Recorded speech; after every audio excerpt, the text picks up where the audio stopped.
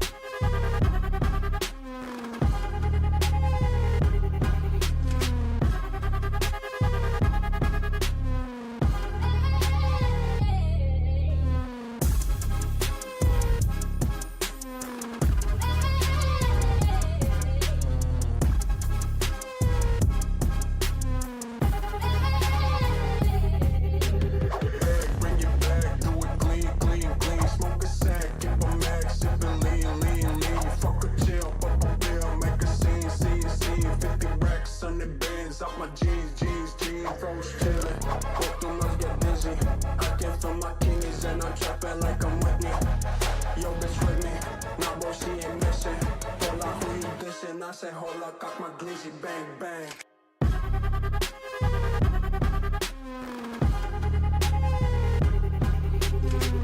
I say hold up, cock my glizzy,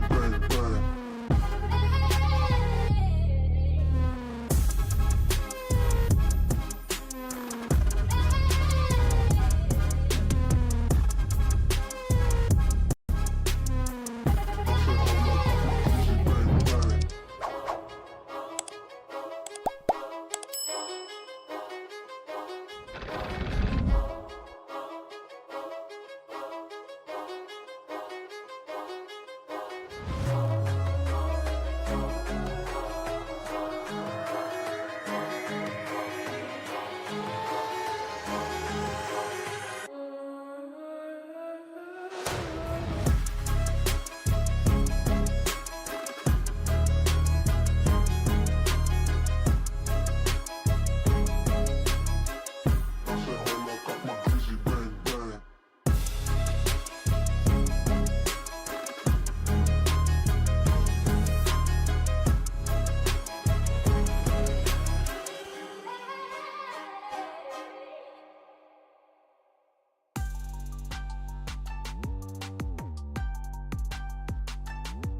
You're tuned into Foolery.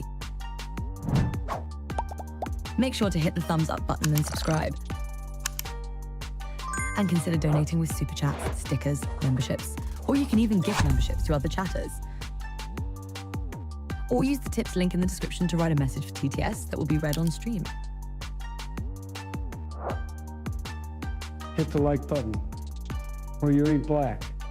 And that's a fact. Jack. Enjoy the show.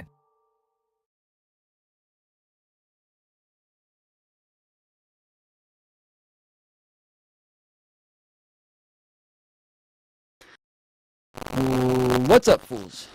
Today is 12/9/2024. It is 11:17 p.m. Eastern time.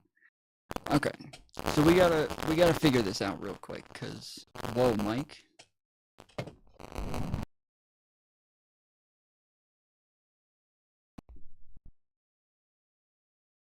What's up, fools? Today is 12/9/2024. It is 11:17 p.m. Eastern time. How's everybody doing? I do have to figure this out real quick, okay? So yesterday we I was making some changes to the mic, to where the mic is, to my sound, changed a lot of my audio settings again, trying to find some like middle ground here, okay? I need to know how far to put this mic from myself, because when I first set all this up, I had to be right up against it, and the closer I was to it, the better the audio was. But then, the last couple of days, it was too loud. Anytime I got this close to it, it was like, kind of, it was just kind of like distorted. Let me listen to it real quick. The closer I was to it, the better the audio was. But then, the last couple of days, it was too loud. Anytime I got this close to it, it was like, It doesn't sound distorted at all to me right now. Yeah, it does. Yeah, it's sounding good right now, not blowing out anymore. Yeah, it sounds good. Okay. What if I do this?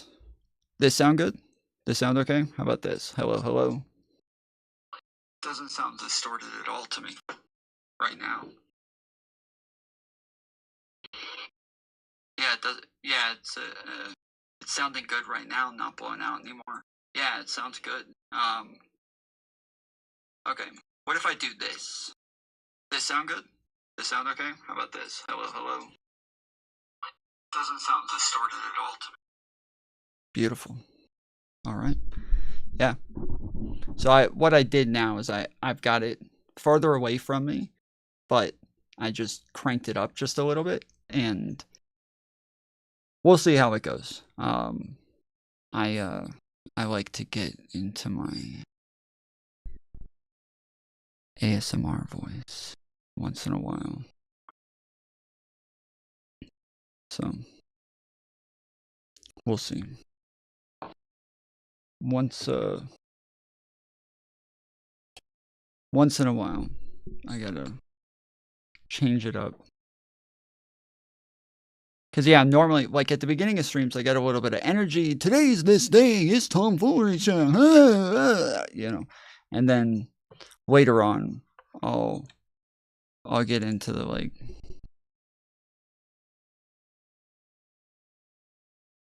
Hey, it's that time again. The Tom Foolery Show. 12/9. 2024. 11:20 p.m. Eastern Time.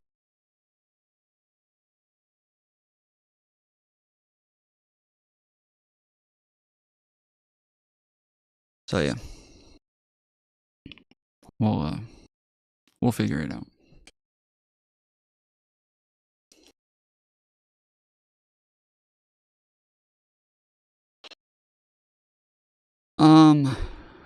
Way too seductive. I'm sorry for all the straight men who just had to experience their first boner from a man talking to them. I apologize.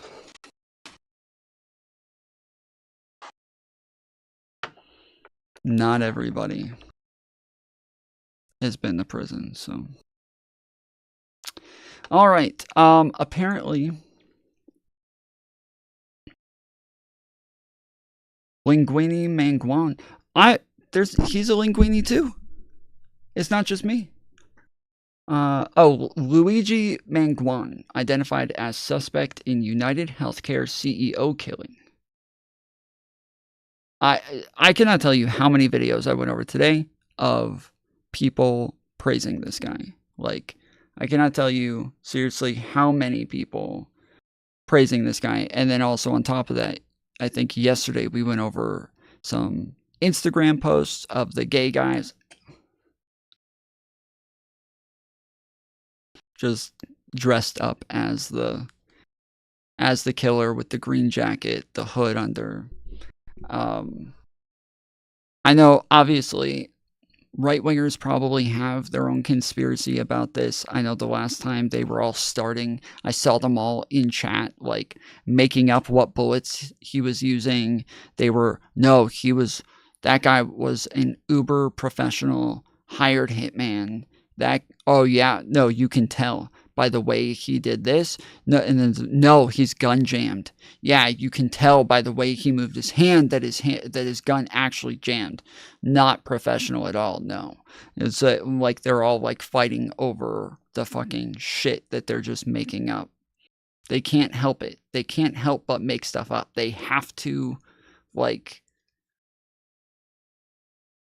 they have to come up with some grand conspiracy for everything. And so, yeah, it's just, it can never just be like, hey guys, maybe let's just wait for the information to come out. We'll just see what happens and who it is, and we'll just go with that. Carl Johansson, how's it going? Were you somebody I was supposed to talk to? I think you were. I told you to call in. That was yesterday. You weren't here yesterday. You're here today. And we're all so happy you are. Thank God.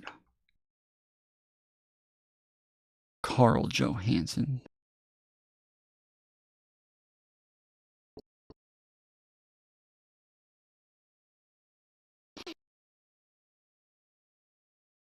I'm not a call-in guy. Are you a call-out guy? I've had employees like you. Key details to know about the arrest of a suspect in the killing of United Healthcare CEO. So, if you don't know about this guy,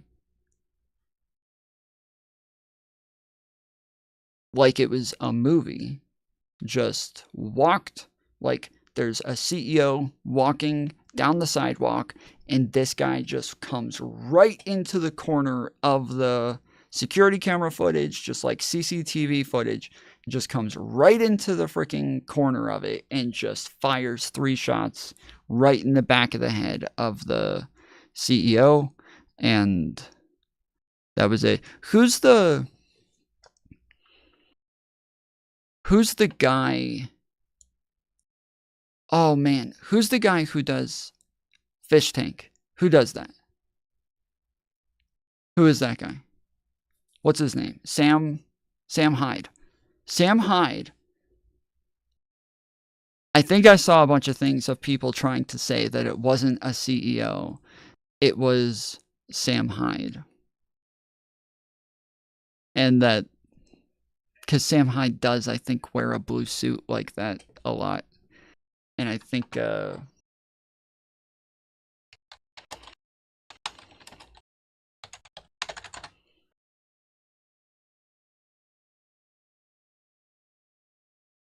is this it? December 6th, 2024. Yeah. The claim United Healthcare CEO shooter identified as Samuel H. Ide.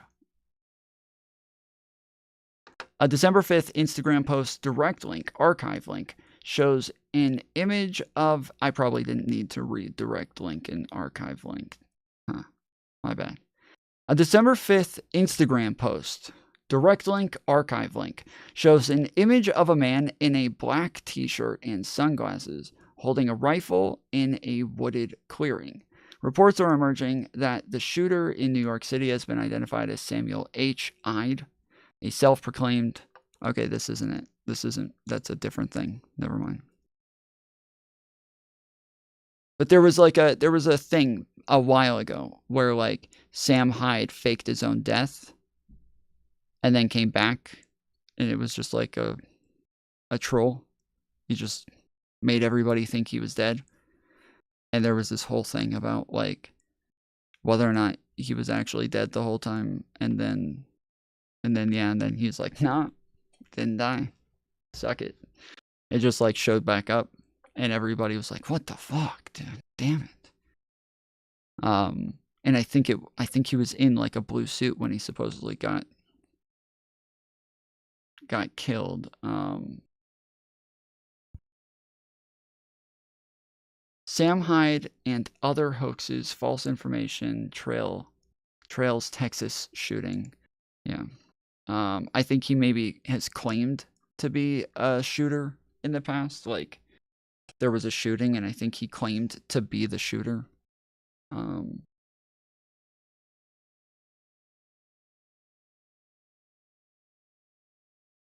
So yeah, he's done a bunch of wild shit. Sam's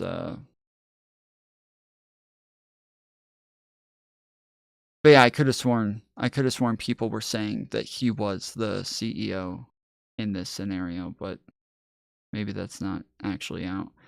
Many security officials are familiar with the Sam Hyde hoax, in which the sketch comedian Sam Hyde is implicated in major active shooting events.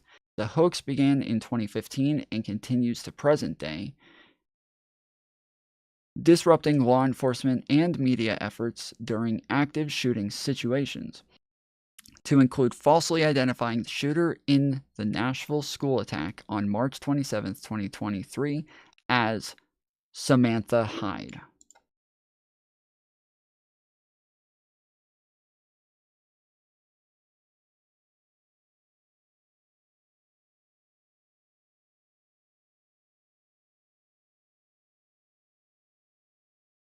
Fuck this guy, dude.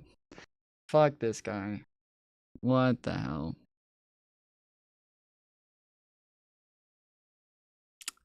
True.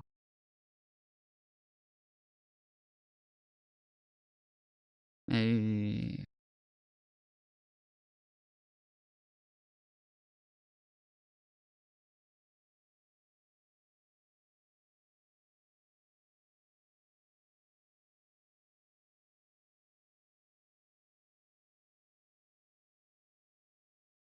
Let's fucking go, dude.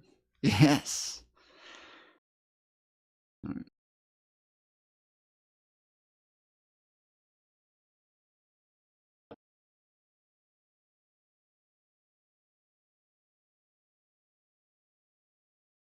Executive of United Healthcare on a Manhattan side.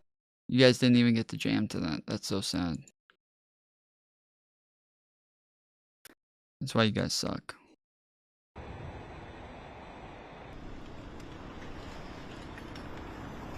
The masked gunman who fatally shot the chief executive of United Healthcare on a Manhattan sidewalk Wednesday used ammunition emblazoned with the words, "Deny, defend, and depose." That's according to law enforcement officials, who also told the AP that the shooter used a silencer on his gun. A motive in the killing has not yet been identified, but the words may refer to a strategy used by insurance companies to deny coverage to patients. As the search continued Thursday, police released surveillance footage of a man believed to be the shooter inside an Upper West Side hostel prior to the shooting. Separate surveillance video shows the individual emerging from two parts. Do you guys think that, like,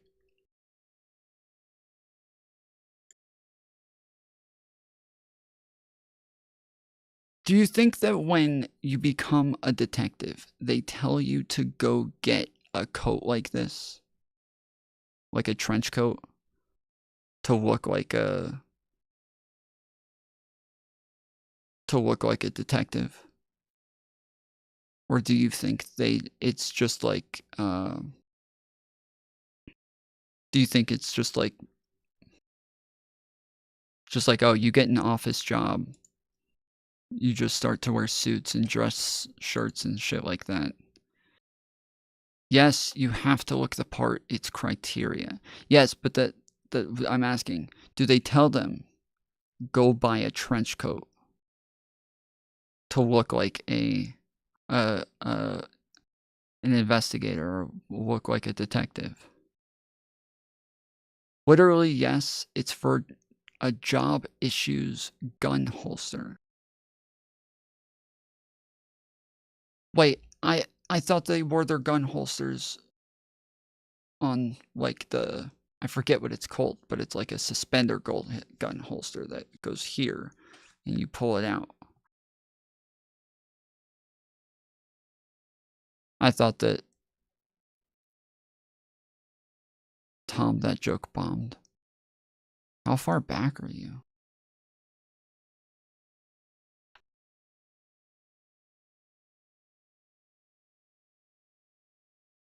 Because these aren't even the same jackets. Like, these two guys are both wearing different jackets.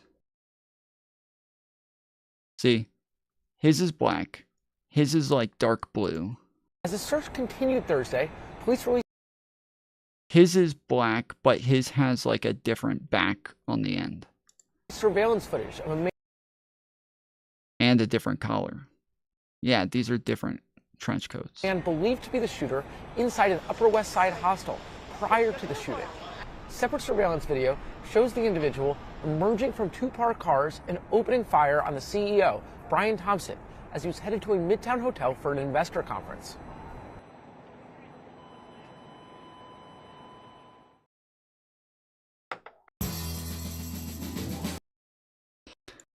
Are you filming? Ken's? Or is that Kines? I don't, it depends. Are you talking about like economics or are you talking about something else? Not a trench coat, but yeah, I think it's common that your elders tell you it's time to start dressing like a detective. Your elders, you mean your bosses?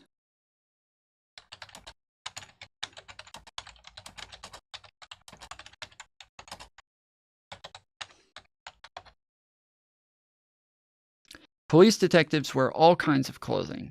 The raincoat, trench coat, or top coat is mostly a Hollywood fad from the 40s and 50s. It was real back then, though, and they didn't wear those kinds. They wore like the beige ones. It wasn't even that. It wasn't black ones. They wore beige ones. It was real back then, though. Detectives then wore mostly suits to give a more professional appearance. Yeah.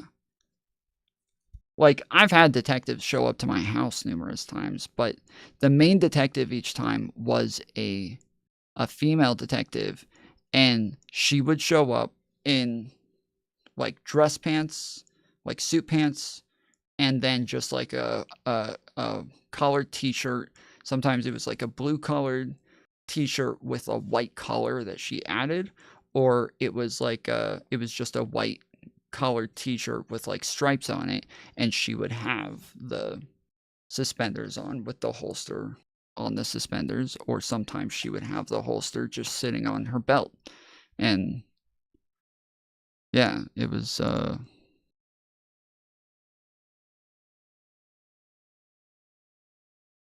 do detectives wear trench coats? Not to mention all detectives, spies, and assassins who have made the trench coat their go-to outerwear. So what does all this history mean for the modern guy? It means that when you incorporate a trench coat into your personal style, you're not just wearing a piece of fabric. So in the early 2000s, does anybody remember what the trench coat represented? It became like a bad thing to wear a trench coat. Does anybody remember why this is? Does anybody remember?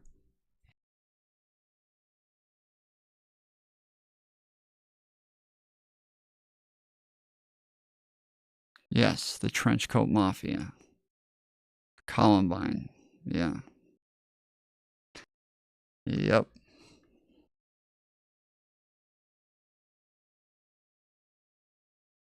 Economics. Yeah, why are you asking me that, Booch? I know about Keynesian economics, like talking about like how to save money for downturns. What about it?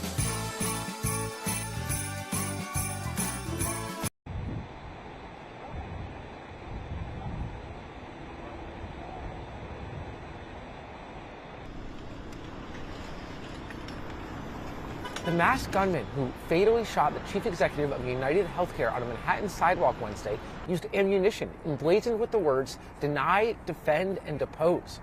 That's according to law enforcement officials, who also told the AP that the shooter used a silencer on his gun.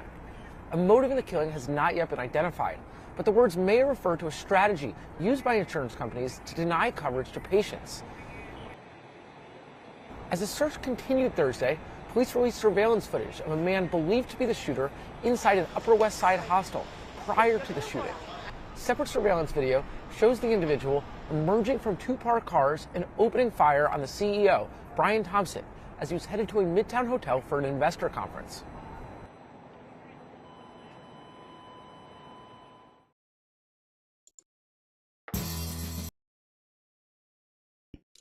Don't you think he kind of ruined modern economic theory? No. Why?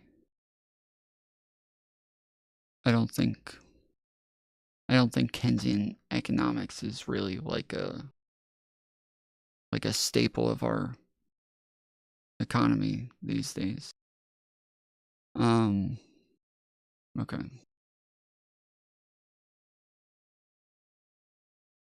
Police arrested a 26-year-old man on Monday in the Manhattan killing of United Healthcare CEO after they say a Pennsylvania McDonald's worker alerted authorities to a customer who resembled the suspected gunman. The suspect, identified by police as Luigi Nicholas Mangione. Mangione? How do you say this? Is it Mangione?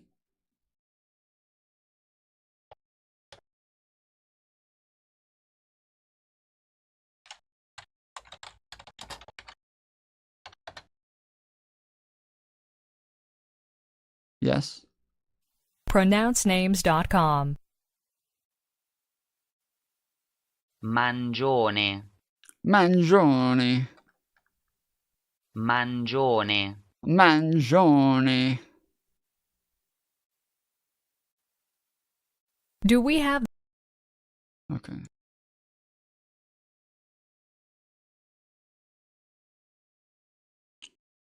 The suspect, identified by police as Luigi Nicholas Mangione, had a gun believed to be the one used in Wednesday's attack on Brian Thompson, as well as writings expressing anger at corporate America, police said.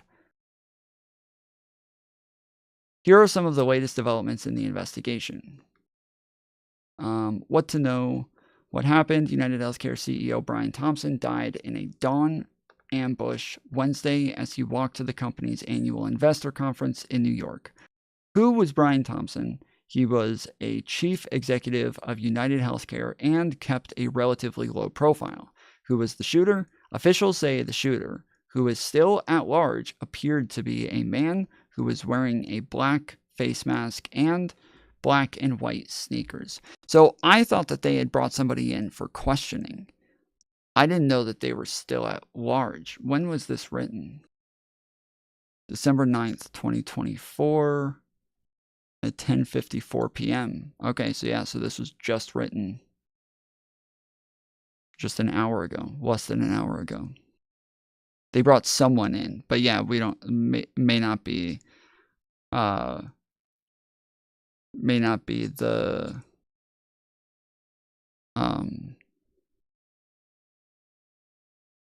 yeah, it may not be the actual shooter. It could be just somebody that they think knows something. You do not know what Keynesian economics is, the basis of Kamala and Joe's regime. It is not the basis of whatever, dude. Okay, you don't know what the fuck Keynesian economics is, all right? Motherfucker. Give me a break. The guy who literally just used, like, spending more to get through inflation and fixed inflation by spending more money is, sure. So true, King. You right. Well done. Okay.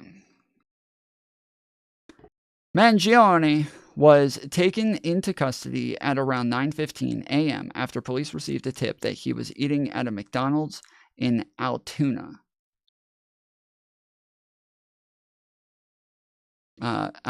Pennsylvania, about 85 miles, 137 kilometers east of Pittsburgh, police said. Mangione was being held in Pennsylvania on gun charges and will eventually be extradited to New York to face charges in connection with Thompson's death, said NYPD Chief of Detectives Joseph Kenney. In addition to a 3-page handwritten document that suggests he harbored ill will towards corporate America, Kenney said Mangione also had a ghost gun, a type of weapon that can be assembled at home and is difficult to trace.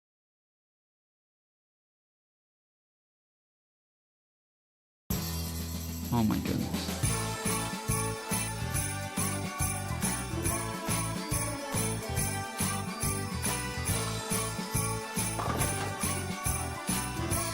To fix inflation is entirely ass backwards. Well, it's fucking crazy that we recovered from inflation faster than every other country while the whole world was dealing with inflation. We fixed it first. Fucking wild. The masked gunman who stalked and killed the CEO of United Healthcare used ammunition with the words deny, defend, and depose on it, according to a law enforcement official. The words on the ammunition may have been a reference to strategies insurance companies use to try to avoid paying claims. The The CEO, Brian Thompson, died in a dawn ambush in Manhattan as he walked to the company's annual investor conference at a Hilton hotel. Investigators recovered several 9mm shell casings from outside the hotel and a cell phone from the alleyway through which the shooter fled. Investigators believe that the shooter had at least some prior firearms training and the weapon used was equipped with a silencer. The shooter approached Thompson from behind and fired several shots, barely pausing to clear a brief gun jam while Thompson tumbled to the pavement. The shooter is still at large.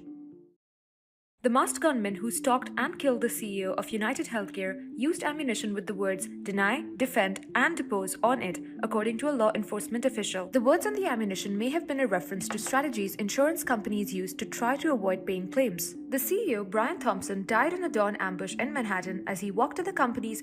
Okay. We fixed inflation is fucking insane. Look around, man. Nothing is fixed. Sure. If inflation to you is decided by looking around, then I'm not going to have a conversation with you about inflation. So, officers questioned Mangione, who was acting suspiciously and carrying multiple fraudulent IDs, as well as a U.S. passport, New York Police Commissioner Jessica Tisch said at a news conference. Okay, I'm a little confused. Did I read this incorrectly? I thought they were saying earlier that they were still at large, but now... like everything I'm reading, I'm a little confused. What did I miss? Officials say the shooter, who was still at large, appeared to be a man who was wearing a black face mask and black and white sneakers.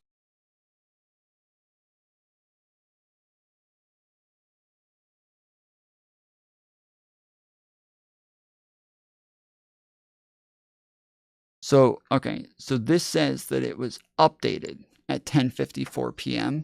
So it looks like they just didn't update all of it. It looks like this is contradictory information, but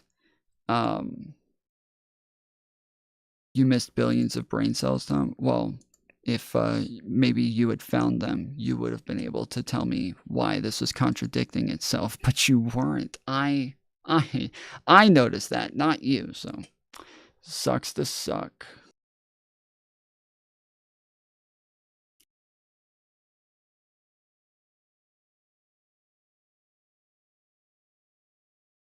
Okay.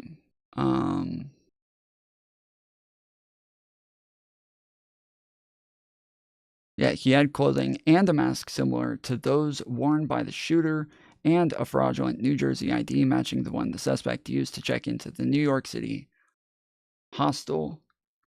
Is this supposed to say hotel? Is that a typo? Or is a hostel a thing? Before the shooting, Tisch said. What we know about Mangione.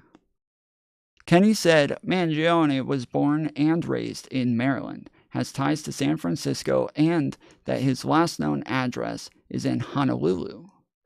Mangione, who was valedictorian of his Maryland prep school, earned undergraduate and graduate degrees in computer science in 2010 from the University of Pennsylvania, a university spokesman told the Associated Press on Monday. He learned to code in high school. He probably saw those, what was it, the people who were losing their jobs in, Chile? And saw everybody telling them to learn to code. And he was like, damn, that's what I should do. Eric, okay, the other day, I was giving you props for like all the views that you got, all right? Now, I'm not taking that away. Not taking it away, but I will say, I went and watched some of the videos this time, okay? It seems like every video is like the same thing, where you're just going back and watching people like make predictions and then just kind of like laughing at them for getting some things wrong, and then just be like, wrong. And using it to like, I've talked about this for a while, where I've said, I think I could just literally just make a bunch of videos just like appeasing right-wingers, and I think that like automatically just hundreds of thousands of people just show up. Like, I've made videos that just have what I would call like right-wing clickbait, where you just put two faces on it and then just have something in the middle. Yeah, but it's not supposed to be a debate. What does that mean?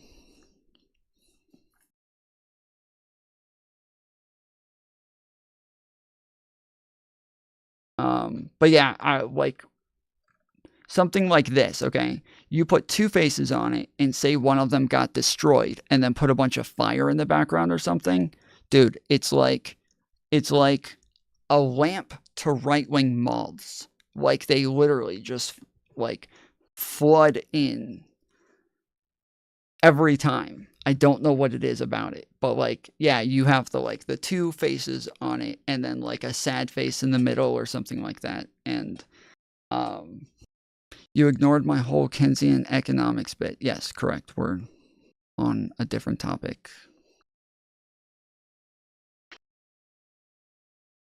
Tom, why I'm bringing him down? Oh, I'm not bringing him down. I'm not. I'm like, do your thing. I'm just saying, I thought initially I hadn't watched them yet. And so I was planning on going back and watching them.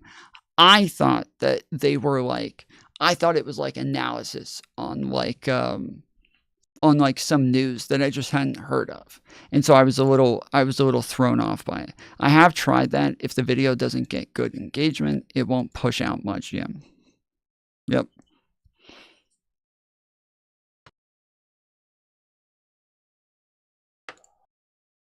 He learned to code in high school and helped start a club at Penn for people interested in gaming and game design, according to a 2018 story in Penn Today, a campus publication. His social media posts also suggest that he belonged to the fraternity Phi Kappa Psi.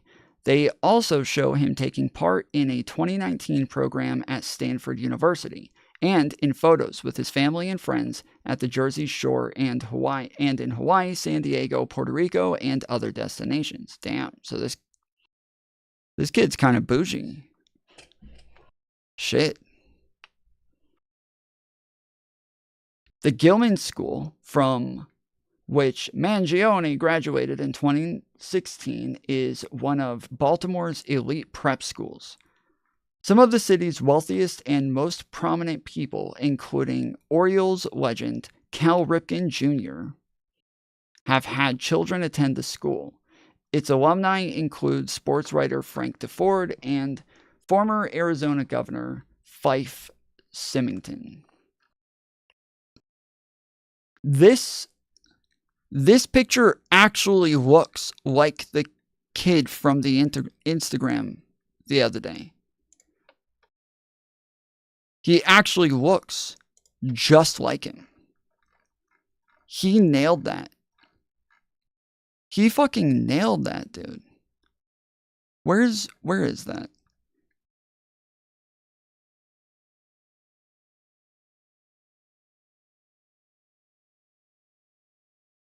No, it's not this one. No, not this one.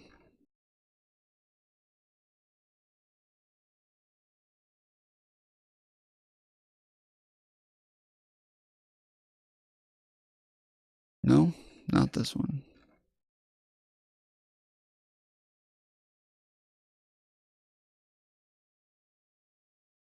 Ah, there we go.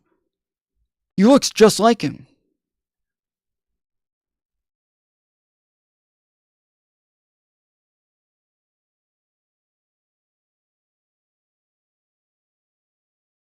Bro.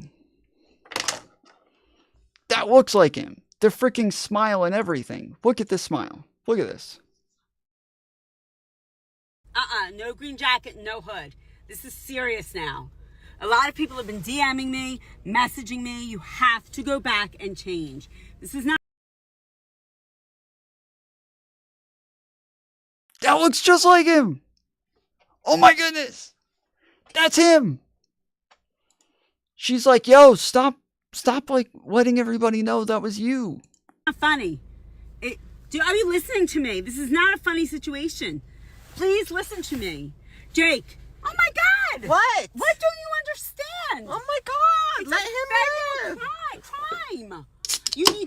haven't changed. Do you know The person that it was done to did a Jake, lot worse, I okay? have 2 To jackets. the entire country. I'm not negating To the that. entire I country. agree with you. However, there are 2 jackets in the back. Put one of them on. Not to the entire country. I think they served like 4 states. Jake, I'm going to not go where you want to go. I'm not driving you. Put the jacket on in the back now. Take that jacket off. You know what? What do you have against the hoods? jacket off. What do you have against hoods? Jake? There's only one type of hood I don't like, and it's a white one. Nailed it, dude. Looks just like him. That smile, dude. Wasn't expecting that voice. Yeah, no. Nor that smile, nor that posing to the camera. Yeah, didn't expect any of that. Yeah. Mediocrities there would get into better schools than considerably smarter kids at my school. I'm sorry, I must have missed whatever that's about. In his valedictorian speech, Luigi Mangione described his classmates' incredible courage to explore the unknown and try new things, according to a post on the school website. He praised their collective inventiveness and pioneering mindset. That's such like a that is such like a thing to add, dude. That is such a thing to freaking add in there. These fuckers. Mangione took a software programming internship after high school at Maryland-based video game studio Firaxis, where he fixed bugs on the hit strategy game Civilization VI, according to a LinkedIn profile. Firaxis' parent company, Take-Two Interactive, said Monday it would not comment on former employees. Oh, I know Take-Two. I know Take-Two Interactive.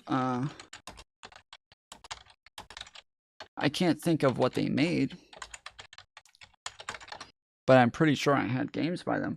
Yeah, Grand Theft Auto, BioShock, NBA 2K, Borderlands, Mafia, yeah. Cyberpunk, PGA Tour. Okay. Zynga. I was just just a couple weeks ago before we were getting ready to play the poker game on stream, where all the streamers showed up when we played the poker game. We were getting ready to play, and I was pulling up Zynga to try to play from old games, because back in the day I used to play Zynga all the time. And so I went to try to sign into my old account, because I'm sure there's still millions and millions of chips there. And I wanted to practice because I hadn't played poker in a really long time. But it literally was just never ending, like ads, tutorials, where I think I spent like 20 minutes trying to get through ads and tutorials. Never found a way to skip it, never found a way to get around it, never found a way. Like, I was signed in, I had an account, I was like, everything, and still could not get through. I do want to finish this first, Eric, but if you are around afterwards, I'll pull you in. Tutorial. Yeah, it was just like I think it's spelled with an O, but it's to like show you around the website and everything. So yeah. So yeah, Take-Two Interactive said Monday it would not comment on former employees. He more recently worked at the car buying website TrueCar, according to the head of the Santa Monica, California-based company. While we generally don't comment on personnel matters, we confirm that Luigi Mangione has not been an employee of our company since 2023, TrueCar CEO Jantoon Regersman,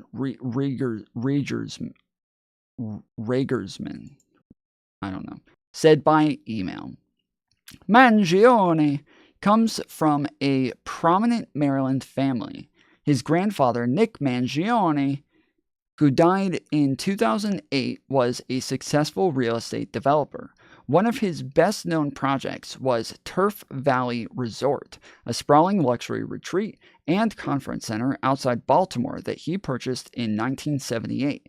The father of 10 children, Nick Mangione prepared his 5 sons, including Luigi Mangione's father's Luis Mangione, to help manage the family business, according to a 2023 Washington Post report. I just heard in the news that he did a master's in Philly. Oh. Okay. The Mangione family also purchased Hayfield Country Club north of Baltimore in 1986. There you go. On Monday, Baltimore Country police officers blocked off an entrance to the property, which public records link to Luigi Mangione's parents. Reporters and photographers gathered outside the entrance. Luigi Mangione is one of 37 grandchildren of Nick Mangione, according to the grandfather's obituary. Luigi Mangione's grandparents donated to charities through the Mangione Family Foundation, according to a statement from Loyola University commemorating Nick Mangione's wife's death in 2023. They donated to various causes ranging from Catholic organizations to colleges and the arts. One of Luigi Mangione's cousins is Republican Maryland state legislator Nino Mangione, a spokesperson for the lawmaker's office, confirmed Monday. The shooting and quick escape. Police said the person who killed Thompson left a hostel on Manhattan Upper West Side at 5:41 a.m. on Wednesday. Just 11 minutes later, he was seen on surveillance video walking back and forth in front of the New York Hilton Midtown, wearing a distinctive backpack. At 6:44 a.m., he shot Thompson at a side entrance to the hotel, fled on foot, then climbed aboard a bicycle, and within 4 minutes had entered Central Park. So this seems odd. If you go and stay at a hotel nearby, you go with this gun, you are planning on shooting this guy, you use your real ID to check into the hotel.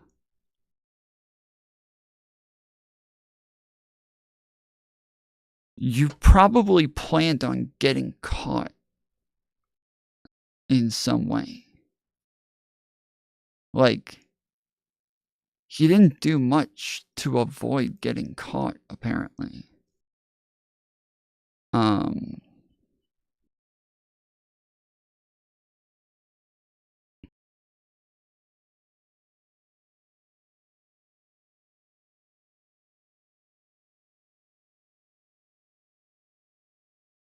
He was a level 1 assassin, Tom Short. That's, yeah. My bad. Obviously. Yeah.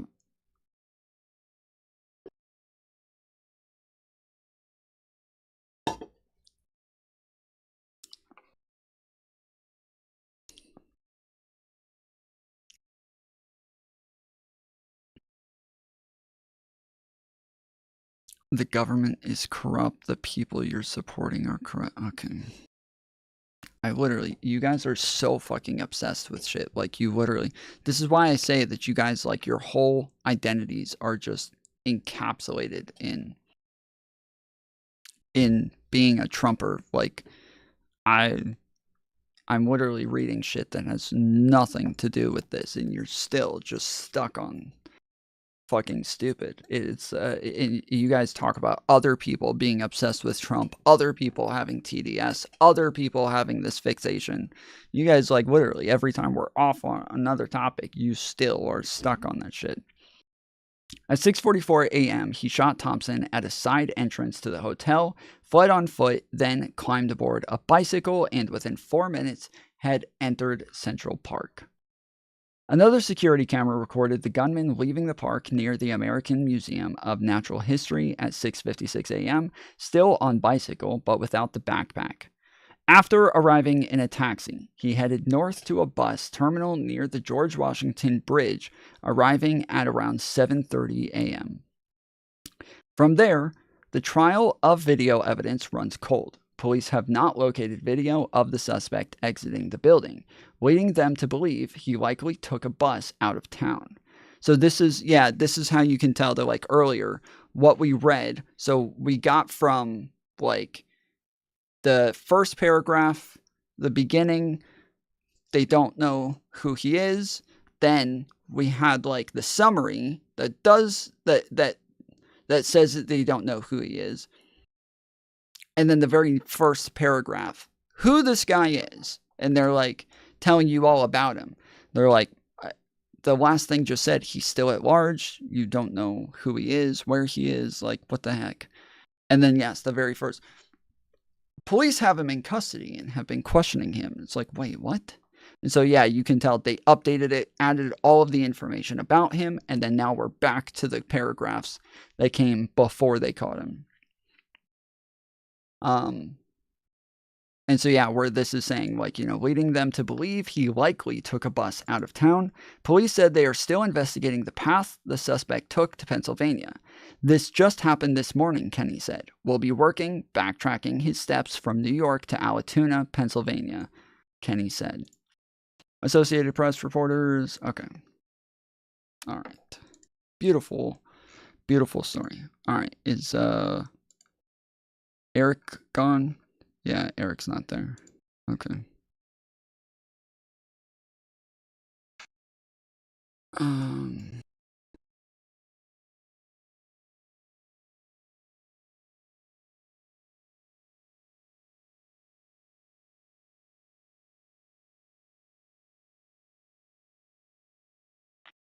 Yeah, interesting. Interesting shit. It's odd, like, yeah, thinking that somebody who would go do this is somebody who is, like, highly privileged, goes to a nice school, very bougie, like, grew up rich. But then it's also not that surprising because there are like these small insular schools that are hyper leftist, hyper progressive, hyper populist, and that those are the ones that are going to be able to kind of like radicalize kids while they're there, and that would make sense that this kid could have, yeah, just been radicalized while he was at one of these schools and is now out killing fucking CEOs. Are we watching Anna? Yeah, we're gonna get to Anna.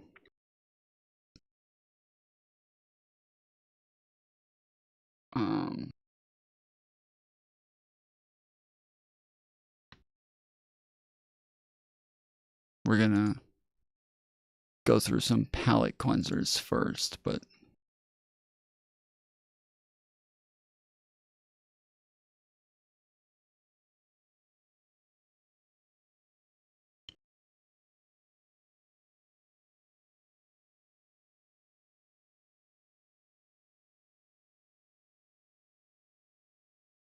maybe he just had a strong moral compass.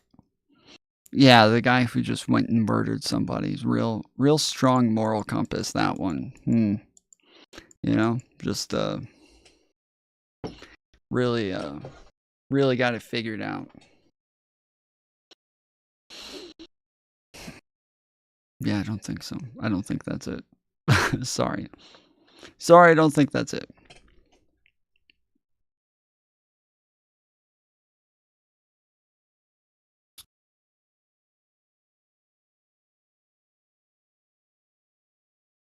You're hyper. What's old Joe Biden up to besides trying to start World War III before President Trump comes into office? You want to put money on I'll bet you that World War III is not started before Trump comes into office. I'll bet you. If you will agree to a third party, we can both send our like couple $100 to that person and let them hold it. And then once President Trump is confirmed into office in late January, then one of us will win. You good? You ready? I'll volunteer to hold that money. Thank you. AE Onward. Appreciate it. The guy was a CEO of a health insurance company. Use your imagination why the kid wanted him dead. Wait, who didn't know why he wanted him dead?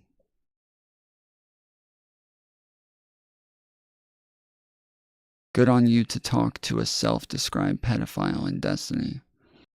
I've talked to tons of pedophiles, so it's not really good on me.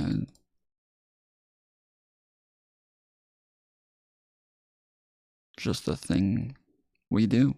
What up, leader? Leader, were we supposed to do a game on Saturday? Did I miss it, or is that this upcoming Saturday? I just thought of it literally while I was reading this article. It popped up. We were looking at the Zynga game, the 14th. Okay, in 4 days. All right. So I have something on the 11th, something on the 13th, and something on the 14th. Okay. So we're trying to set up a panel right now to talk about populism. The plan is to do it on Wednesday. If we can't do it Wednesday, we might do it Thursday instead. But yeah, right now we're trying to do the panel on Wednesday to talk about populism. Then on Friday, I'm talking to Wick about the fact that he thinks Joe Biden would have won the election. It's just kind of insane. But yeah, if you guys watch the video from my channel, Wick, if you like, he claimed a couple of times there. To the person who ran during the pandemic and had a bunch of. We're actually going to talk about populism today as well. We're going to talk a bit about populism. Oh, Eric's back. Eric, you're on mute, good sir. You do not have roles somehow. Hey, what's up? Why don't you have roles? Can you hear me? Yeah, can you hear me? Yeah. What's up? Why don't you have roles? What does that mean? Roles? Yeah, did you leave the server? And come back? No, I'm in the server. I don't think so. Okay, so real quick, just while we're here, all right. Go click on Fool's Rules in my server. And then at the bottom of the rules, click the bald head.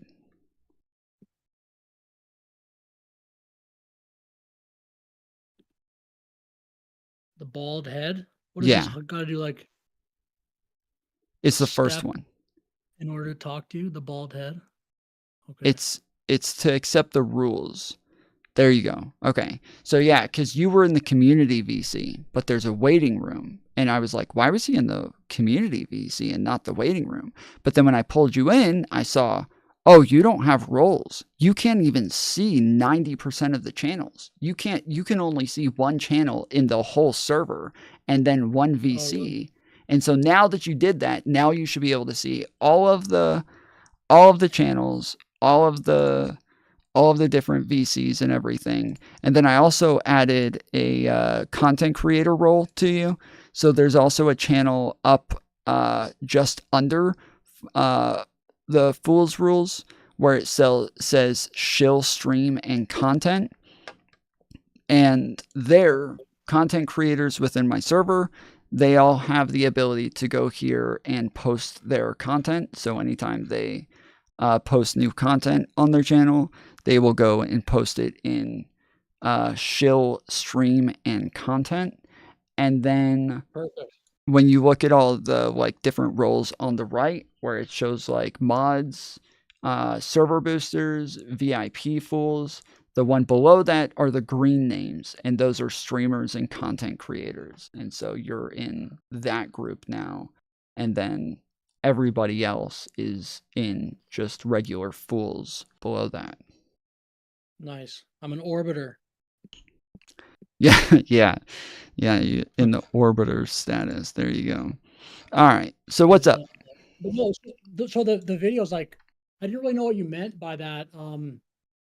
Like, what were you expecting them to be? Because it's just kind of me telling a story on each video about how I viewed their coverage of the election. It's not just me like react. Is that what you thought it'd be, like a reaction to the video? And by the way, I fully like. I do not expect you to like the videos because I think we don't agree on politics for the most part. Yeah, no, it wasn't what I expected. So from like the conversations that we had before, the main one that sticks out to me is you saying that like Bernie got screwed. I think you said that you weren't much of like a Trump guy in that one. But that you're from Canada. And so yeah, I'm not like I don't know if I said I'm not a Trump guy. I'm not like I mean, everyone probably thinks like they're balanced, but I wouldn't say I'm like one side. But I think Trump's good in lots of ways. You came off as like populist to me. That's how I took it. Populist. I would have thought maybe like left-leaning populist, but like labor populist. But maybe I was wrong on that. But yeah. So I like obviously I don't like populists, but in economics I'm probably less right-wing than a right-winger. That'd be my yeah. Well, you're from Canada. You guys don't have right-wingers like our right-wingers. You guys. Those don't exist in your. There's a right-wing party here that has like 2% in the polls called People's Party. Right. Yeah. No, that's the videos. Like, but those are the videos. I don't know what you thought they'd be. And then the thing about like, dude, if you just have like a catchy thumbnail and a catchy title, and like you want to like kind of whatever target it to a certain audience, that doesn't work. Like, yeah, you'll get a high click rate from at least in my experience, but YouTube will just push it out like a little bit. Correct. Well, so that's why I'm saying like when I showed my video, where I put that thumbnail on it, it was meant to like troll right-wingers because the video is obviously not actually for right-wingers. So if you go to the comments on this, it's 1.3 thousand. But it is, so the one that I was talking about earlier, where it's David Pakman and Dr. Phil. And I said, like, it's got, like, the fire in the background. It's got Dr. Phil on one side. It's got David Pakman on the other. It says, like, destroyed on it, triggered, like, truth bombs. Like, it's just kind of making fun of, like, the way that right-wingers do their content and do their clickbait and shit. And then... But yes, it got 1.3 thousand views, but it's all, you go through the comments, and it's all right-wingers pissed off in the comment section. Like, that's all of it. Yeah. It is 62 comments of right-wingers mad that I said that Dr. Phil looked like a retard the whole time. And it was just like, obviously they're not actually watching the video. So it's only 1,000 views because they're finding out pretty quickly that like Dr. Phil, that I'm pointing out how dumb he is and they don't like it. And so they stop watching. They just go comment real quick and leave.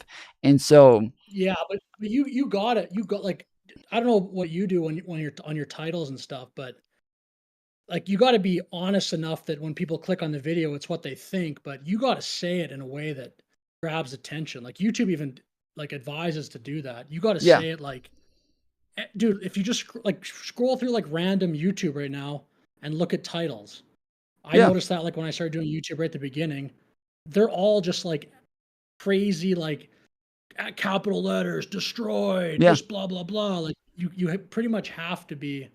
I don't like that, but when I make like a title that's a little more like chill. Yeah. Again, I try to make them like honest because I don't want them to click on it then just click away. But if you make it like very nuanced, your title, no one clicks on it. Oh yeah, like I mean, dude, my titles are like, Destiny's harem turns on him. Insane red pillar derails fresh and fit. What is it? Two-faced e-girl caught red-handed over and over. Insane coward kicked after confronted with receipts. Like, yeah, like they're all pretty, Andrew Wilson joins debate only to get mogged. Like, yeah, it's all the same. It's fun. Yeah, it is what it is. And I don't think people like, it's when you're lying. Like if you say that in that video, but okay, I'm talking about the right wing like grift of thumbnails, because we've been showing this over and over and over on my channel, is that they don't care if they're being lied to. They don't. Like, if you hit that thumbnail, like the thing that I'm talking about, you hit that like lamp, the moths come, and that's it. They only care is once they come if they agree with what you're saying. So there's tons of thumbnails that are using this phrase, and it's I see it everywhere right now. They use this phrase on the thumbnail. It says, "Get the fuck off my show." Over and over and over and over. Nowhere in the entire video does it ever say that. No one says it. Never happens. No one kicks anybody off the show. But that's what they show. They show one person yelling, and the other person looks sad. Yes, and then I go to the comments of these videos, and I go through the comments. Nobody gives a crap about the fact that that thumbnail's lying. Not one person. There's not a single person there complaining about the thumbnail lying. Yeah, that's a good example of it, actually, of like what you're trying to say. But yeah, I don't want to do that. Yeah, I don't either. Yeah, it's kind of dumb. But again, like you got to make people click on it, but you can't just be, because then you're thinking there's gonna be like a dramatic kick out, like you're gonna watch one of those fresh and fit kick out camera things. Yeah, I don't know. It is like from what I saw, like it was just kind of, so this one, watch global news go from excited to devastated. Like, it's the same thing. Like, you're kind of saying like, oh, they thought Kamala was going to win, and then they were wrong. And then the other ones are like, oh, they're projecting Kamala's going to win these states. She didn't win those states. They were wrong. Yep. And it was like, yeah, it's just kind of like a post-hoc look at their projections, or their like, or their outlook on the election, and then them realizing that that's not how it's actually going. Yes, it's not a debate. I did like watch, for the most part, all the streams of these, and like I'm not, at least in my opinion, representing it unfairly. Well, you said I you made it sound like I characterized like, your stuff unfairly. Picking, and you made it sound like I characterized your videos unfairly. So I'm just repeating what I said before, because I think this, I was going to say that is what you did in the videos. So I don't know. What do you mean?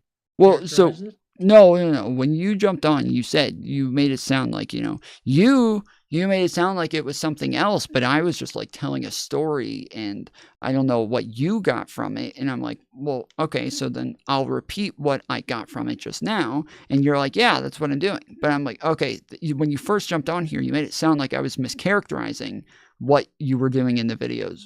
And so now it sounds like you're, okay, maybe I misunderstood the implication from when you jumped on. It made it sound like you were saying I misunderstood what your videos were about.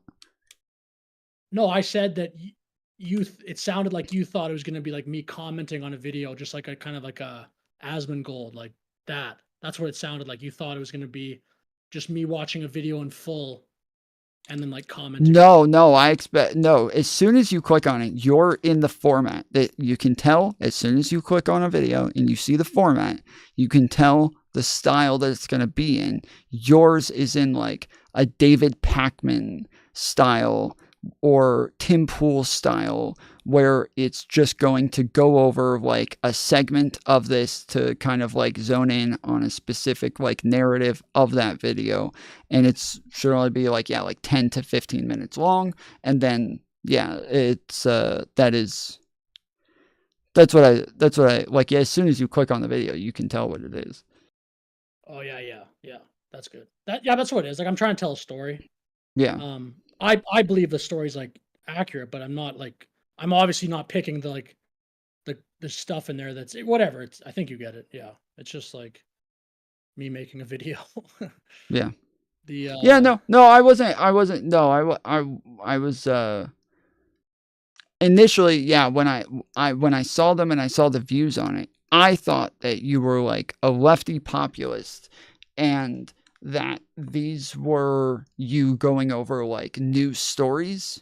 And so I knew like the style of it. I knew what it was as far as like the format, but I thought, it was going to be like news stories that you're going over, just saying like, this came out today. This is a thing that this person said. This, this politician said this policy is this. And then I realized, it's going back over the election stuff and just showing that like, some people got some of their predictions wrong. Yeah. Well, some of those some of the ones more to the top, because I just realized it was working. You know what I mean? And then some of those to the top have actually taken me a little bit longer to make, because I'm like, they seem to be working. I'm gonna try to put a little more effort into them. But I did that. If a thumbnail works, you I don't keep going. Talk about my page this whole time, but I would do that. No, for sure. Like, if the thumbnail's working, you keep doing it. Like, that's what you're supposed to do. What you're saying about commenting on a video, I do, and I still will do that in the future, because eventually I'm going to run out of content for this, but like pretty quickly actually. But when I go down, like, I've done the whole just like comment on a video thing, and it's fun, but they're only getting like 2,000 views. Yeah. So that might be like what is in the future for me, but hopefully some people stay. Yeah, I told you I've been planning on doing the same format, where on my other channel, Nostradamus, I've been planning on doing just like 10 to 15 minute videos just about a specific like aspect or a specific narrative, and just going over that and then putting that out. And I'll probably do where like I cover it here on stream, and then once I've covered it here on stream, I know what's in the video, I know what I want to cover, I know what I want to talk about in there, and then I can go and put that into a separate just like a video on Nostradamus, just going over the highlights of it. Yeah, that's smart, I think. Like, those are the videos I like the most. Like, so I'm obviously, you make videos kind of what you're interested in, but I like a 10 or 15 minute video where somebody covers something. I like a stream too. To be honest, yours, I probably watch like 4 streams, and yours is one of them. I think your stream is good, but I find a lot of streamers just like, they just sit there and don't even talk, or just like they sit there, don't talk, and watch another YouTube video. So I find streams, if there's something going on, they're interesting. Like, like yours is one that I like. Yeah, it used to be a lot different. I don't know if you were around like a year ago, because a year ago, instead of me taking call-ins from like chatters, which I did that as well, but not as much. Most of it was streamers just constantly jumping on, and then like one streamer would jump on and have something to say, and then other streamers would be like watching as well, and they'd be like, what? And then they jump on, and then other streamers are all like reviewing us all talking, and then they want to like get in, and it was just kind of like never ending, just like panels that were just out of nowhere happening. And we've kind of taken like a broad shift in the content, because it was election season, which normally around elections I always do shift pretty hardcore into politics, and then start broadening out again the farther away from election season we get. So like, you think you'll go back to that? Because that sounds pretty interesting, like streamers jumping on in panels and stuff. I like that kind of stuff. I don't like when I'm watching a stream and it's just a guy watching a YouTube video. Yeah. That's just like, I know some people like that, but yeah. Yep. Yeah. I like, I've always said that like I get content for me to talk about something. Like, I'm getting something to bounce off of. I'm getting something to just give us like a topic, give us something to work off of, give us a framework. And then from there, yes, we'll keep moving the conversation. But even like I'll cover drama and like cover like whatever's going on in other communities. And then as like we're covering like drama, we're normally talking about like philosophy. We're talking about like ethics. We're talking about what they did right, what they did wrong, like what what are lessons we can learn from this? What are like ways, talking about life experiences and how we've engaged in similar scenarios and crap like that. And so it is generally just like content isn't whatever. I'm like, people will come in and be like, dude, you keep pausing the video. And I'm like, yeah, if you want to watch the video, go fucking watch the video. This is my channel. Yeah. This is my show. Like, I'm here to do my shit. So if you want to watch that, go watch that. Like, I'm not here to watch that. Okay. I'm here to do my thing. This is here just for me to be able to talk about something. So, yeah. And that's so fun. Those are like against some of those other videos I made, those are like the only comments, not the only comments, but I actually reply to some of those and like just tell them those comments always, I'm like, shut up, man, go watch the actual video then. Yeah. Those are the comments. If I see them, I'll reply and tell them that. Get the fuck out of here. I used to, my chatters used to always do that. Like, anytime somebody would comment on a video and they would be like, bro, can you stop pausing the video? All of the comments would like immediately reply, just like roasting this person. Like, why do you click on his channel if you don't want to watch him? Like, what the fuck is wrong with you? He's the retard when that's what you're doing. Like, it's kind of funny. Yeah. But I mean, there's a lot of clips channels, I guess, but I don't know. I gotta hop up, but what's your take quickly on, Anna Kasparian and Cenk? Do you think their like transformation is real? So this is part of like populism. This is what I've been talking about a lot lately, is that like lots of like Trump voters are running around saying, oh dude, the Democrats are all moving over and voting for Trump. And I'm like, no Democrats are voting for Trump. None. Like, there's populists who are, but those populists always hated the Democratic Party. They always, like, there's one who, like, Tulsi Gabbard, I guess, but everybody else, like, if you think about like Shoe on Head, Joe Rogan, Tim Pool, like all of these people, they were none of them liked the Democratic Party. None of them liked Hillary Clinton. None of them liked, Kamala Harris. None of them liked the Democrats.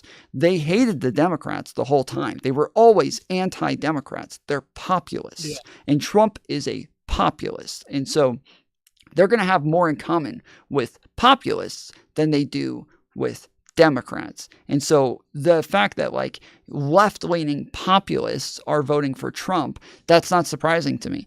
I've told Trumpers for the longest time, they keep saying that like Democrats are socialists and shit like that. They're not. The fucking socialists are the populists. Those are the left-leaning populists. They hate the Democratic Party because the Democratic Party is so anti-populism and anti-socialism. So the socialists are more willing to vote for Donald Trump than they are for somebody like Kamala Harris. And I think that with people like Anna Kasparian, Cenk Uygur, they're populists. They're just anti-establishment, anti-elites. As long as they have like people to hate, people that are bad, people to point to and say they're the evil guy, like we got to go after them, then like that's what matters to them. And Donald Trump's going to give that to them, and Kamala Harris isn't. So, but why do you think then? Because this is only very recently for them. Like even when Trump won the first time, from what I saw, they were both very against Trump. Like, why do you think they recently have like warmed up to him, especially Cenk in like the last week? From what I saw, is saying at least nice things. He's always had like, he's pretty much always just disliked Trump a ton. Do you think it's like a grift? I don't know. I want to say it's a grift. It's hard to. I think it's genuine, but I also think it's like.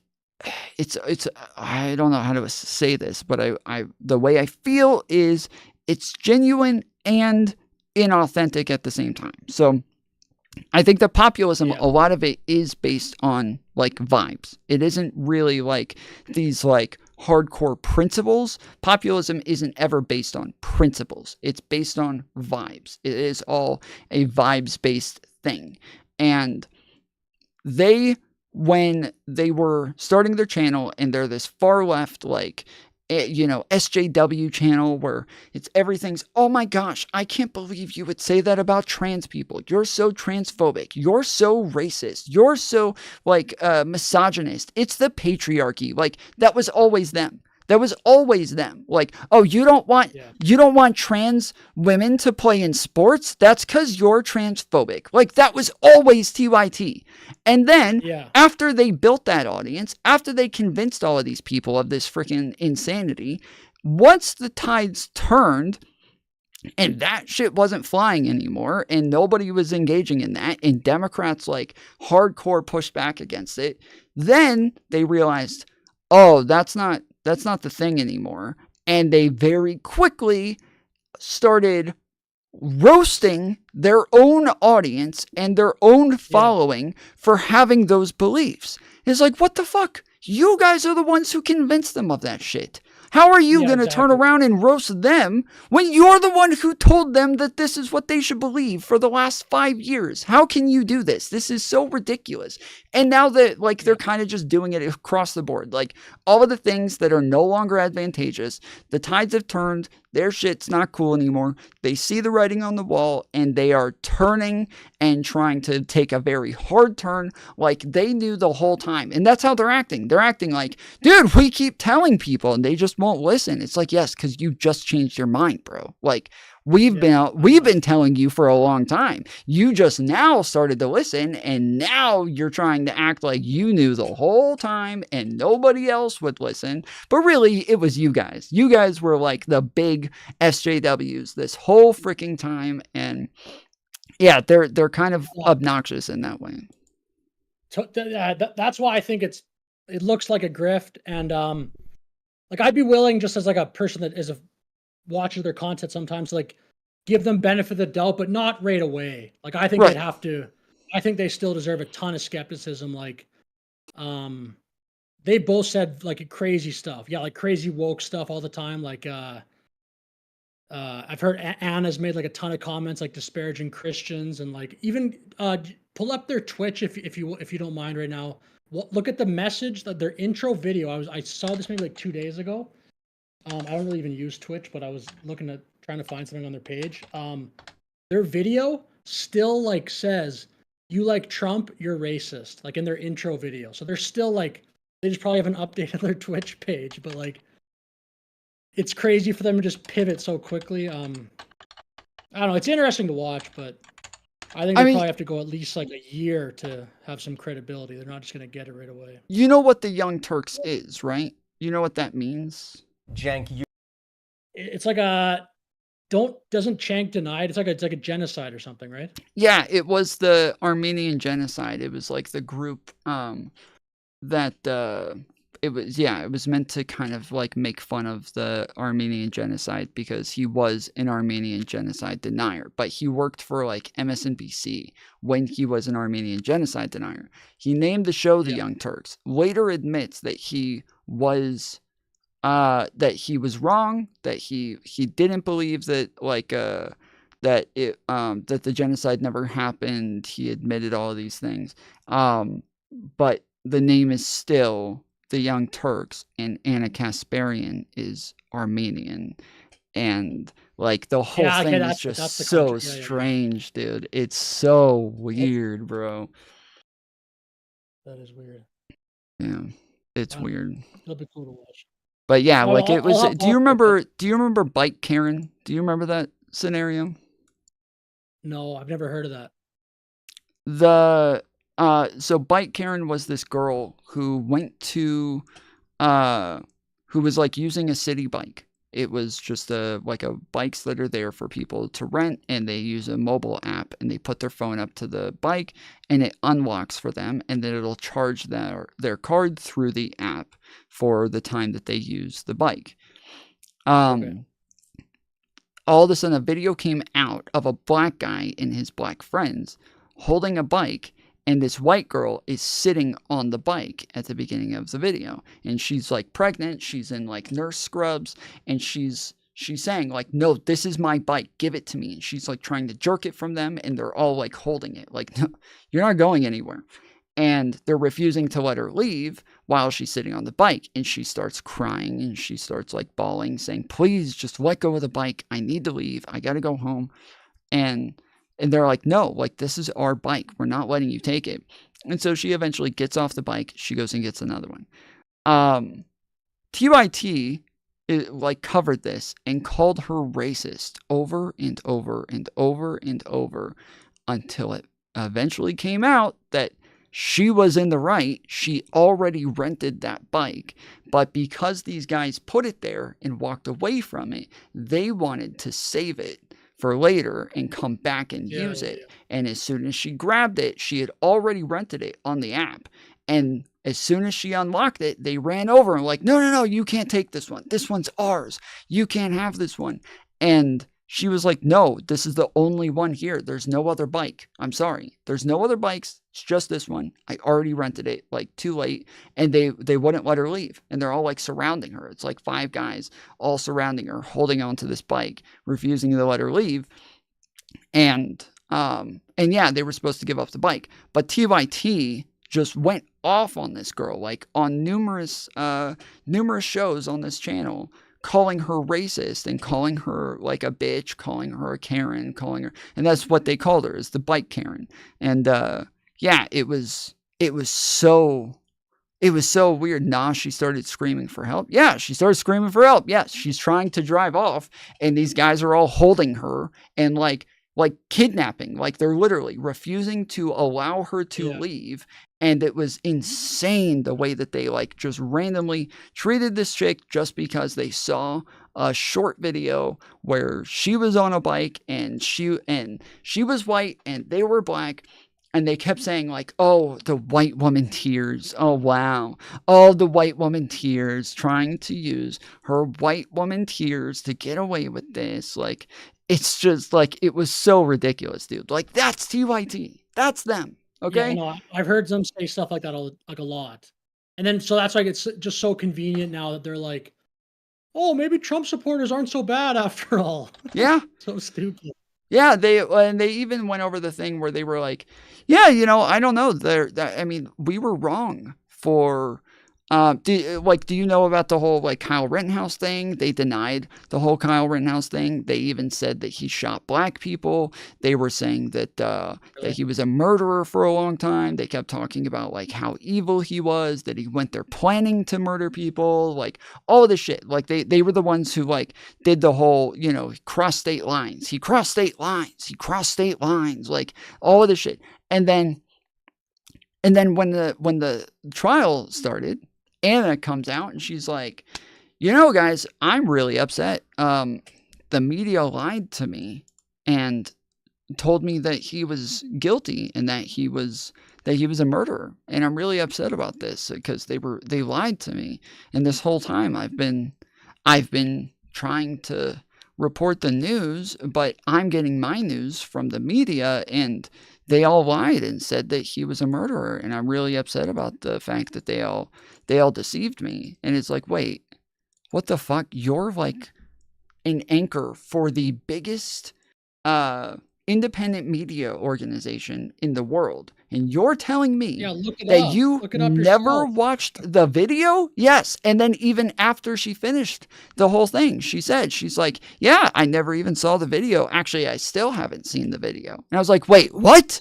Why did you change your mind? Why have you changed your mind? You shouldn't have had the first position. You shouldn't have had the second position. Even though your second position is right, you're just accidentally right again. You should not be listening to the media to get your freaking opinion. You should maybe read the media to get the facts, but you're giving subjective opinions from the media and saying they lied to you. No, they didn't lie to you. They gave you their freaking subjective opinions on it and you just believe them. You could have just gone and watched the video. Day one, I made a video, a timeline coming out with all of the evidence, all of the information. Me. Some random nobody with a small little channel who doesn't have all the like resources they do, doesn't have nearly as much responsibility as they do. I came out with a video detailing everything step by step, and it's still on my channel. It's still all there. And I came out with numerous videos, kind of like, debunking misinformation and all this shit.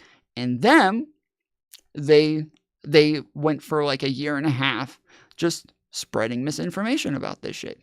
And that's who they are. That is who they are. They are people who just spread misinformation that just whatever aligns with, and I'm sorry, I know you're populist, but this is just my opinion.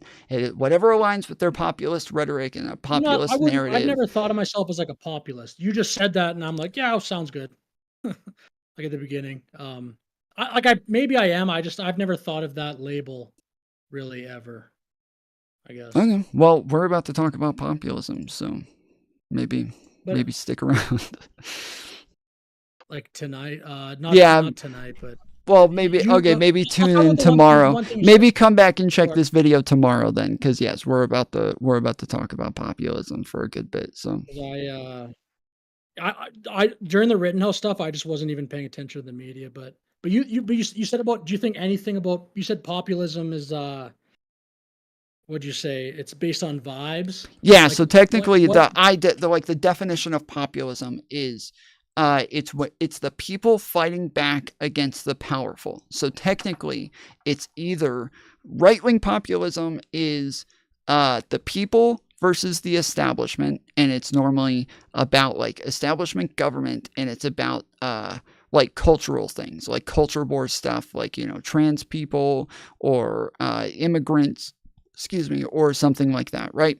Whereas left-wing populism is about the elites. It's about like the rich people, the big corporations. It's about big pharma. It's about the lobbyists. It's about like them keeping healthcare from you and like that sort of thing, right? It's very like economic for the lefties, and for the righties, it's very cultural. And so it's always about like us, the people, the normal people. We are fighting back now against the powerful who are making decisions for us and who are kind of like ruling everything. That's what populism is about. And so it's like a lot of it comes with the distrust of government, the distrust of businesses, the distrust of big tech, big pharma, CEOs, like the guy who just killed the CEO, like very, very populist sort of thing, where now all of the populist lefties are coming out saying, good, he deserved to die. Like, well, that's because they all hate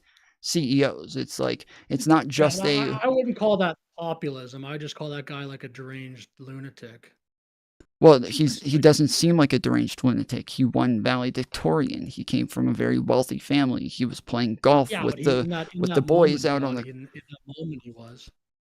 Wait, what? Whatever happened to him, like just like in the moment, if you do something like that, it's obviously evil. Like you're being a deranged lunatic in that moment, for sure. Well, hold on. When you say deranged lunatic, I'm thinking of somebody with like a mental disorder, like they had a mental breakdown or something. Whereas like it could be you actually just are really unhappy with this guy. You've been going through stats and like numbers of all the people who got denied for things through the health insurance company that you think they should have been approved for. You feel like they're doing this just to be greedy, just to make more money, just to stack up their own salaries and help their board members make more money. And so now you think that this guy is so evil. Sure, wrong, immoral. No, but I don't want to. I don't want to give him the pass of being like mentally deranged and crazy when he may not have been. He might have just made a really fucked up decision. Just going through stats, like, is that true? Or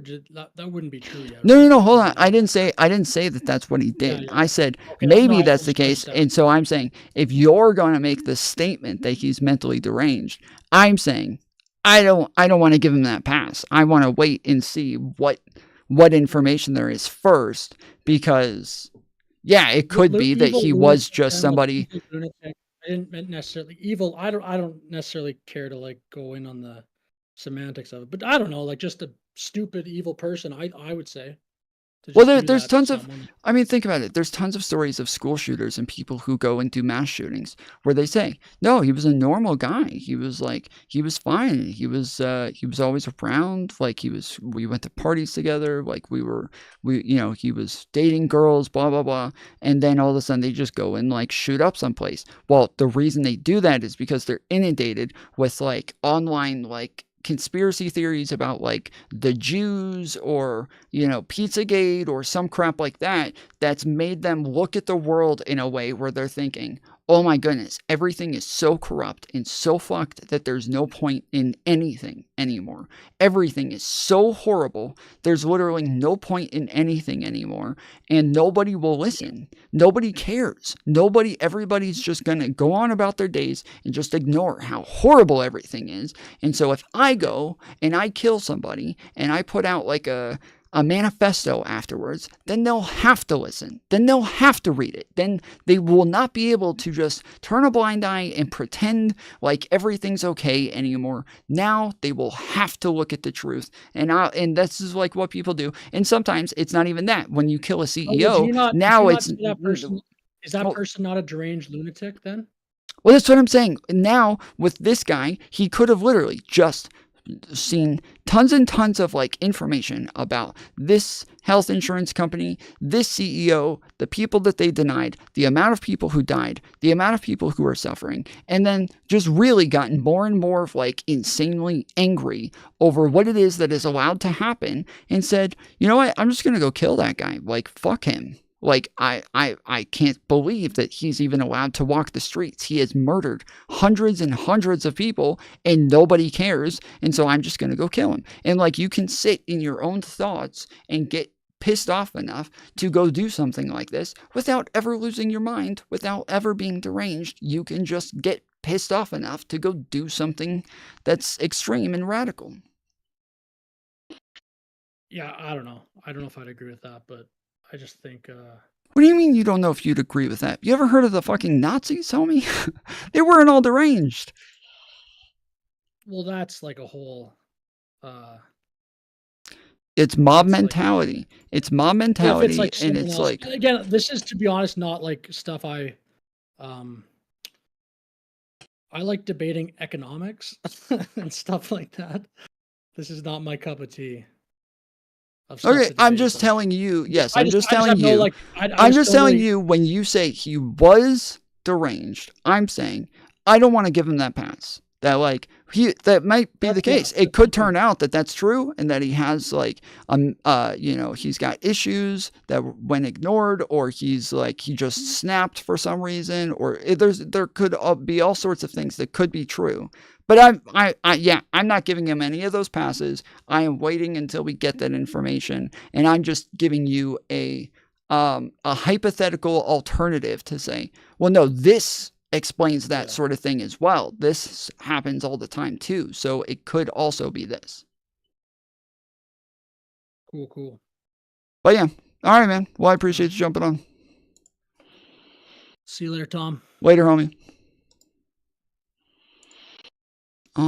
Alrighty then.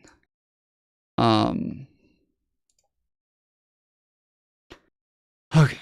Yeah, leader, I like kind of, but I just want to correct what you were saying.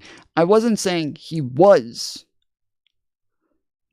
indoctrinated. I was just saying it's possible that he was. And generally, I try to lean away from like terms like indoctrinated as well, because it comes with like a hardcore like presupposition that's built into it that is very stigmatized, right? So when I talk about people believing something, and they believe something that I think is likely false, to start off by saying they were indoctrinated already has this like they were brainwashed. They're so dumb. These freaking sheep, dude. How could they believe something so stupid? Like, it kind of has that that vibe to it, and I don't want to I don't want to do that. Like, it's not like these are ridiculous things. It's not like this is rare. It's not like it never happens. It's not like it's it's just for those real dumb ones. Like, no, we're talking about like normal human interactions that are just kind of built into us. I don't think you need to be dumb to be indoctrinated. I know you don't. I'm saying that I think that is like a connotation that comes with it, though. If you admit indoctrination, then ideological capture of institutions become a discussion.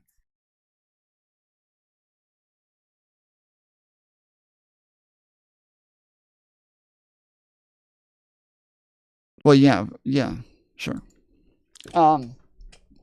Which, speaking of, okay. So, generally, I show this video when I talk about populism. I just posted it in a short the other day, but I made a documentary a while ago that you just want better for that. That was about Candace Owens, and a lot of it is about the fact that she, over time, just became more and more radical and more extreme in her anti-Semitic beliefs. And so this is a video on my other channel. It's a documentary called Candace Owens Anti-Semitism: Becoming an Extremist Documentary.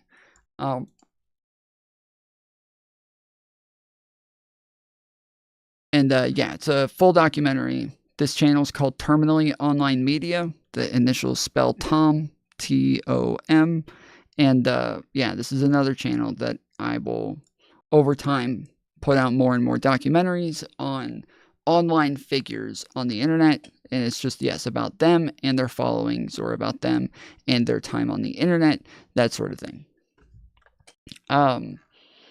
But yeah, so this, when we talk about populism, I have like a small, short explanation in this video, and so I normally just play this as like a short, quick explanation. Is your name Tom IRL? Yes, my real name is Tom. Yeah. And so yeah, this is what we'll use as like a short explainer real quick, and then we'll get a bit more into it. While Trump was elected, Daily Wire hosts mostly opposed him as the best candidate, but still preferred him over any of the Democratic candidates. Just as the left was dividing over populist versus establishment leaders, the conservative movement was no different. So here, left was dividing over populist versus Bernie Sanders was a populist. The lefties who were hardcore Bernie Sanders fans were populists. The Bernie Bros were populists. The people who were like in favor of Hillary Clinton, those were establishment people. They were more so in favor of like the DNC, the institutions, the Constitution, the American institutions are what they are like in favor of, whereas populism is more of like a challenge to the way that these things are currently built and the institutions and structures that we currently have. So this is what I use to say, yeah, it wasn't just the right wing going through like populism versus establishment. It is the fucking lefties as well at the same exact time. It's just that on the left, populism got fucked up. Like, they were very quick to say, nope, no thank you. Nope, we're good. Establishment, yes please, thank you. Bye-bye. And Bernie Sanders in 2 different elections just got slaughtered. Whereas on the right, populism won out.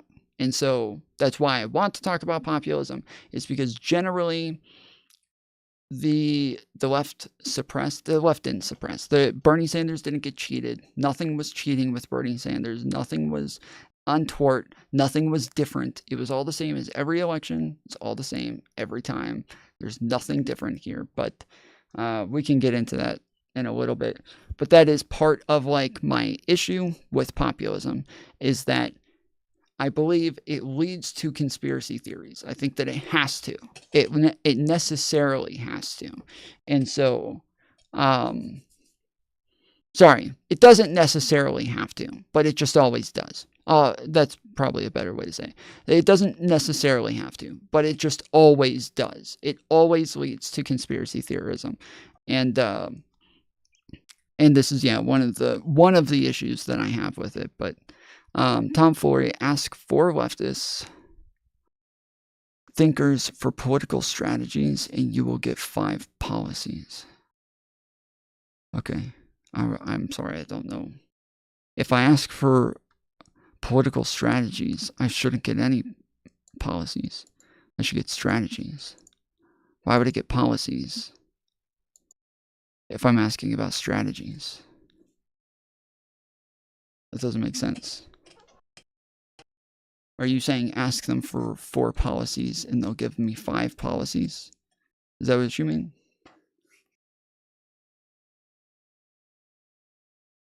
Anyways, so this is me just kind of talking about the fact that, like, populism was taking over on the right, and it was also on the left. It just didn't win on the left. So versus him over any of the Democratic candidates. Just as the left was dividing over populist versus establishment leaders, the conservative movement was no different, and the Daily Wire definitely sat on the establishment side. Populism is founded on the idea that there is a group of elites that work against the needs of the people. For the left, this is mostly an economic issue. Businesses are using money in politics to make sure people can't get things like fair wages and free healthcare. While for the right, it's a social issue. Elites are brainwashing our kids with ideas about transgenderism and trying to overrun the country with immigrants. But both sides employ the same tactics. They need a bad guy who is at the root of all your problems. Now you just need a hero, a politician who isn't part of the establishment. The establishment is seen as a group of old career politicians who are gatekeeping all the power with bribes and blackmail because the elites are paying them. Now, one great man who doesn't cower to money or threats can arise to drain the swamp. He can point at all the mainstream media organizations and trusted institutions as people who are paid to help the establishment and report only the information given to them by the elites. So you can't trust or believe anything that they say.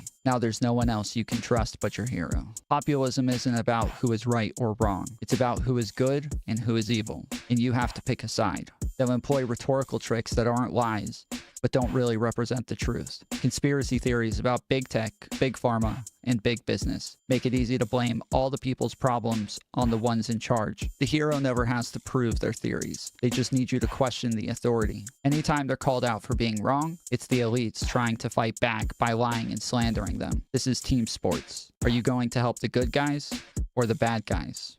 You're oppressed. You're a victim. You could do so much more. But first, you need to stop those who are holding you down. Populism is about the people fighting back against the powerful to get what is rightfully owed to them and break the system that's oppressed them for so long in the process. So as the right wing becomes more and more populist, they also become more and more susceptible to more and more conspiracies that employ the same tactics of fear-mongering, illogical thinking, and victimhood.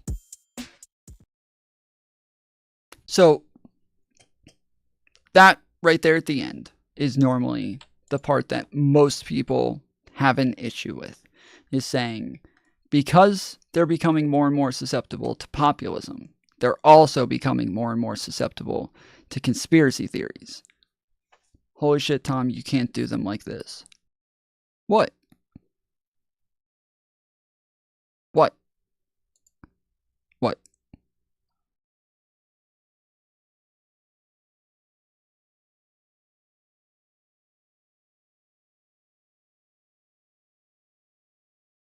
Can you link this documentary? Yes.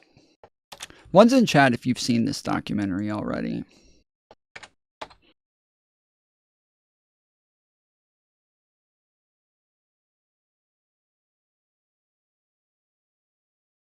But yeah, put that in your saved videos, watch it later. But mainly, like, one of the things that I go over is just like Candace Owens' time in her time in, like, you know, politics and in media, and that she's always kind of been like a provocateur, somebody who was like saying things that were a little edgy, but over time starts to trend in a more anti-Semitic direction. and we go over, Kanye West's turn towards anti-Semitism and her kind of relationship with him. Then Kanye West ends up with Nick Fuentes, who is also hardcore anti-Semite. Well, let me click the link, please. Say what to search. Terminally Online Media. So the logo looks like this.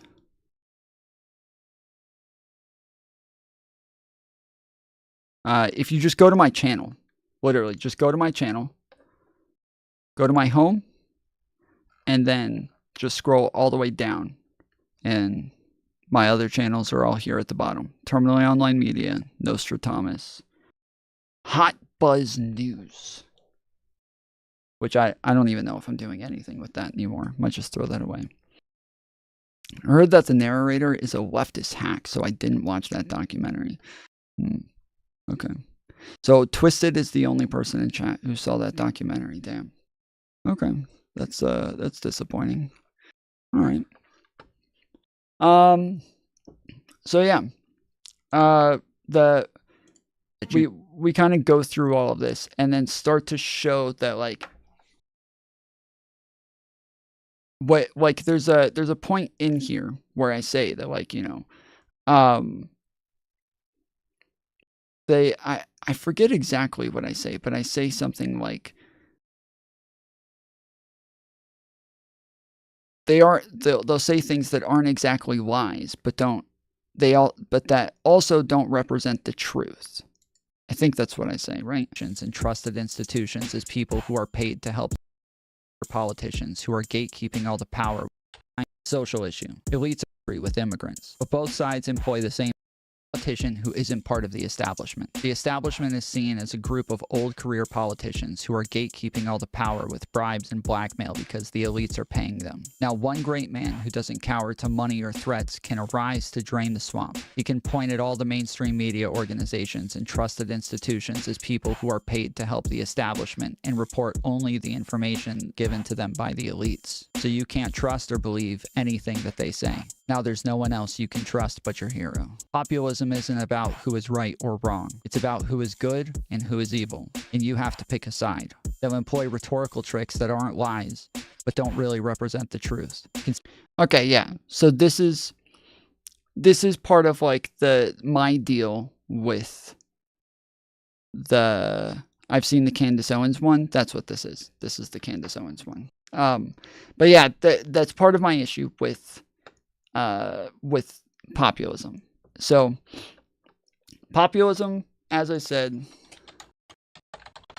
starts with the idea. It says populism is a range of political stances that emphasize the idea of the common people and often position this group in opposition to a perceived elite group. It is frequently associated with anti-establishment and anti-political sentiment. So where Republicans will say things like, both sides are corrupt. It's both sides.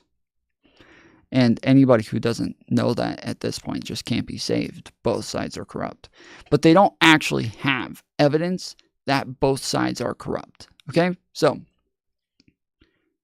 the populism, as I said before, is based on vibes. It's not really based on your, it's not based on evidence. It's not based on logic. It's based on vibes. Everything is vibes across the board. So when we start arguing with Trumpers and everybody's like, dude, they're just going off vibes. Every time they want to come and debate, they just give vibes. Every time they're just saying, it just feels like this. It just seems like this. I can just walk outside and it's obvious. And they're never actually using data. They're never actually using numbers. They're never actually showing stats. They're never showing some logical thought process. They are just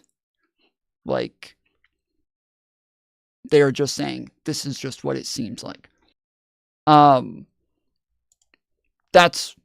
is just a part of populism, is that populism is going to be based on vibes, because it automatically starts with the feeling that things aren't right. no evidence. Biden just pardoned his son because F you. Yeah, but like, this is what I'm talking about. It's like no logical thought processes. Yes, the Biden pardoning his son does not mean that his son committed those crimes. That's not what that means, but you guys think that's what it means, but that's not how evidence works. You have to have evidence of crimes, that's not an evidence of crimes at all. There's tons of other reasons why one would pardon somebody besides the fact that there's crimes there. And I can show evidence of those other reasons. You can't show evidence of the crimes. So, like a laptop? Exactly. Like the laptop. Yep. Been through it many times. I hear all the time the phrase, all politicians lie. It's a pretty accurate statement, but not all lies are equal. Right. So yeah. So like saying like, Joe Biden lied about his IQ. Joe Biden plagiarized the paper. Kamala Harris lied about saying that she listened to Tupac and Biggie in college, and they weren't even out yet. What a piece of shit. I can't believe she lied about that. Tim Walz lied about carrying a gun in the military, in war. He was never even in the war. Wow. What a liar.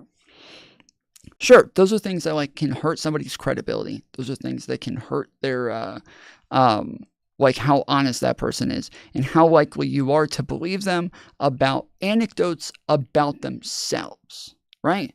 Sure. But those lies don't hurt somebody else. Those lies don't cause harm to someone else. Whereas if, let's say, for example, somebody who's like a president or a politician or somebody who's just like well-respected high up, let's say there's a hurricane that comes through and that person goes around saying, nobody's coming to help you. Nobody's coming. They're not answering the phones. They don't care about you. Nobody's going to do anything. They're just going to leave you here with nothing, with nothing to help. If somebody said that and that was a lie, well, that obviously directly harms the people who are looking to the leaders to get information about when their help is coming, if their help is coming, when it can be expected. Like, what should we do in the meantime? Should I just sit in my yard and wait and they'll show up soon? Or should I go get a hotel? Should I go and live with my family in another state for a while and just wait and hopefully somebody will contact me?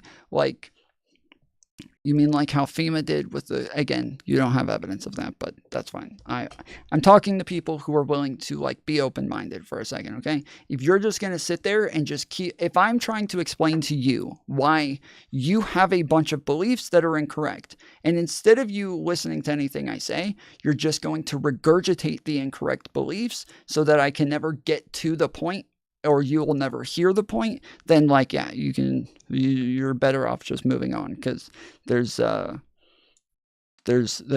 is not for you. This is for people who are willing to like be open-minded, and then you can come on and challenge me. And if you disagree in the end and you think there's something I'm missing, I'm happy to get into it. But anyway, so this is what it's about, right?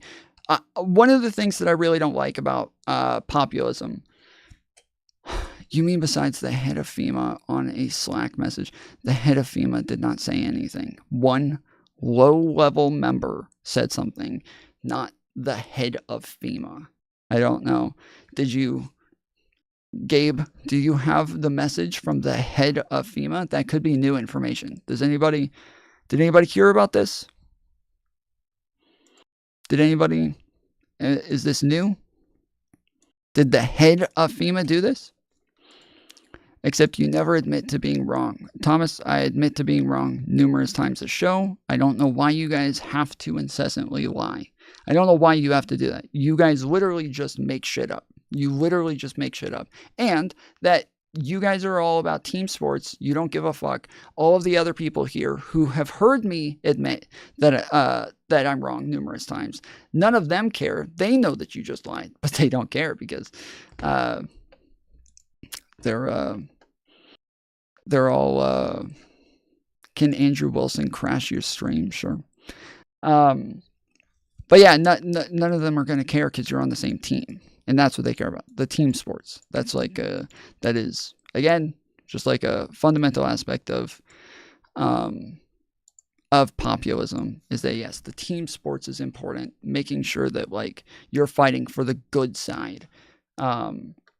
It's not about right or wrong. It is about good and evil. And as long as, if your side lies, it doesn't matter. They're lying for good. We are the good guys. The people that we lied about, they're the bad guys. So yeah, we can lie about them. They're bad. Who cares if we lie about bad people? They're bad. And that is like a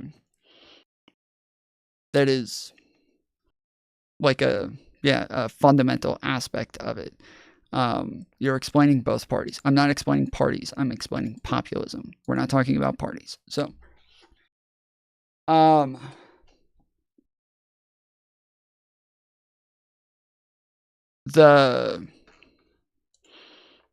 so like this is, these are some of like aspects that are built out of this. The reason is because when you start with a belief where it's like us versus them, and we're talking about structures that are like hard to understand, institutions that are complicated. They have lots of pieces to them. They have lots of aspects that you would have to have like a lot of education, a lot of civics understanding, a lot of historical understanding. A lot goes into it. It's difficult. It's not simple. And so when you have so many working pieces and so many moving parts, it's very easy to start coming up with like logic, bro, like, common sense sort of like, yeah, that makes sense, right? If I can just give you a theory and that theory seems to align with everything, then we can believe it. But theories that align with things doesn't actually make it true, right? By the way, Andrew Wilson wants to debate you, just saying. Okay, yeah, he can hop on. I'm in my VC. He has access to my VC.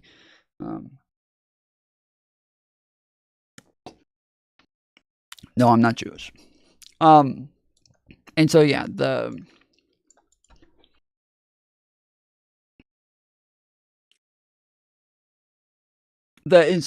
so when you start off with like an us versus them sentiment, and government is as complicated as it is, it's very easy to come up with the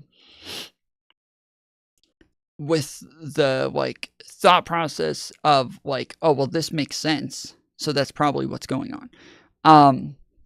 Russell Brand is one of the worst at this. Russell Brand and Dave Rubin. Dave Rubin will just come up with an idea, and it seems to make sense. He doesn't actually have evidence of this, and he hasn't done research on it. He doesn't have any like real facts about it, but it makes sense to him. It aligns with the reality that he knows of, and so it's good enough to explain everything. Let's see.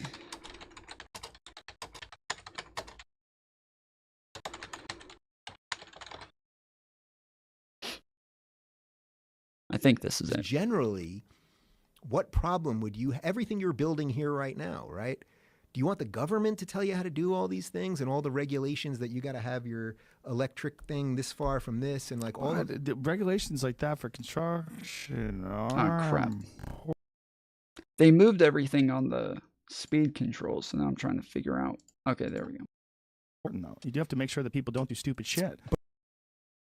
Do you want the government to tell you how to do all these things and all the regulations that you got to have your electric thing this far from this and like all the regulations like that for construction are important though. You do have to make sure that people don't do stupid shit. But make but sure you generally, don't have a power line that's near a water line. There's a lot of.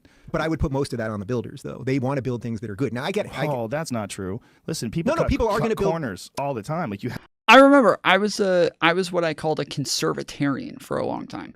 Back then, we had the Tea Party was kind of like getting a lot of momentum in the Republican Party and the conservative movement.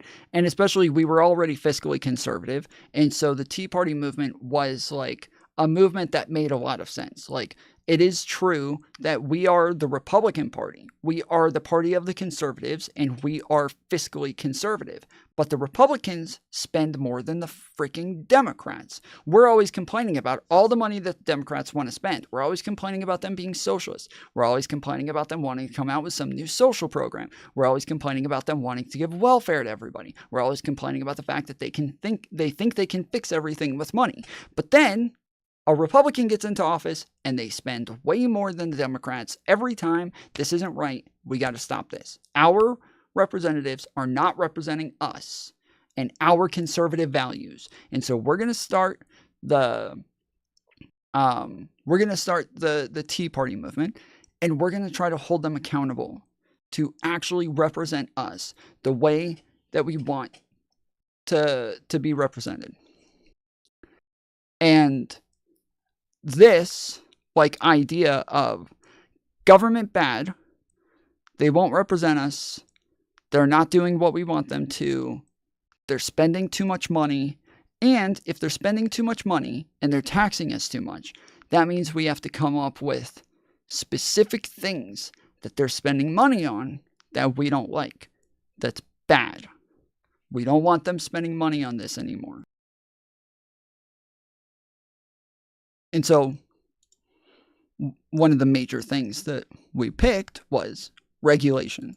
So my dad was a big part of the Tea Party movement. He was one of the guys who was heading it for our county, and he was all about,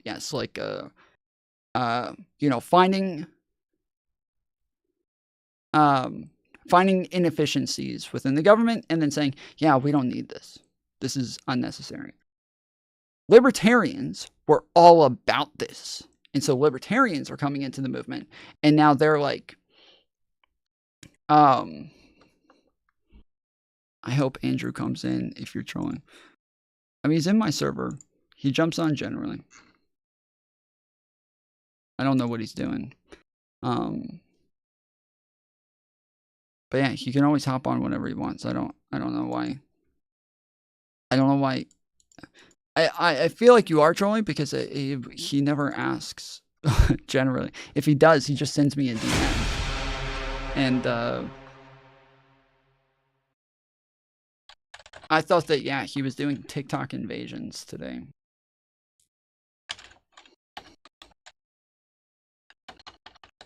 Oh wait, what am I doing? What's he doing?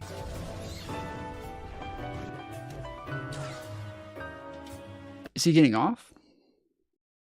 Or is he...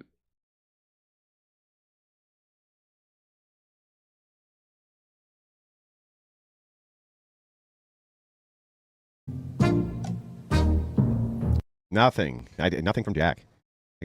I got nothing from you, Jack. Jack, it's so weird. It's almost like, I don't know, I have Class A technicians who work for me, who are fucking fantastic, who know everything there is to know about programming. Some of them who write programs professionally for a living. And yet it's really weird. It's almost like I had them look at this problem. And they were like, well, the thing is sure, Andrew, you can plug in your Bluetooth and you can watch your phone to OBS. That's not Jack. Well, I can't wait to hear from you, Jack. I can't wait for you to tell me what the TikTok invasion always should be. Is it should always be like, bam, bam, bam, bam. It shouldn't be, tech issue, searching tech issue. It's supposed to be that way. It's supposed to be hit. Like we used to do it. Well, I say used to, it's a long time ago, but last stream, the one before this, we had tech. Yeah, I tried doing TikTok invasions. I can't do it. I can't do it. The tech issues literally every time we've tried doing it, and it just doesn't work. Libertarians are the ones who care about money. Most social conservatives don't care how much money the government spends as long as life is preserved. Hold on, that's why I'm specifically saying fiscal conservatives. The majority of I don't agree with what you were saying. The majority of conservatives are fiscally conservative, but the majority of Republican leaders are not fiscally conservative, and so that is the big difference. Is that Republicans often run on lowering taxes, but rarely do. And then lots of times, if they do it in kind of a fucked up way that really messes with shit. So the Tea Party movement starts. Libertarians are kind of getting on board with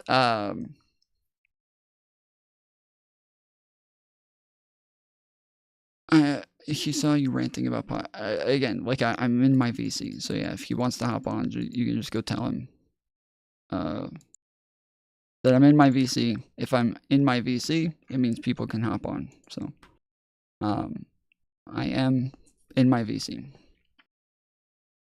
But yeah, that like if the fiscal conservatism was something that libertarians were definitely interested in, and so they were kind of moving into the Tea Party movement, and then libertarianism and conservatism became like a lot closer. And so around the time that I was coming up, yeah, I was calling myself a conservatarian, and people like Ben Shapiro, who is like very libertarian and also very conservative, were starting to become more and more prominent because they are representing kind of both sides of this thing. And so this is when talking points like what Dave Rubin's using here become more and more popular, because libertarians are very populist as well. They think corporation, their main thing is corporations. They don't like corporations. They think corporations are all like corrupt, and they're all working with the government. They're all working with lobbies. They're all, and then the government's like using regulations to like keep all the money at the top, and that it doesn't allow small businesses to exist and shit like that. And so, yeah, Dave Rubin is repeating a lot of those libertarian talking points that are just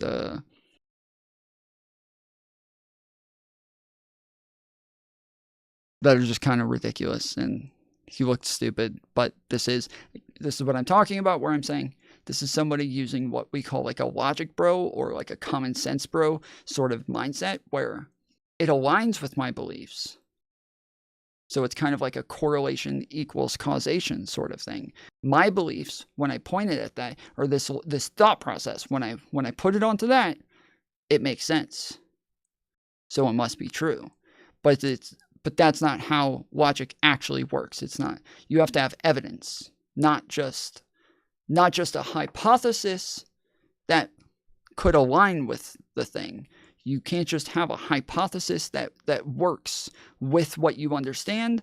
It's yes, makes sense to me. Common sense, dude. That's all you need. Well, no, you don't need common sense. You need evidence. You need research. You need data. You need stats. You need facts. Like, you need those things. And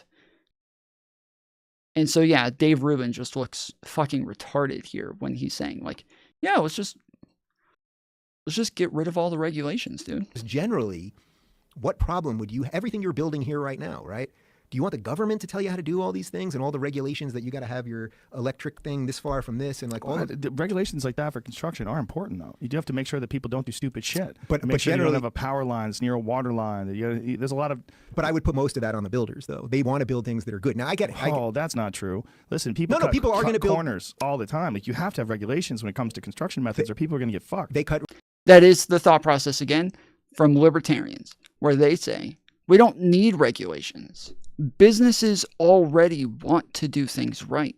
If they mess something up, you're not going to use them again. So of course they're going to do it right. They're going to make it safe because they want to make it safe. If they have a reputation of being the guys that don't make things safe, nobody's going to ever use them again. That's not happening.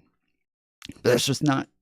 In reality, like, construction is so complicated because you have so many different groups doing so many different things and so many different parts of stuff that you don't know who did what. And even if the company did have some problems here or there, nobody remembers the company that did it. Nobody knows, like, what exactly. It's just like, yes, it's way too complicated. And on top of that, like, even lots of companies aren't really like companies, but they're just like a group of guys who just go and bid on stuff online, and they're like, hey, we got it, let's go pick up some Mexicans from the Home Depot and let's go do this job. They took our bid, let's get it. Like, it's just, yeah, it's not the way that Dave thinks it is, but in his head, without any information, without any evidence, without any knowledge on this, makes sense. So of course that works. No, people are going to build corners all the time. Like, you have to have regulations when it comes to construction methods, or people are going to get fucked. They cut corners when there are regulations anyway. They do. They would cut a lot more if there weren't regulations. I'm not You go totally. to third world countries and look at construction methods; they're fucking dangerous. Yeah. That's why schools collapse on kids in foreign countries sometimes. Like, Well, I'm not telling you that I'm against all regulation. Period. That's Okay. that's where I said intellectually I like that argument, because you could make it. I think you can make a very sound argument that competition would force people to do better work. Like, if you're a plumber, you have a vested interest in doing the best plumbing job you can, so that people will rate you on Yelp, so that you will get more work. You don't have a vested interest in cutting corners. Now, you might, right? You're gonna. Competition does force better work. It is true to an extent, but this is a thing that, like, anarcho-capitalists say, ANCAPs. They will say,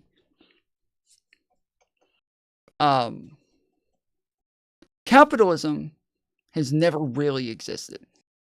Capitalism's never really existed. What's currently in our country, this is crony capitalism.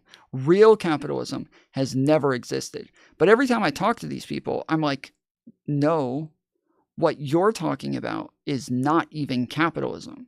Capitalism has always necessitated regulation. Always. From its inception, it necessitated regulation.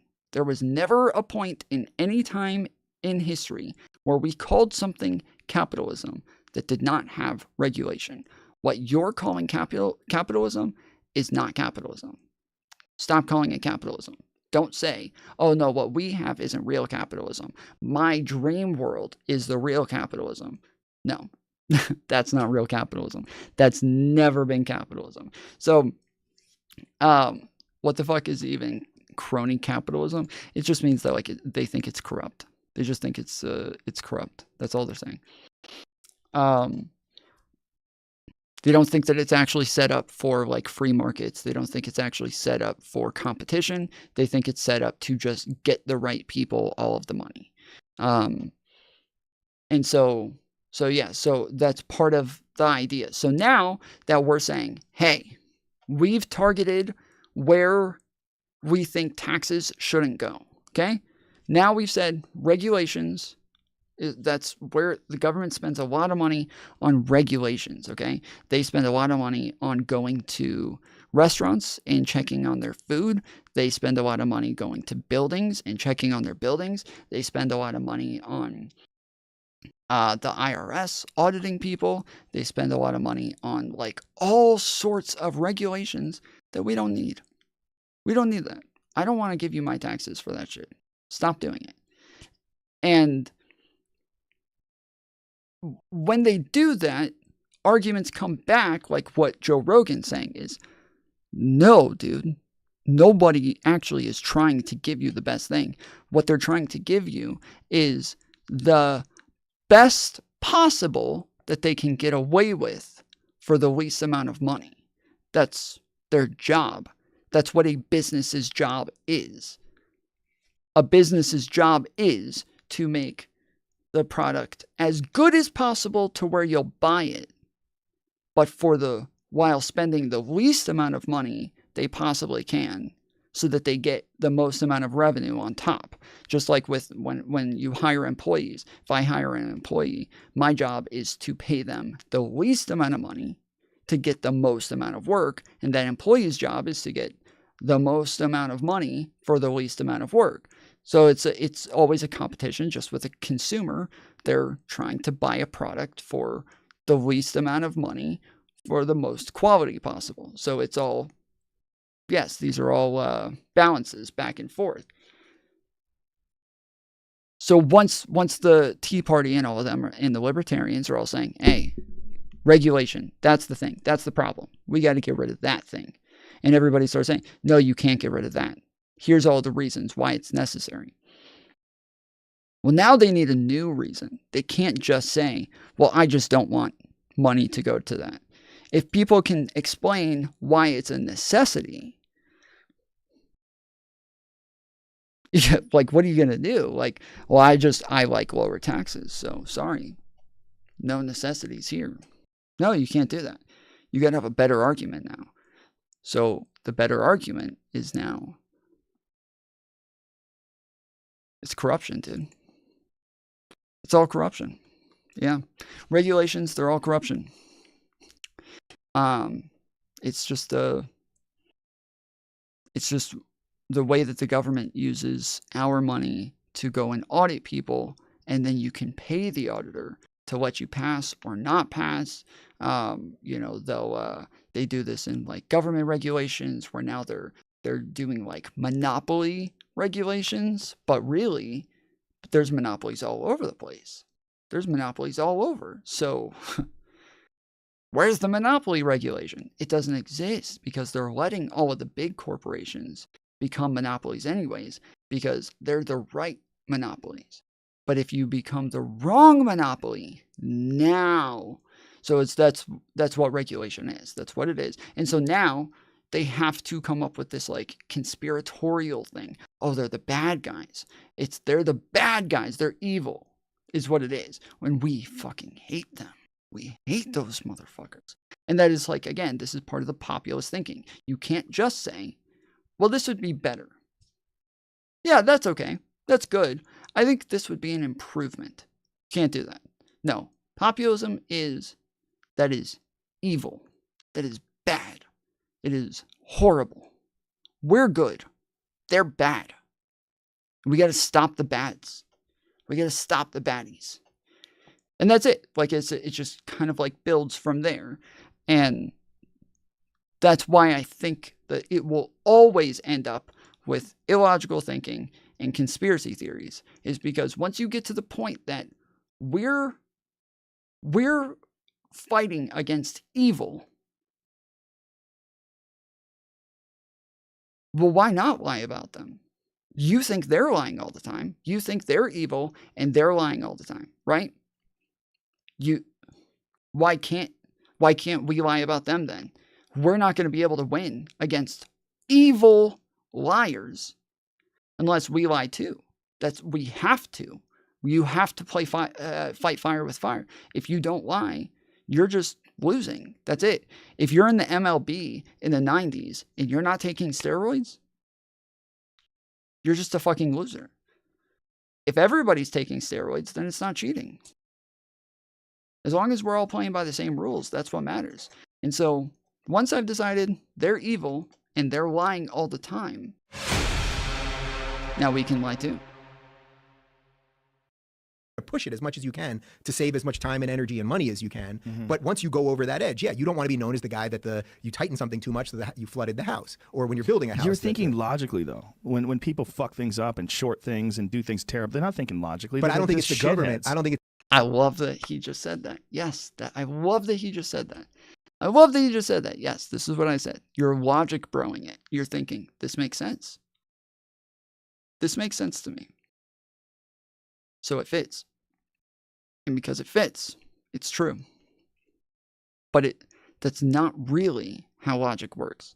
You have to have evidence of this. You have to go through and actually get evidence of this. You have to go through thought processes. You have to challenge those thought processes and see if they stand up to scrutiny. So as soon as he starts coming out with these ideas that he thinks it makes sense and it fits, so it's true, Joe is like, no, it's not true. You're just wrong. None of that is true. I know that makes sense. Like, you think about it and you're like, yeah, of course.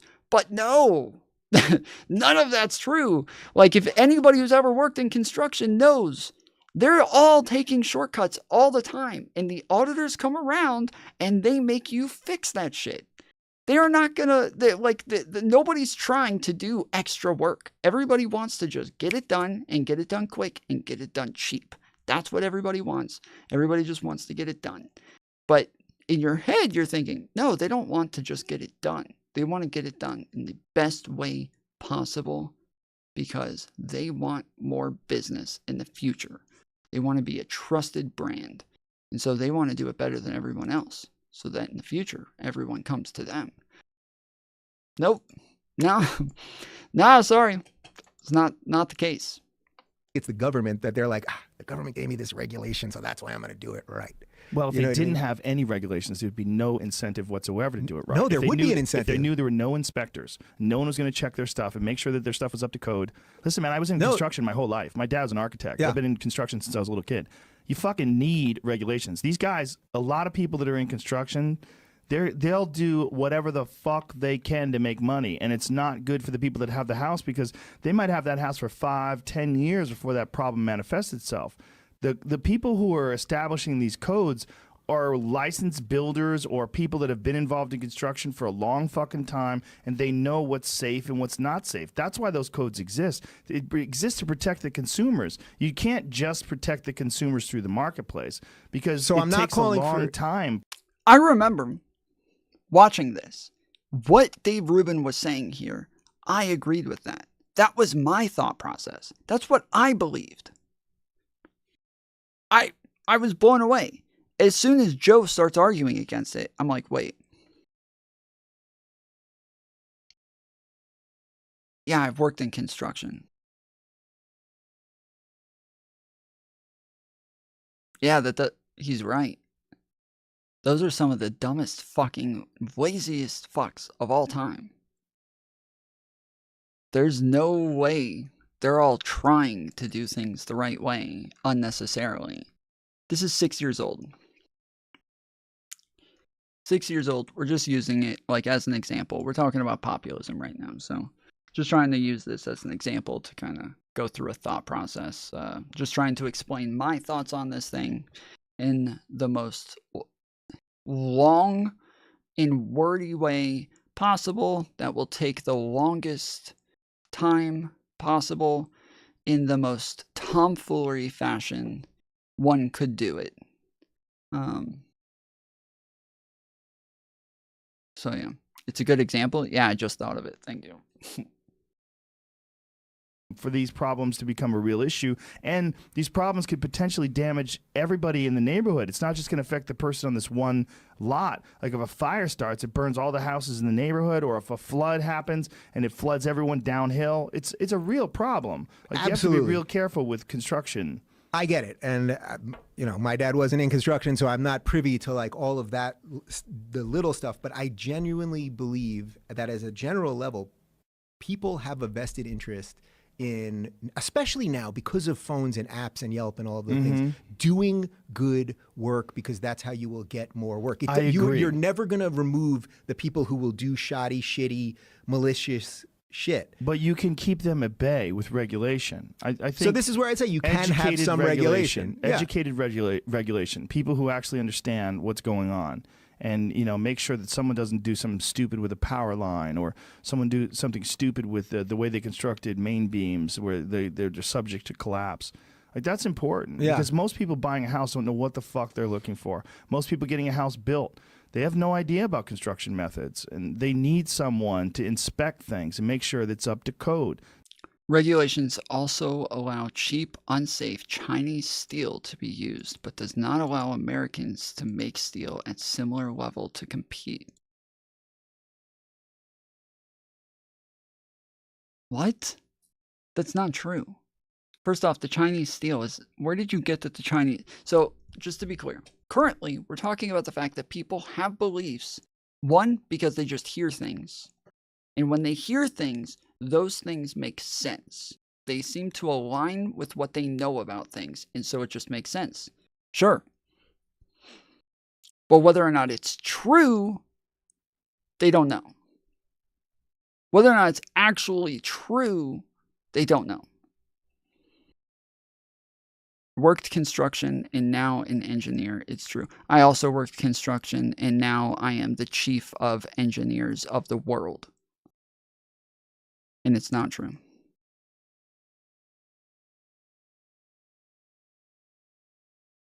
So, but yeah, the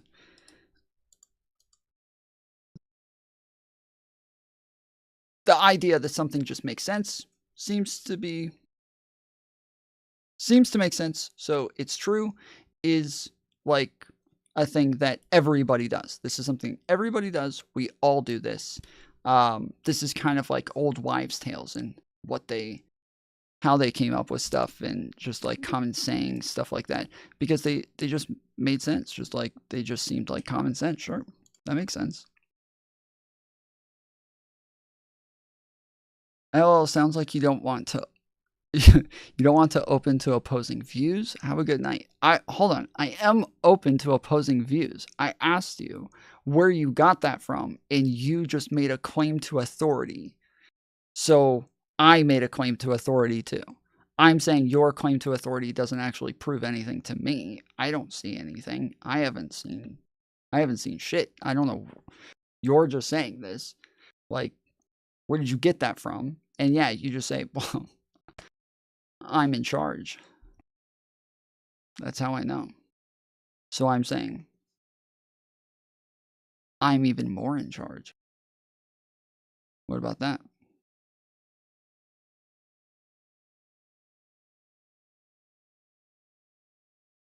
I am an expert isn't providing evidence. Right. Like literally, how many times I've literally watched economists go onto shows and argue in favor of socialism. And they're arguing against people who are not economists.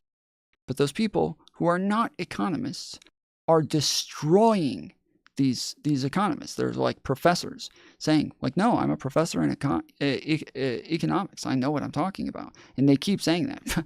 I am a professor in economics, okay? Trust me.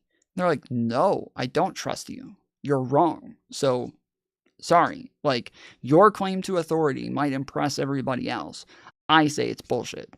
And that's what I'm saying here. I don't know if you're offended because you want to just say, I worked in construction, dude, so I know. Like, sorry, but that your claim to authority does not actually give you that information. It can't. It's impossible. So I'm gonna, and like, yeah, I say this all the time. Last night, the guy who came on was saying, yeah, no, we're letting millions of illegals in every day. Millions every day. And I'm like, where's your evidence for this? He's like, I work Border Patrol. So how do you know? What do you know about this? I was like, oh, I'm actually the president of immigration. You didn't know? Yes, I have a degree in immigration presidency. A doctorate in immigration presidency. Presidentism. So. And you're actually wrong. We don't let any. We let negative million. We let negative 2 million immigrants into the country every day. So, sorry. You do the same exact thing on a daily basis. I claim to be an authority. So I say, I have a degree or I have an experience. Therefore, I know. I do that. I do that on a daily basis. What degrees have I claimed to have? Lively cuts. Or what expertise have I claimed to have? Give me one.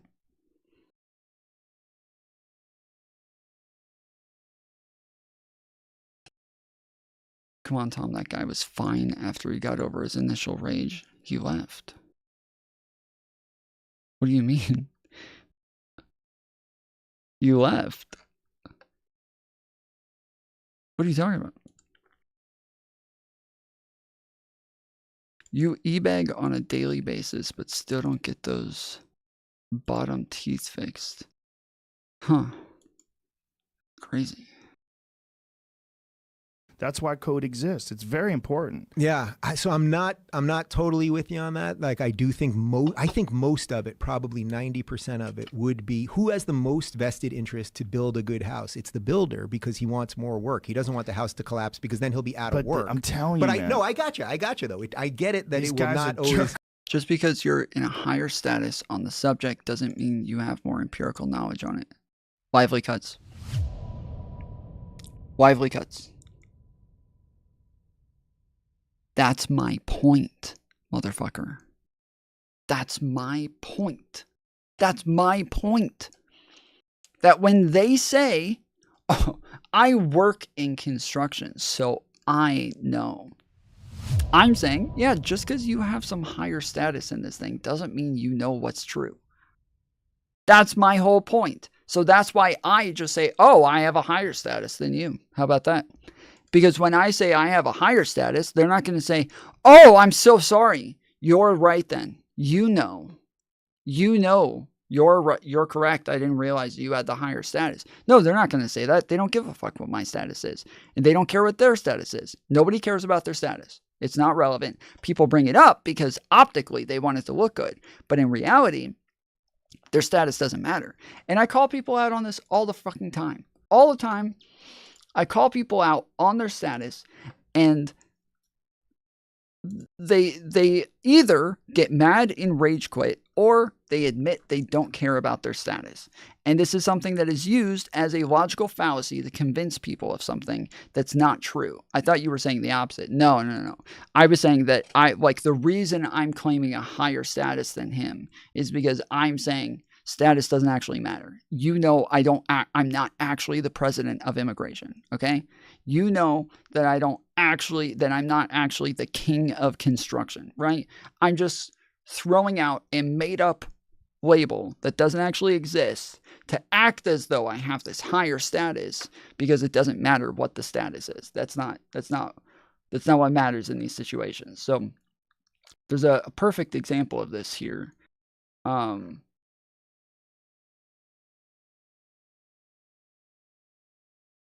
Where is it? It's I think it's called like No One Cares That You're Black. Here it is, yeah. Oh, no, that means that she hold on. You're talking for like 5 minutes at a time, and every time I start talking, you start talking over me immediately. The fact that she did go to Howard, the fact that she also looks black, and that most other people will categorize her as black, means that she will have a lot of the same experiences as black people.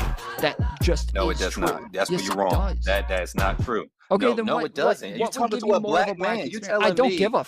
You won't give because you talk to a black man. That's the issue. You don't give a fuck. No, okay. I promise you, most black people I go talk to, they will disagree with you. Does it matter that they disagree with you because they're black, or does it matter whether or not they're right or wrong? Which one matters? The color of their skin, or whether or not they're right or wrong? They're right.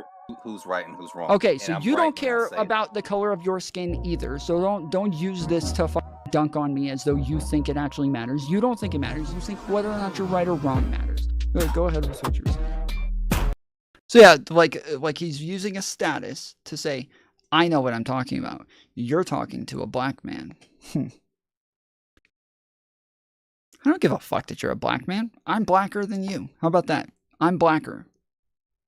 What now? Am I more right now? No. I don't care that you're black. You don't care that you're black. Don't act like this is some like dunk on me now just because you brought up your freaking skin color as status. Like, bullshit, dude. You don't get to say that you're right because of the color of your skin. That's not how this works. Nice try. Just the same as somebody doesn't get to say, I'm right because I worked in construction. Well, I already said 20 minutes earlier that I worked in construction, but I never said I'm right because I worked in construction. I never said, trust me, bro, because I work in construction. I never said this, but he did. So I like, that is the fallacious claim to authority.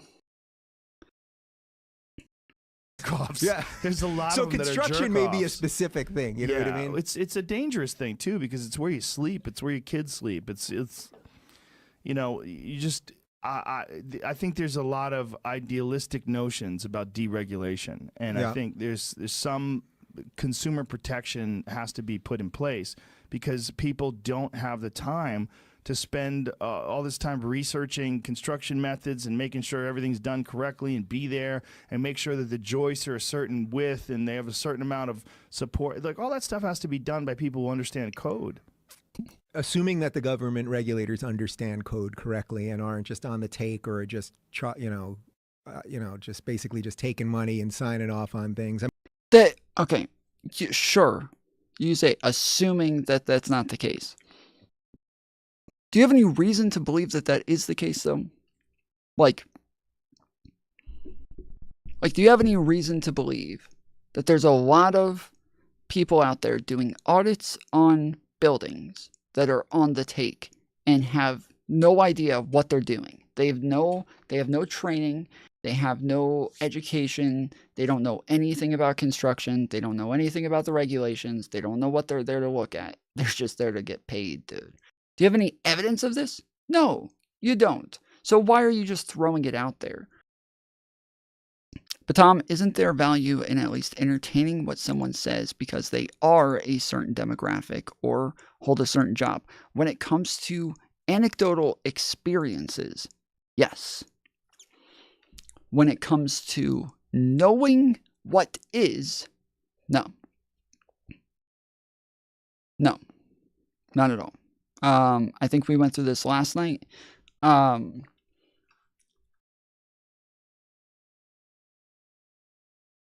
Let's see. I think there's a perfect example of this happening last night in like the very last call of the night, where, and this is something that's brought up all the time. All the time people bring this up where they say, yeah, the government's all corrupt. Like, everybody in the government's corrupt and they're all just on the take. And I'm like, okay, do you have any evidence of that? They're like, well, we can't have evidence of that. Like,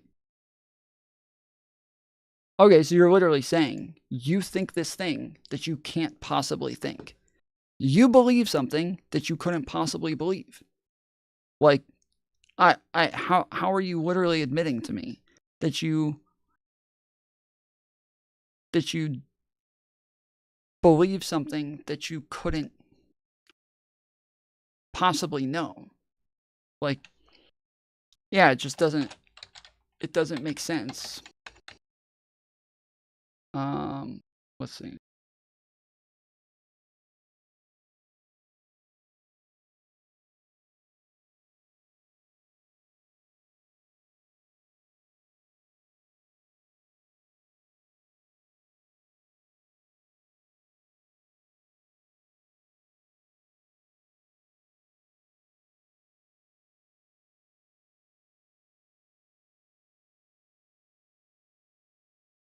Shit.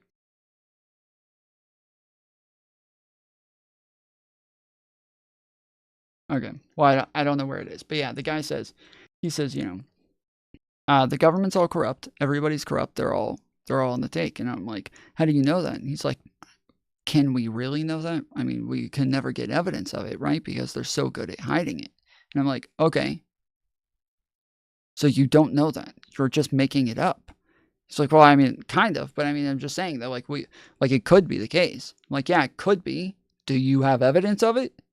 Well, no, but again, like, we can't have evidence of it. Okay, so what you have right now is what we call an unfalsifiable position. It means that you hold something that I literally could not prove wrong. You're saying you hold a position that it is impossible for me to prove incorrect. The revolving door between regulators and companies they regulate is pretty good circumstantial evidence of corruption, and it's universal in our agencies. So, first off, it is a small amount of people who actually go through the revolving doors. It's not a small amount. It's a small amount of politicians, which is the politicians that people are normally talking about. But when it comes to the bureaucratic people, sure. But the problem is that when we're talking about bureaucrats, what are most of them, like, what degrees did most of them get? What degrees did most of them get? What is it that most of them majored in? Is law. They're all lawyers. They're all fucking lawyers. And so, if they're all lawyers, but they're lawyers who work in politics, okay? Well, when they leave like working in politics, because being a bureaucrat doesn't actually make a lot of money. It's not a high paying job, but it is like a good thing to get the ball rolling. It is a good thing to network. It is a good thing to like meet people, move on. If it wasn't, nobody would get the job. If you weren't able to meet like other businesses and other people and get a higher paid job in the future, literally nobody would do it. There's no benefit to it. But you get to network, you get to meet people, and you get to hopefully get something better in the future. Then once you leave government, once you leave the public sector, going into the private sector, yeah, you're likely going to be in the same sort of field where you're going to be in politics, talking to politicians, engaging with them, talking to all of the people that you already know, all of the people that you already worked with. Like, logically, it just makes sense that that's also what they would do, even if they weren't corrupt, even if there was no corruption, they weren't getting paid to do anything crazy. They hadn't, the revolving door, huh? So the revolving door is the idea that within politics, people who work there are all working with companies, with I always want to call them laborers, but that's not the right term. What is the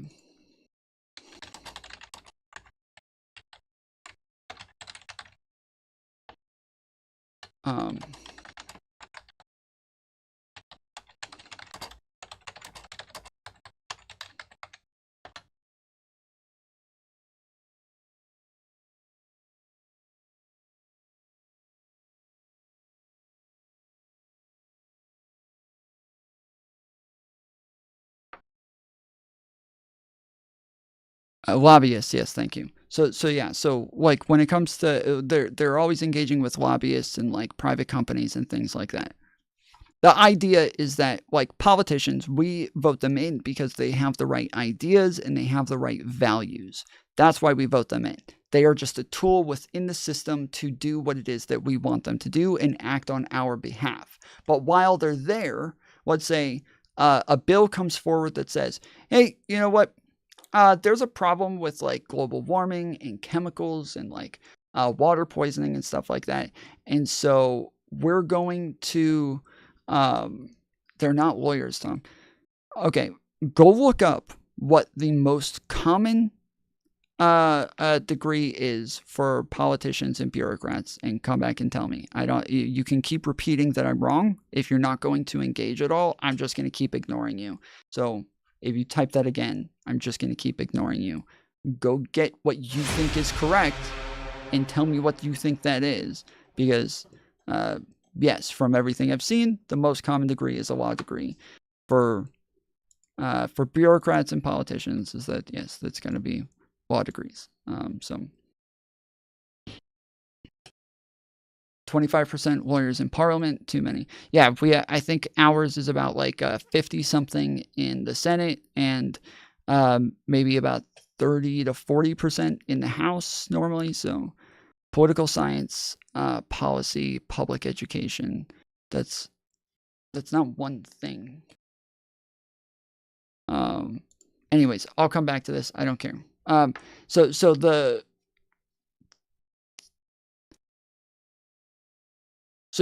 the idea of like lobbyists is that they're working with companies and that like we don't expect a politician to know everything. And so lobbyists are supposed to come and educate the person on how the new laws would affect their business.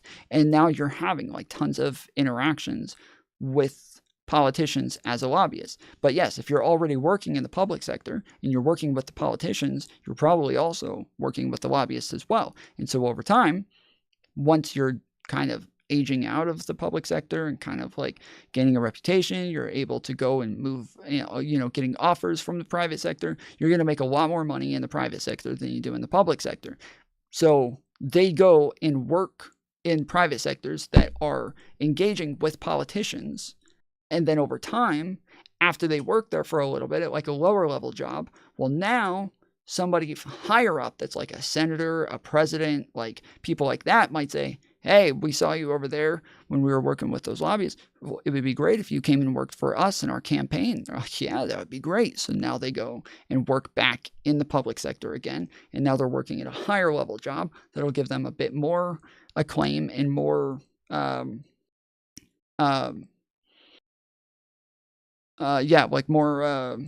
more name recognition. And then once they're done there, then they go back to the private sector, but now at a higher level. And it is just what they call a revolving door, because people are just constantly in and out, in and out, in and out, from private to public, private to public, private to public. And they're all already talking to each other and engaging with each other. And so, yeah.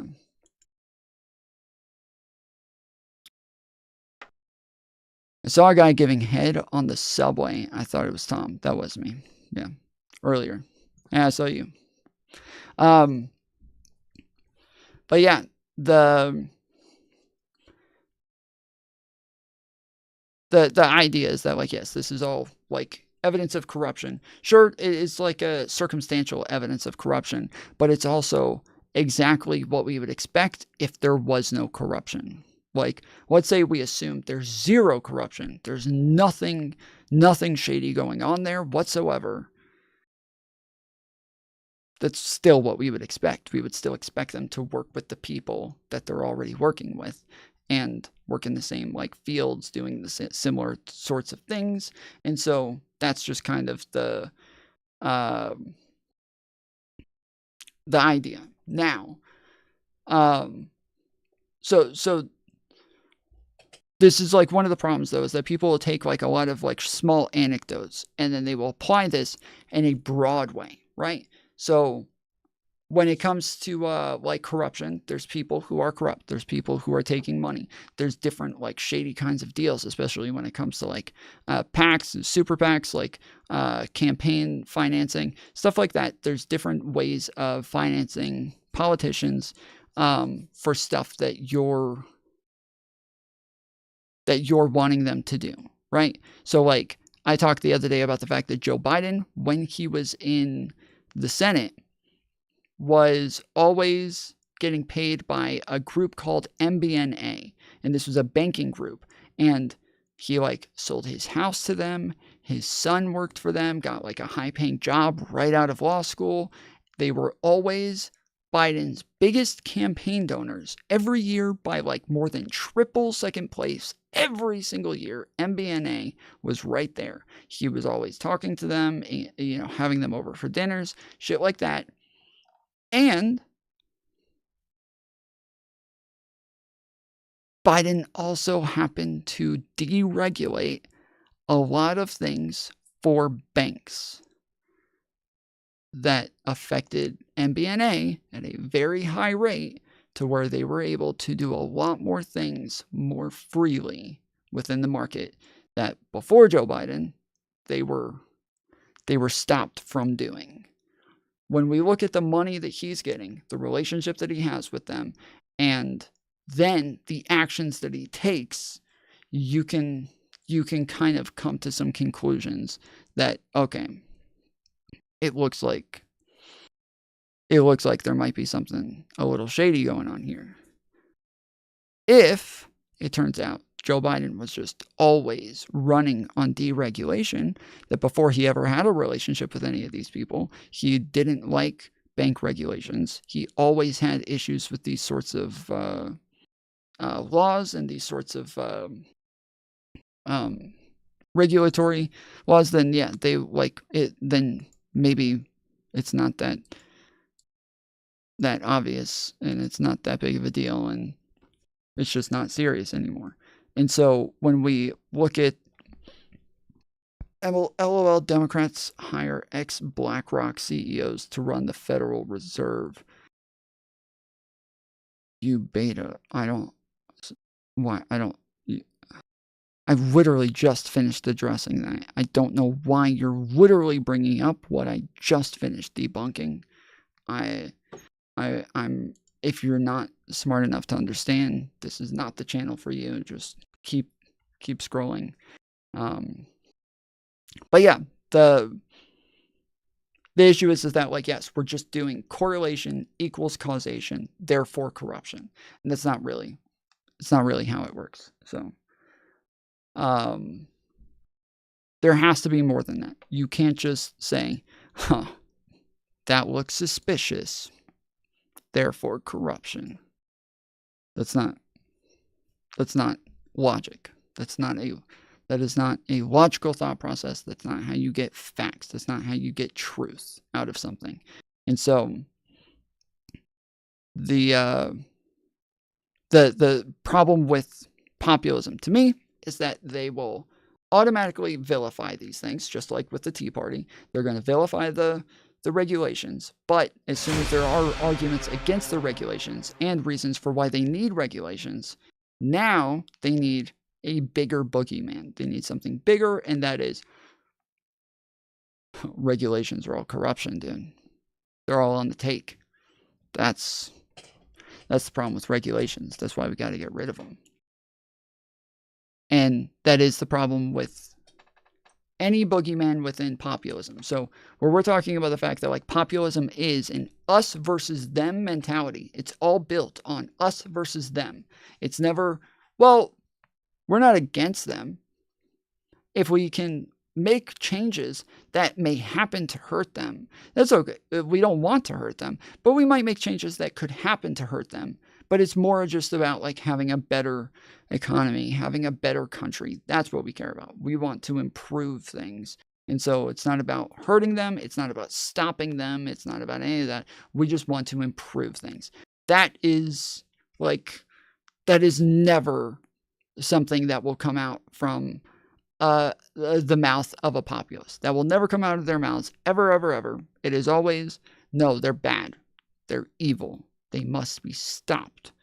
It is us versus them. We are the good. They are the bad. We're the good guys, and it's our team. It's always team sports. Always team sports. Every time, team sports. Till the end.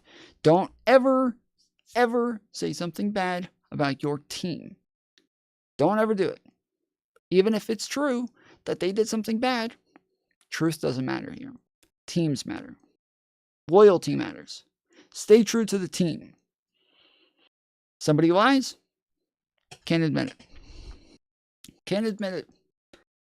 Never admit that they lied. Never admit that they said something wrong. Never. Because that just hurts the team. And we're the good guys. We can't let the good guys lose. The good guys have to win. The bad guys have to lose. So it's not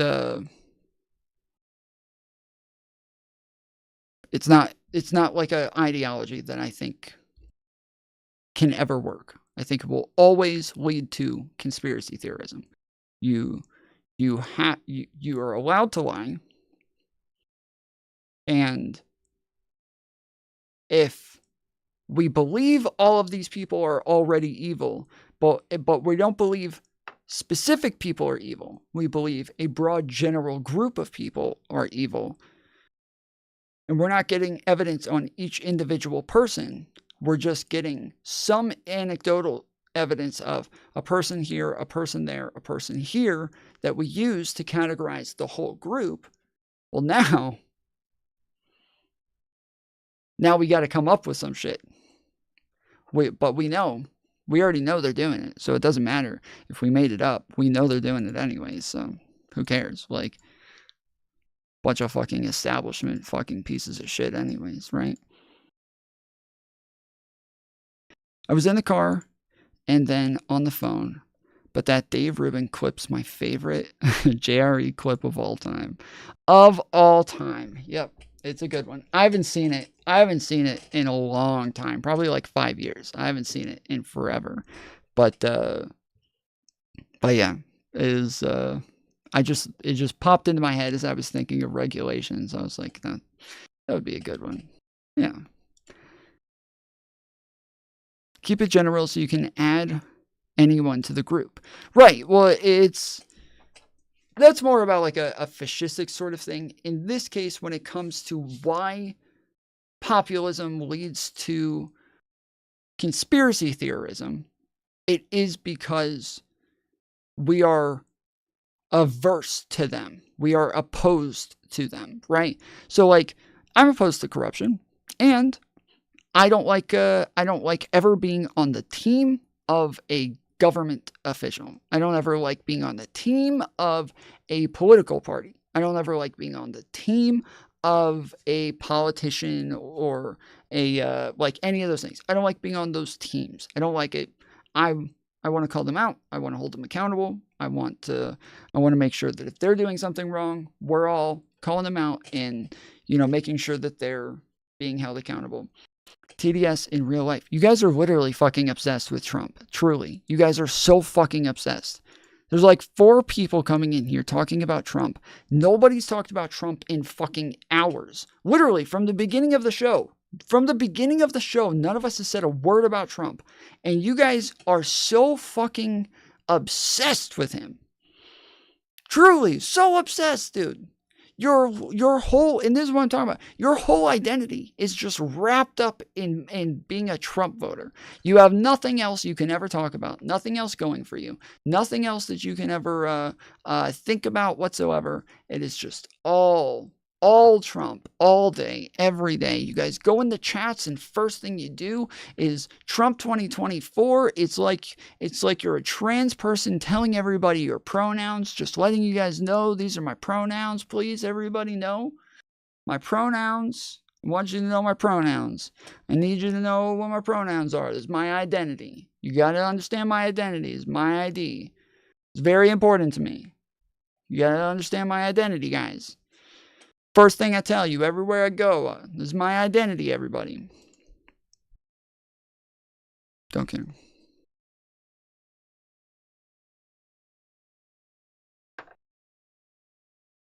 So yeah, always leads to conspiracy theorism because it is an us versus them thing.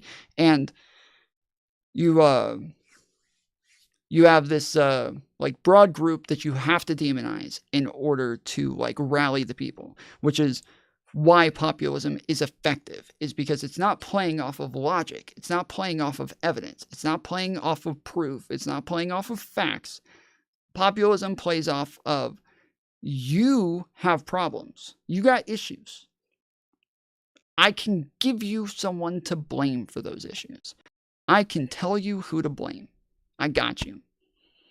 I can help you blame someone.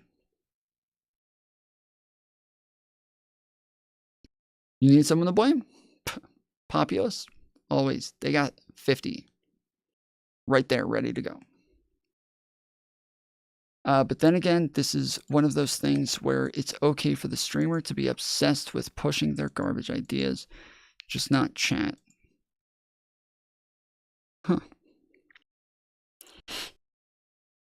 So yeah, so that's the reason that I have issues with populism.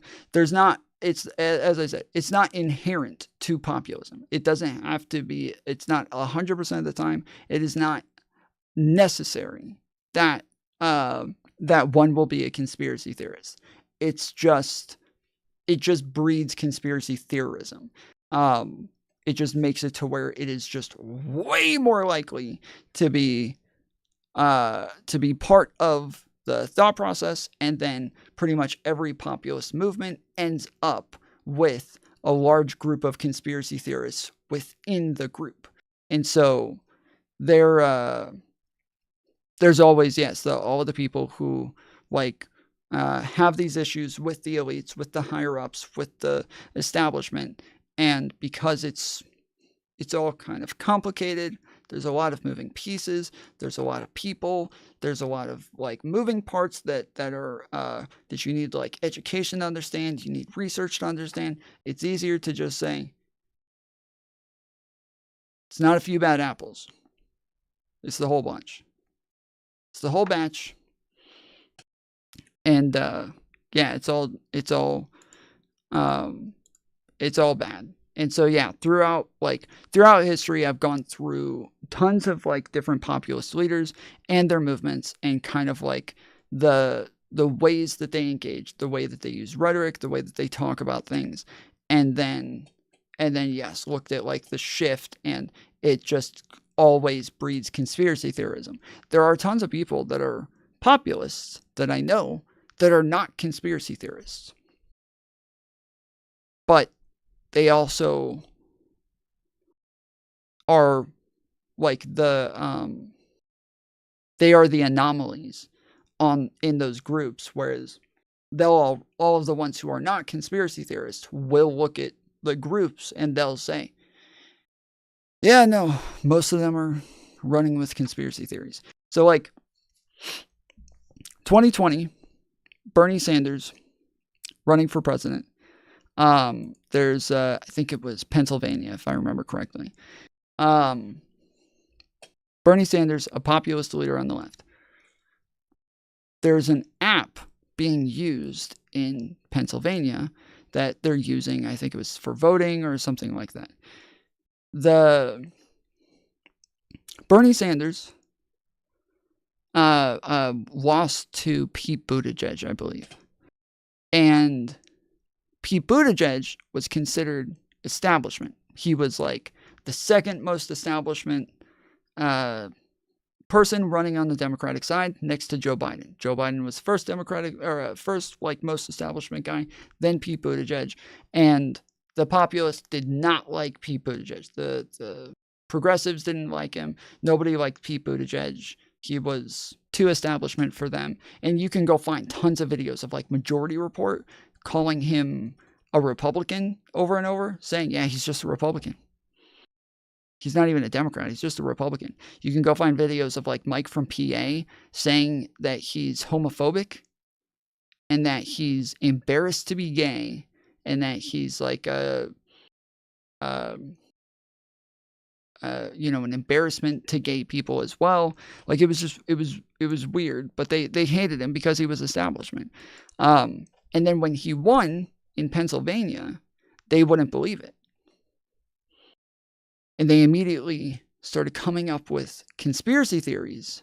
So they found that, I think it was either Pete had donated to, I think his campaign had donated to the Shadow App people, or the Shadow App people had donated to Pete. One or the other, there was some connection there. And so then the populist left came out and said, yeah, they stole the election. Yep, it was fake.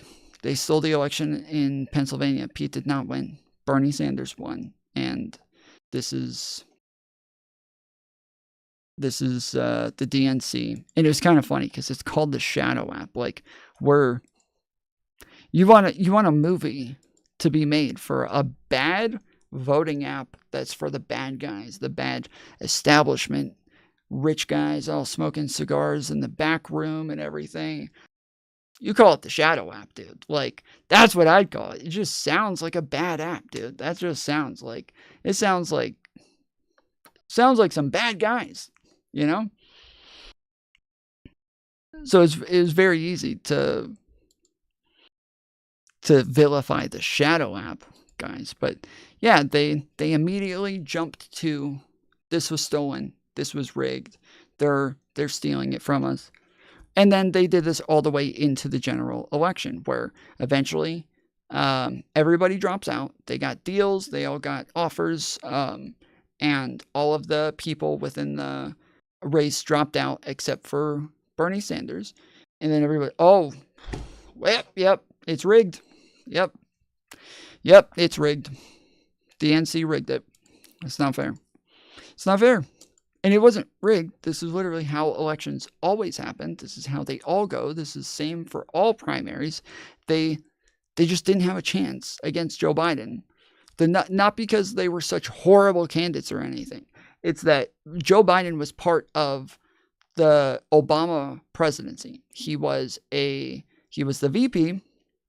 And when you're a VP, you are a common face that everybody sees. You're a common name. You have name recognition, face recognition. Everybody knows who you are. They've seen you standing next to the president for a very long time. You seem like a very important person because we've seen you doing that over and over and over.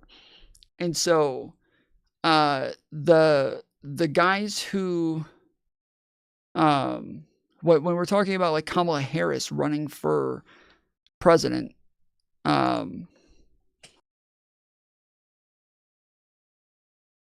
I mean, fuck, you talk less shit on them than you do people like me. Are you talking to me? Or who are you talking to? Foul, you always come in here getting offended by things that I'm not talking about. This happens all the time. I'm not saying anything about you. I'm not saying anything about you. Literally, as I'm saying this, the fucking right-wingers are all spurging out saying that I'm obsessed with Trump and then I can't stop like hating on right-wingers and all this. And then the lefties come in. You can't stop hating on us. You're just obsessed with us. You can't leave us alone. You talk about us more than you do them. And it's literally, it is just the victim mentality of populism, maybe? I don't know. I'm not talking about either one of you guys. I'm talking about populists. And I was very clear that I'm not talking about all populists. I'm not talking about every populist. I've been very clear throughout this to be very careful and say this in the right way. I'm not talking about all populists. All populists are not conspiracy theorists. All populists do not do these things. I didn't say Bernie Sanders did this. I didn't say Bernie Sanders said any of these things. He didn't. Bernie Sanders was fine. It was the movement that was populist that was saying these things. That was them. They were the ones who were saying all this. Not, if you're the one who was saying this, okay, fine. Then yes, I'm talking about you. If you didn't say this, then don't say this. Don't act like I'm talking about you. If you didn't say it, then leave it alone. If you did say it, you already know that you were wrong about it, and that's fine. But I don't know. I'm literally just talking about populism. That's all I'm doing, talking about populism. If you're offended, I don't know how you could be, but if you're offended, that's not me. It's not me doing it, okay? I'm literally just talking about populism right now. If you disagree, you can disagree, but you haven't disagreed. You've just started crying in my chat. That's all you did. You just came in and you just started crying, and you haven't said anything that says, I'm wrong. You haven't said, no, actually, Tom, what you don't understand is this. You didn't say any of that. You just started crying. I don't know what I did. I don't know what I said. I have no idea what you disagree with. I don't even know.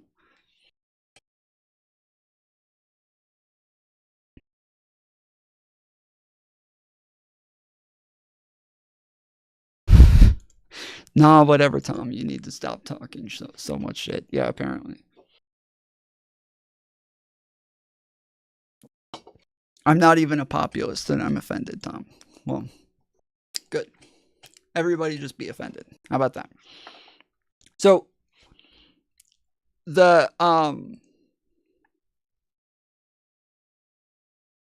you're not a fucking dick about how you feel. Wait, you're not a dick about how you feel with people that disagree with people. And you don't have a problem with being here. Unlike other people in this space, that alone is respectable, regardless of your views.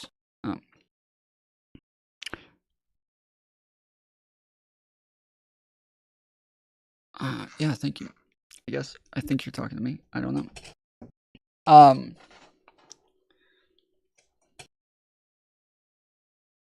But yeah, so the,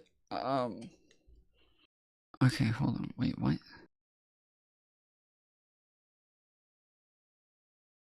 I'm not sure it's valuable to keep prosecuting the old primaries from within the Democratic Party. The machine does have a fair bit of control, influence, and they make mistakes. If someone says that the inside party people use their influence to keep Sanders out of the top job, I'm not sure that's a conspiracy theory. Okay. Well, I am... So... I don't know what to say. Like, as I'm going over the fact that people don't have like evidence or facts to like use their claim that Sanders got cheated out of this in some way, that this was unfair in some way. If you want to say that the Democratic Party or the DNC plays favorites, yeah, of course. But to say that like they cheated in some way, well, no, they didn't. Bernie Sanders was an independent running in the Democratic Party. Yeah, they didn't like him. But Donald Trump was an independent running in the Republican Party. They didn't like him. Still won. You still was more than capable of doing well. You literally had the GOP saying, we don't want him. We're not even sure we're going to let him run on our ticket. We're actually not sure if we're even going to let him be part of our party yet. Like, They were very openly and outwardly against him, way more overtly than the DNC was, but he still won because he was popular. People voted for him. Like, that's what mattered in the end. For Bernie Sanders, he wasn't. Like, it was just different. But yeah, so the issue, yes. So the issue is that, like, yes, I think that, like, often it will, when you're demonizing these people, when you're making them the bad guys, or you're making them evil, that it will lead to, but also, I guess, Freddie, I'm not rehashing these things. I'm giving examples of things. And because right-wingers soy out anytime I say anything anywhere close to them, I was trying to leave their fragile,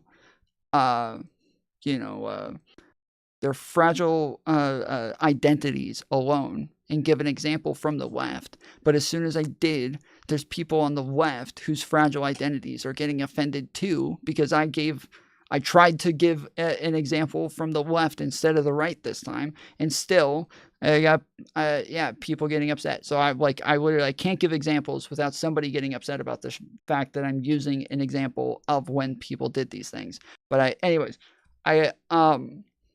so yes, so the Bernie Sanders thing, I just don't think there's anything unfair there. There was never really evidence of it. It seemed to exist the same way that all primaries do, the same way all primaries do, where people drop out as they're losing support and as they're losing votes, and they start to either use their positions to negotiate something with the person who's in the lead, or they use their position to support the other person to help beat the person who's in the lead. And that's generally what they do. And that's what they all did there. And it wasn't any different. It wasn't an anomaly. It was just the same as all the others. So yeah, it's not something that's like specific to right-wing populism. It's not specific to left-wing populism. It's just common within spaces where you make them the bad guy and they're evil, that this is automatically just more likely to breed conspiracy theories, especially when it is in positions that are just complicated, that have a lot of moving parts, to where the more complicated it is, the more likely you are to misunderstand it, and therefore be able to come up with reasons for why it's corrupt or why it's doing something else. And you can convince a lot of people of that, right? If I started telling people that inside of every phone, you have the microphone for your phone, but there's also other parts in there that can create a bomb. And you're only missing one part. You're just missing one part. And if you connect that one part, I can give you an app to download on your phone. And that app will allow you to detonate your phone in a big explosion. Okay? If I told people this, tons of people would start running around saying that shit. Why, though? Why? Do I have to give them evidence of it? No. No. If I wanted to, I could literally just make up parts of a phone. I could literally just start talking about, like, well, this is actually the flux capacitor chip, and this over here uses the Illinois wiring. It's French wiring. They use the Illinois wiring to connect to the caboose, and from there, the phone does the rest. And so if I could get you this one other piece that's made in Russia or Ukraine, it's made in Ukraine, and it's easy. It's not even illegal. It's not even illegal. You can buy it. They'll ship it to you. Get it on Amazon. They'll ship it to you from Ukraine, and you can easily install it and put it on your phone, and then just download my app. Bro, But the reason I'm able to do that is because nobody knows what the fuck is in phones. Nobody knows what's in a phone. Nobody knows about all the different parts, all the different technology, all the fucking, the different wiring, different chips, and different shit. They don't know about it. Nobody understands it. It's complicated. You have to really have a lot of education to understand that shit. And so, yeah, it's just kind of easy. If I go to conspiratorial people who are just kind of willing to believe that that crazy shit like that is true, I'm sure I could go find Uru and explain this to him, and he'd be like, I know. I've already read about that. Here. What I've got all these articles. Look at these. Like, he's already gonna... I can go to fucking conspiracy theorists and tell them a conspiracy I just made up, and they'll all be like, yes, I've read all about that. Here, dude, check this out. Like, it's...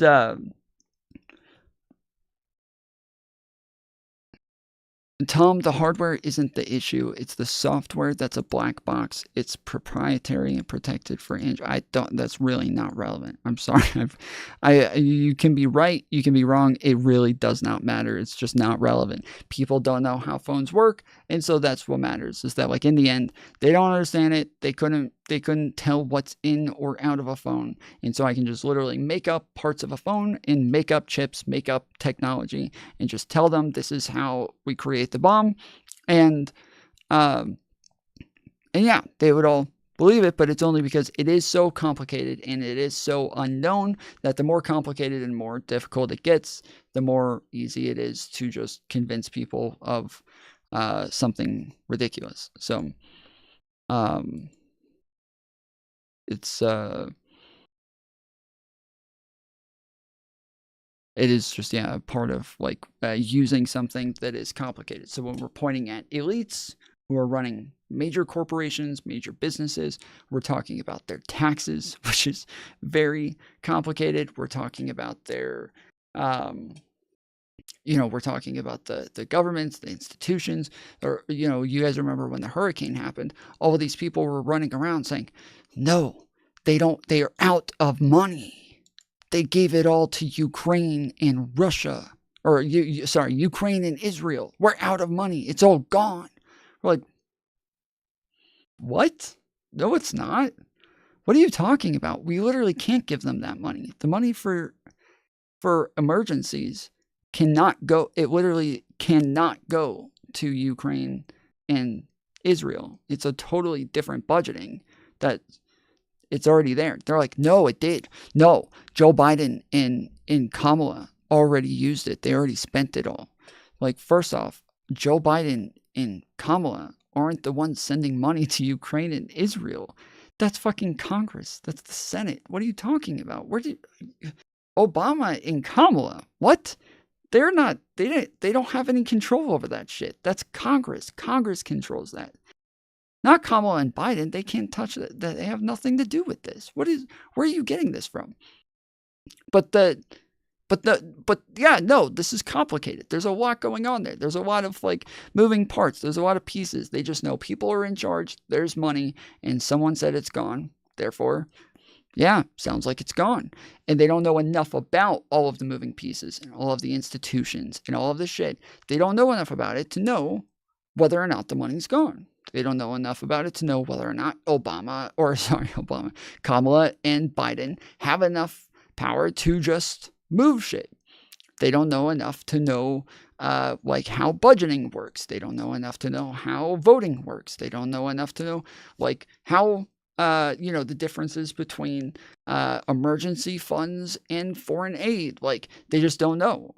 It's complicated. There's a lot going on there. And so because it's complicated and because there's a lot going on there, yeah, we can just make up stories and convince them of it, and it's easy to buy because it is so complicated and hard to understand, to where you're not likely going to get an easy answer if you just go look it up. If you go DuckDuckGo it. And so today, yeah, I think that, like, a major issue with our politics on both sides is populism. And I think that a major problem with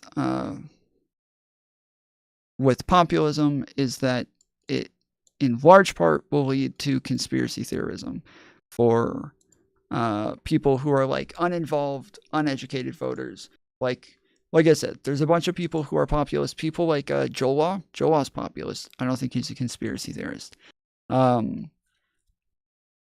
Pondering Politics. He's a populist, not a conspiracy theorist. But Joe Rogan, populist, conspiracy theorist. Tim Pool, populist, conspiracy theorist. Shoe on Head, populist, conspiracy theorist. Like, it's just Candace Owens, populist, conspiracy theorist. And so, yes, it's all... Jola is not populist. He's a socialist. Socialists are populist in, like, almost always, especially Marxists. First off. Second off, Jola is not a socialist. Jola is not a socialist. I don't know where you got that from, but he is not a socialist. He is a populist, though. We're doing a debate soon. Yeah, he's a progressive, yeah. We're doing a debate soon where he's coming on to argue in favor of populism. No, not Bernie kind of socialist, a weird market socialist. Is he a market? I don't think he's a market socialist.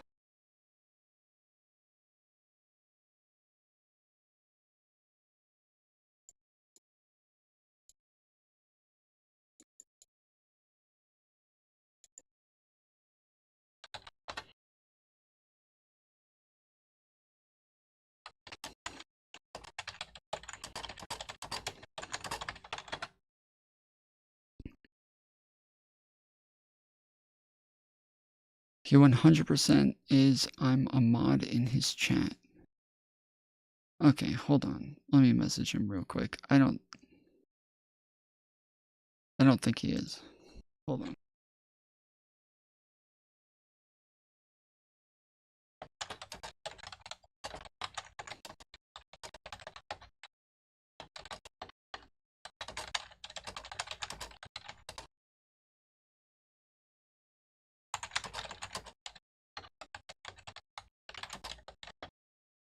Is he online? No, he's not. Okay, I'm just gonna DM him.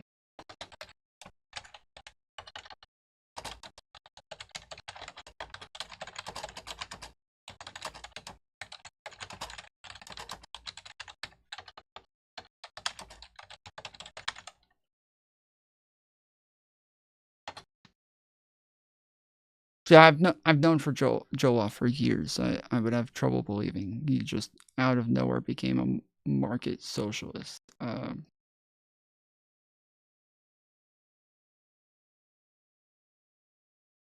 Yeah, I think I go over some of this right here at the end that kind of like summarizes this. These lines didn't seem to be split on Israel-Palestine or Jews versus Christians or right versus left, or even whether or not you think Christ is king is an okay thing to say. All of the positions seem to be anti-establishment more than anything else. Candace Owens, Nick Fuentes, Lauren Chen, Tucker Carlson, and even Donald Trump. These are all populists. It would be easy to say that they just have a different perspective and ideology, but it becomes more and more obvious that they are completely disconnected from reality. Populists seem to almost always buy into conspiracy theories, spread misinformation, and play team sports.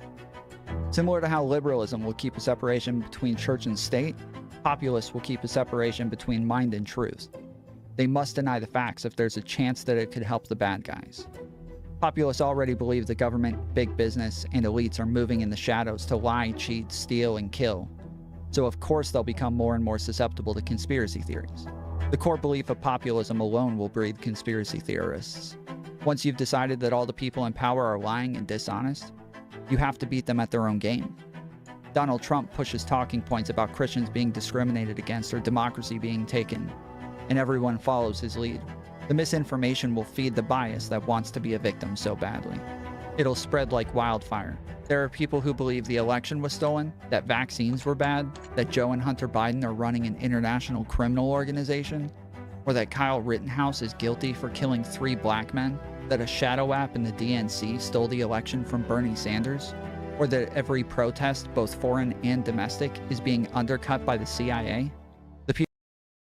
Yeah, these are all good examples. So anyways, yeah, that's kind of the issues that I have with populism. The reason I talk about populism the way I do is because I think it leads to conspiracy theories and illogical thinking all the time. And sorry, not all the time, but the movements always trend in that direction. So I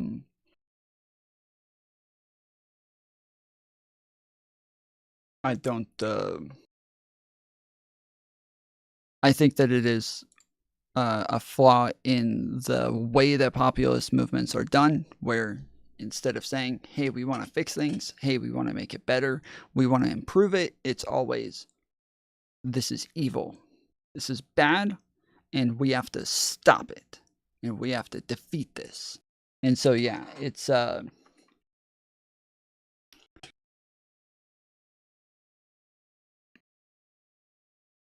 just kind of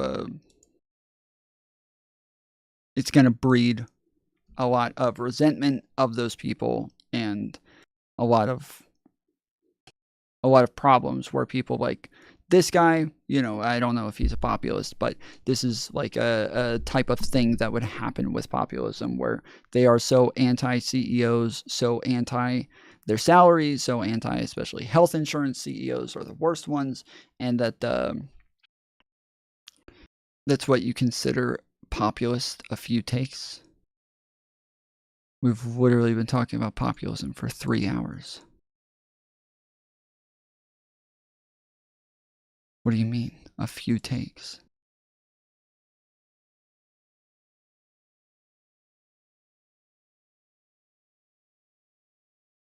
I have no idea what you're talking about.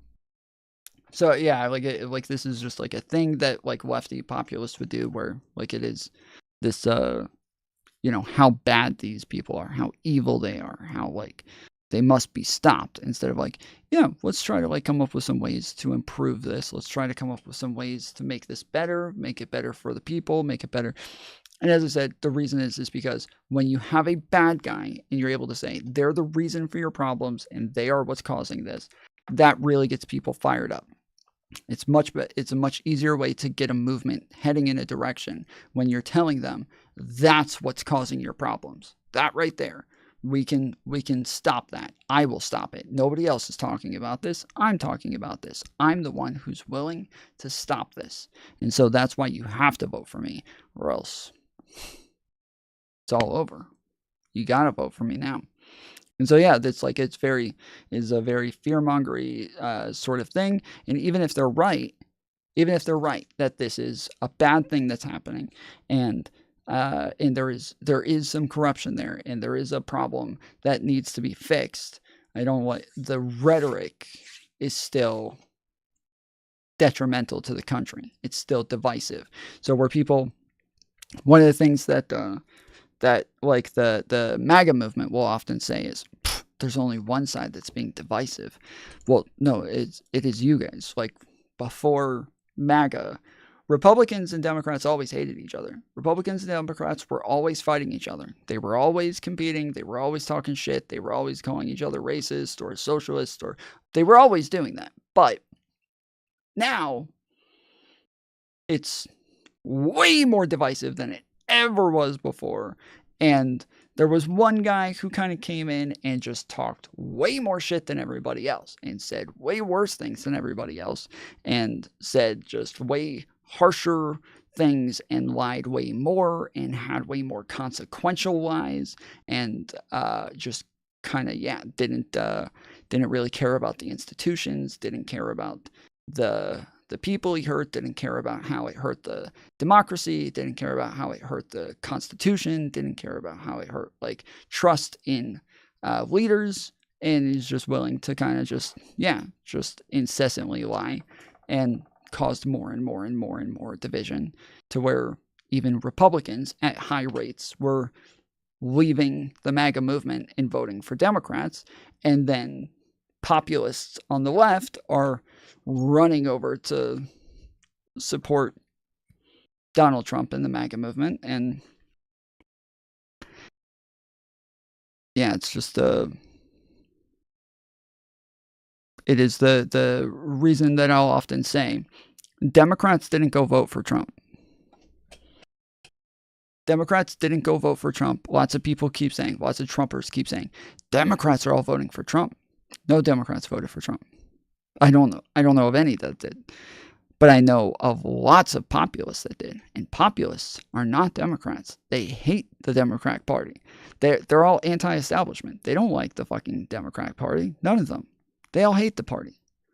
The populist left is not Democrat. The populist left is just populist. And so they're more willing to vote for Trump, who's a populist, than they are for somebody like Kamala.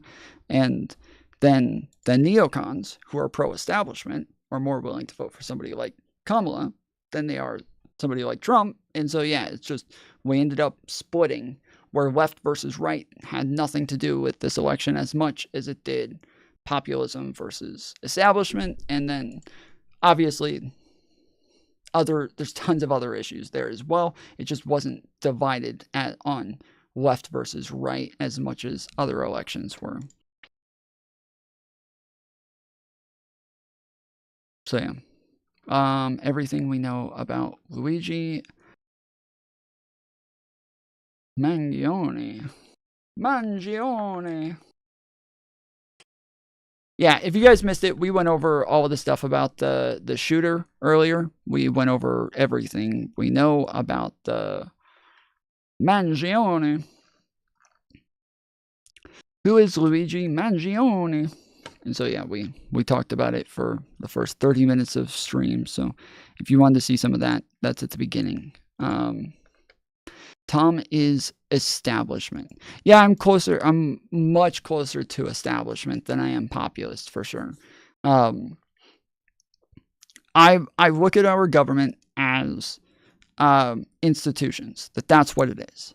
Our government is institutions. It's not really the people. The people are there, and they're fine. The politicians are cool and all, whatever.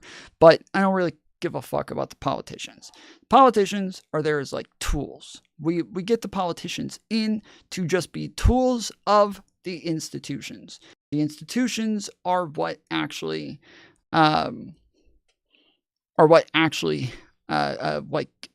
set everything up.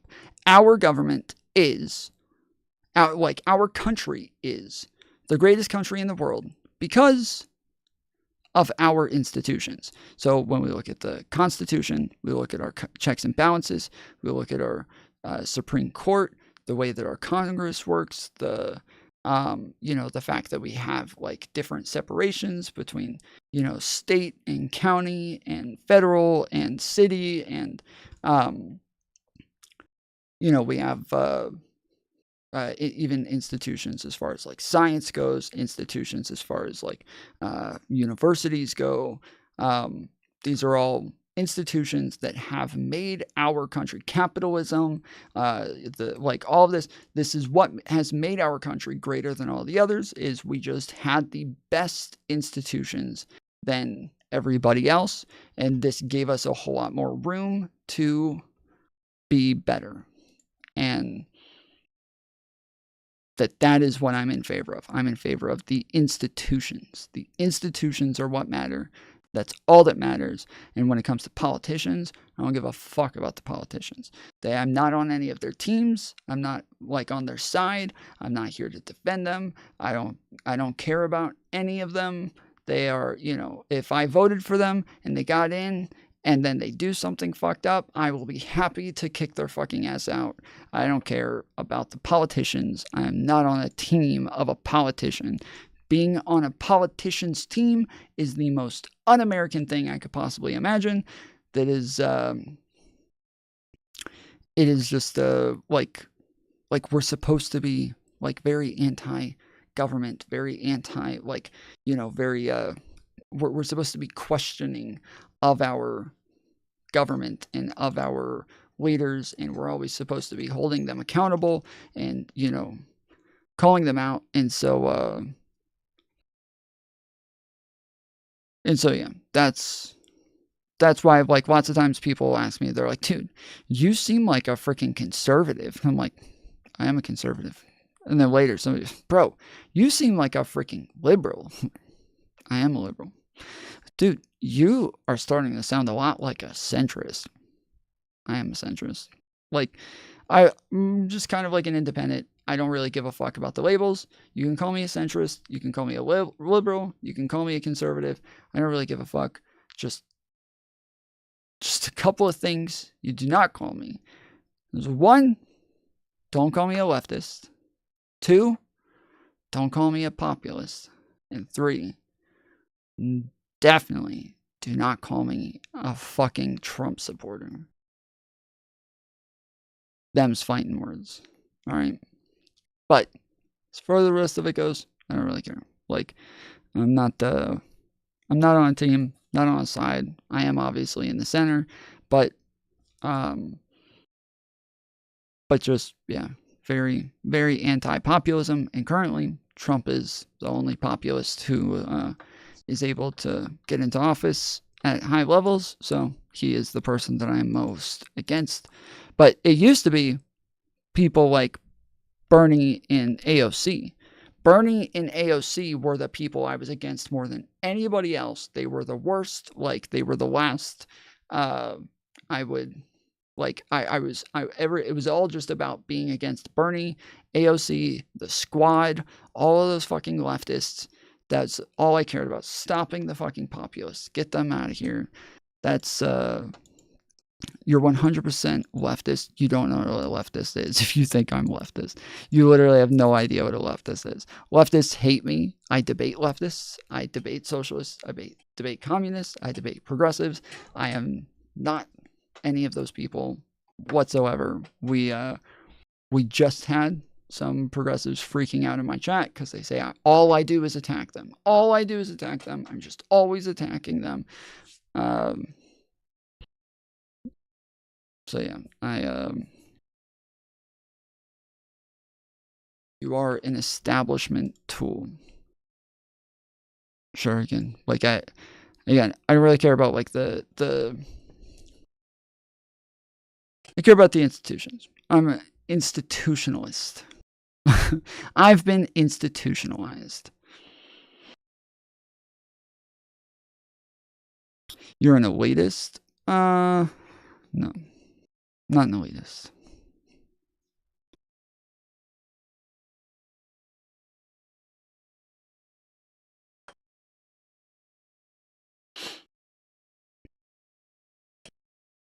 To be honest, populist is probably not a bad way to describe Jola. I don't know if he'd like that label, though. He does. As I just said, we have Jola coming on to defend populism in the next debate soon. I said this earlier. He's in the past, he's been anti-socialism, but he is currently a populist. We can literally go to his channel and he says he's a populist. Like, this isn't, I don't know if you're thinking of another Jola, like,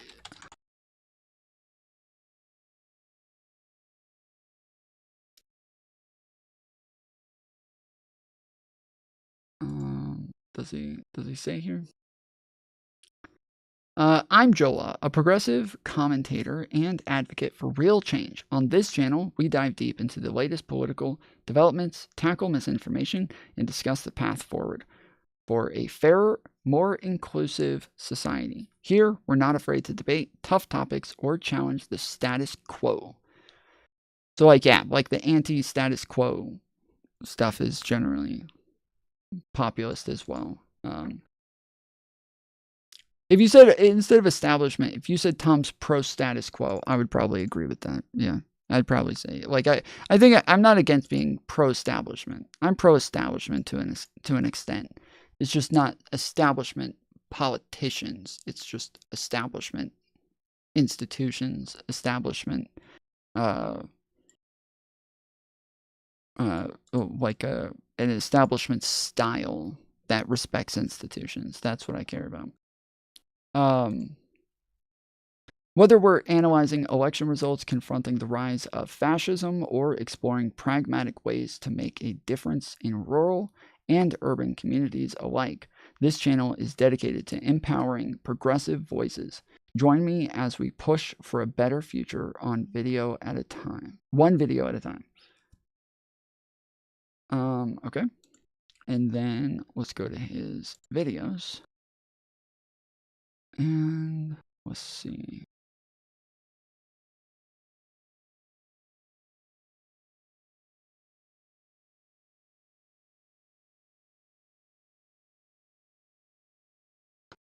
The big pharma fairy tale is one of.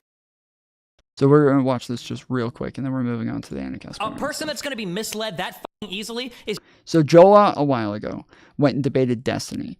And you know what he debated Destiny on? Guess what? That Democrats need to be more populist. Crazy, huh? It's crazy that happened. And this was a couple of years ago. And I talked to Jola about this before he went and debated Destiny. And I said the same thing, where he used this lady as an example of like a good populist. And I was like, bro, she's a liar. Why would you use her? Our whole issue with populism is that we think you have to lie in order to push populism.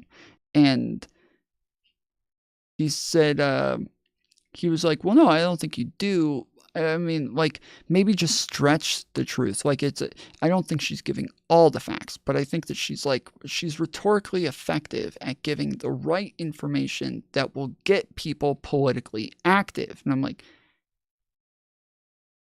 yeah, you're just saying she's lying by omission. That's all you're saying. It's a lie by omission. Like, yeah, that's populism.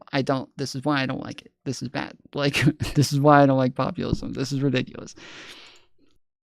A person that's going to be misled that easily is just a Trump voter in disguise 3 years from now when a new pet project is being talked about. The illiteracy that exists in this country when it comes to evaluating policy or government or media is astounding. And I don't know why anybody supports it. Like, people don't have the ability to read more than a headline on a Twitter post now. And we're like championing this, like this environment. It's like, I think it's crazy. I agree. Earlier today, I was scrolling through YouTube and I came across a video from 3 years ago of me debating Destiny, and I completely forgot about this. If you don't change the institutions, wouldn't that cause nothing to change? No. Our Constitution has, for the most part, stayed the same. It's obviously had some changes, but we've been able to continue progressing with the same Constitution.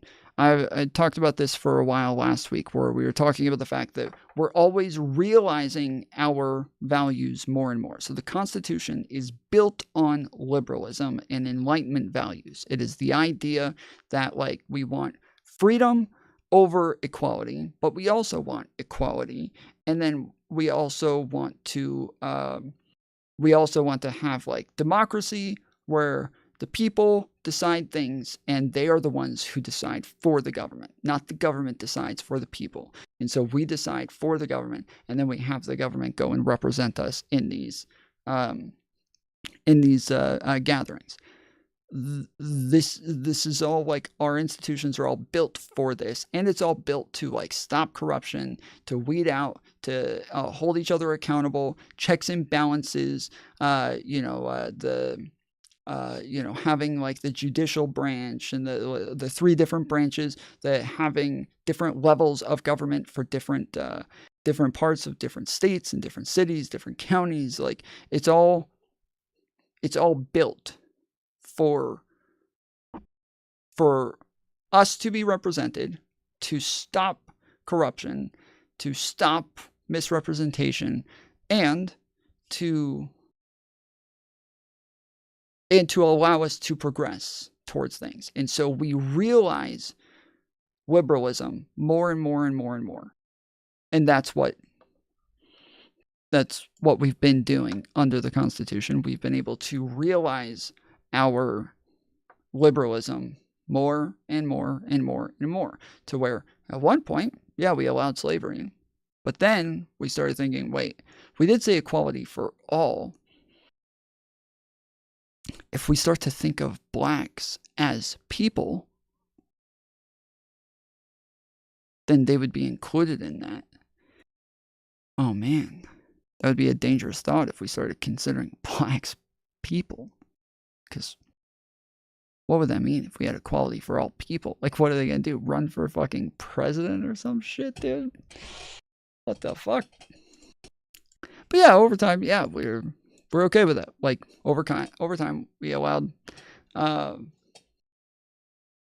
more and more things, gay marriage, whatever else. Because yes, over time, we realized liberal values more and more and more.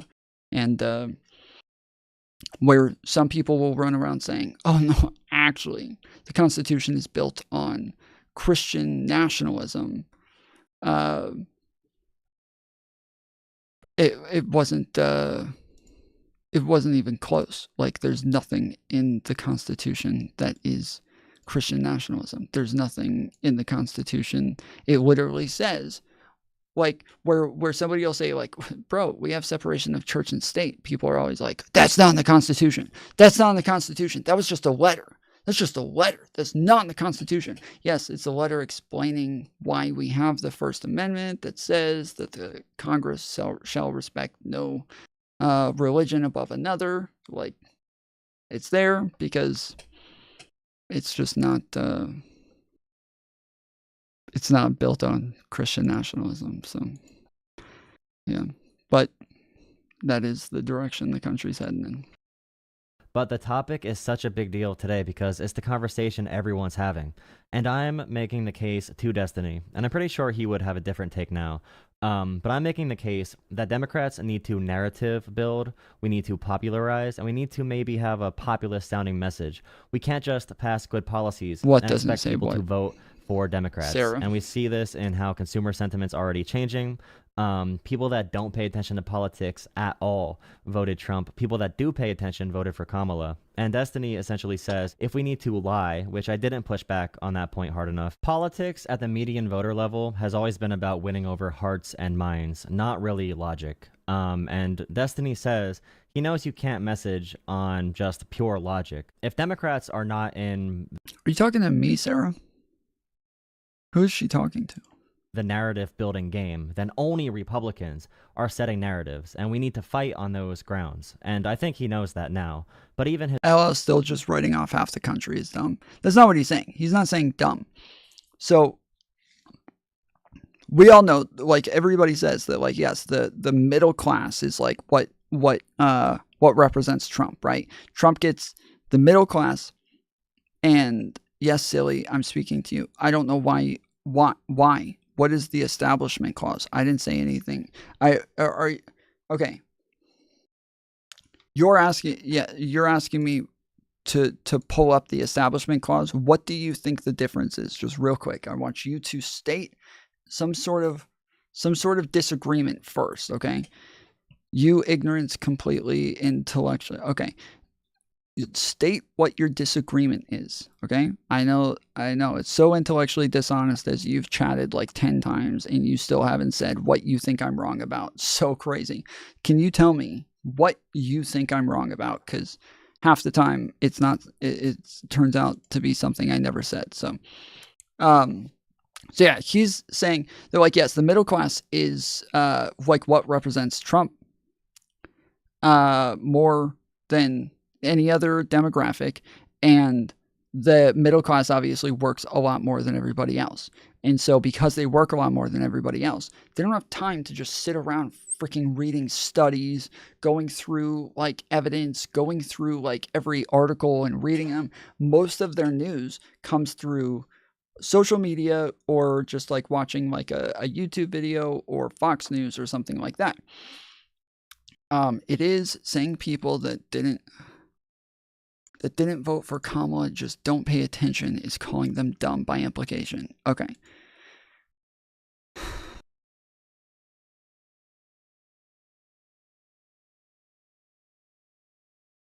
You're saying only poor people research? No, it's the opposite.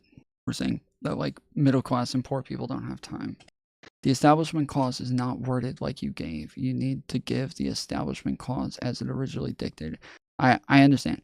I'm asking you to state your disagreement, not what you think I'm wrong about. State your position, okay? You tell me what it is you think it says. Say, this is what it actually says, and then sure, I'll go pull it up if I think you're wrong. But I'm pretty sure, Sarah, if there was some sort of disagreement and you thought I was wrong, you could have just said it in the first place, and then, no, idiot, this isn't my channel. Then stop fucking telling me what to do like it's your fucking channel, Sarah, and fuck off. I don't know why you're acting like it's your fucking channel. You're sitting there bitching like it's your fucking channel. What the fuck are you talking about? It's not your fucking channel all of a sudden. You've been acting like it's your fucking channel for the last 2 minutes. What do you mean it's all of a sudden not your channel? The fuck it's not your channel. Pull up the fucking quote, Sarah. Pull up the fucking quote. What are you talking about? Pull up the fucking quote. You ignorants are such fucking liars. Why won't you just pull up the fucking quote, Sarah? Why are you lying? Why are you such a liar, Sarah? You guys are always lying. Why? Just pull up the quote, Sarah. Come on. It's crazy. All of a sudden, it's not your channel. Oh, all of a sudden. No, I don't do that. No, I don't know anything about that. I couldn't possibly. Sure. Well, then fuck off then.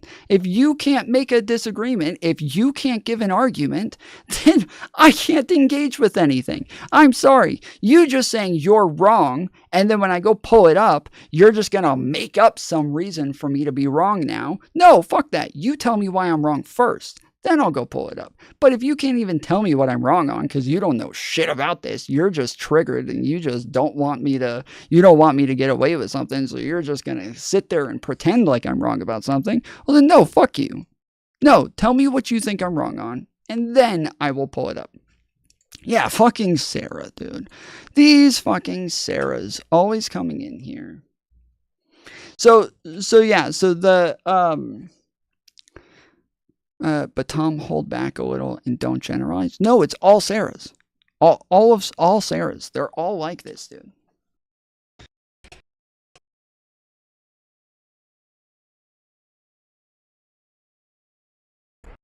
LMAO, I already told you didn't give the correct First Amendment verbiage. Okay, Sarah, I'm telling you that if instead of being a fucking cunt, the first time you chatted, you just said, hey Tom, this is what I think it said. I think you got it wrong.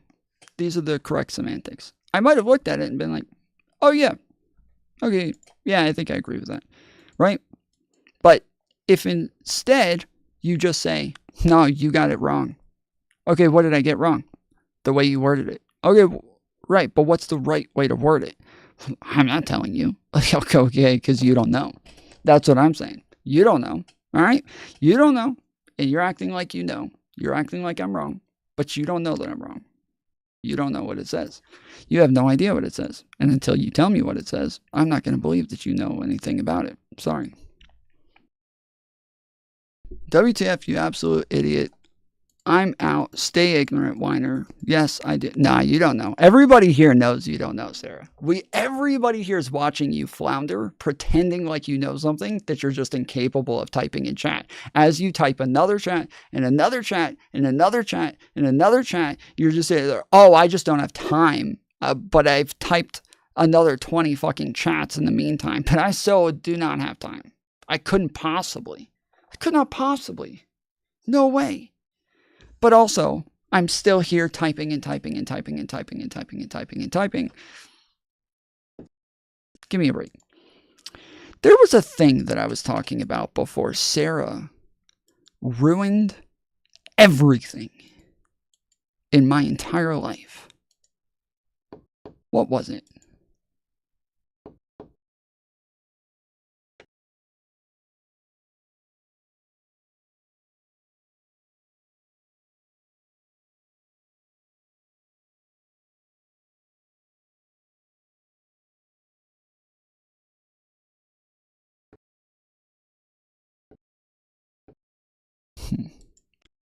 See, you see what you did, Sarah.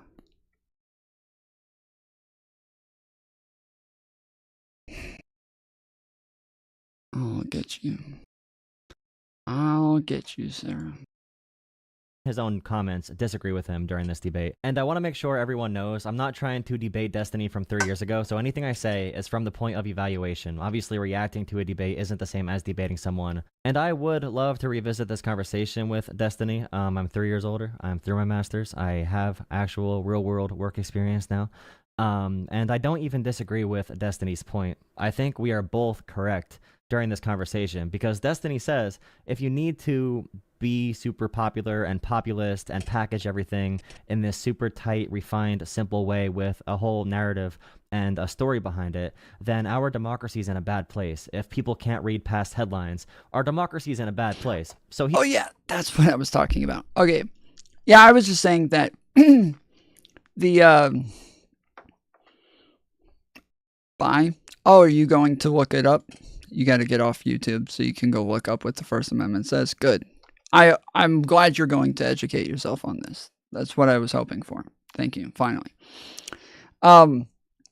Yeah, so like if we look up, first off, it just is true that middle-class people do not have enough time to keep up with politics as much, okay? Middle-class people are more likely to have kids, and they're more likely to work longer hours, and they're more likely to have wives, they're more likely to have like a lot more responsibilities, and so they are less likely to work on.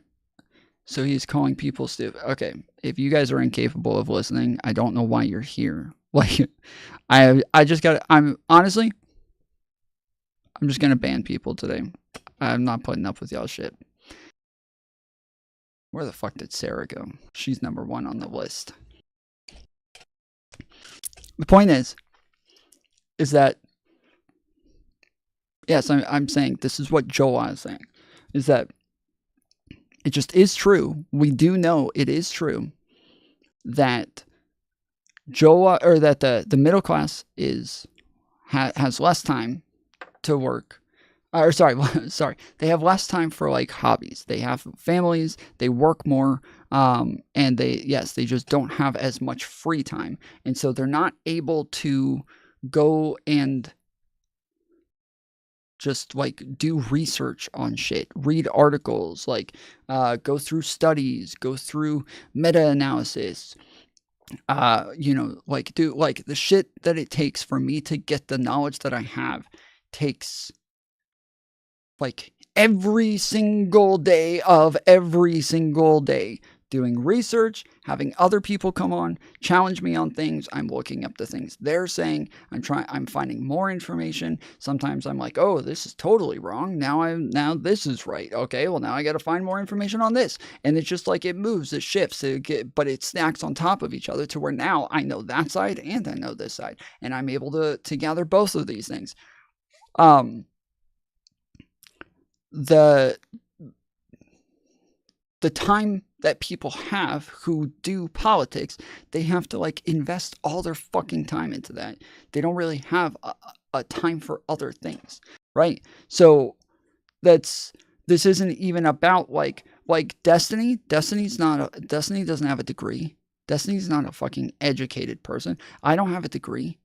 I'm not educated. I'm not was it Vosh that he acts super educated, but I think he just has like a bachelor's in like sociology or something like that, or criminal sociology, something like that. But like most of the people here who are doing politics, who are educated on politics, they're not educated because they have a degree or because they're some amazing high IQ person who knows everything. It has nothing to do with being smart or dumb. It has to do with having time.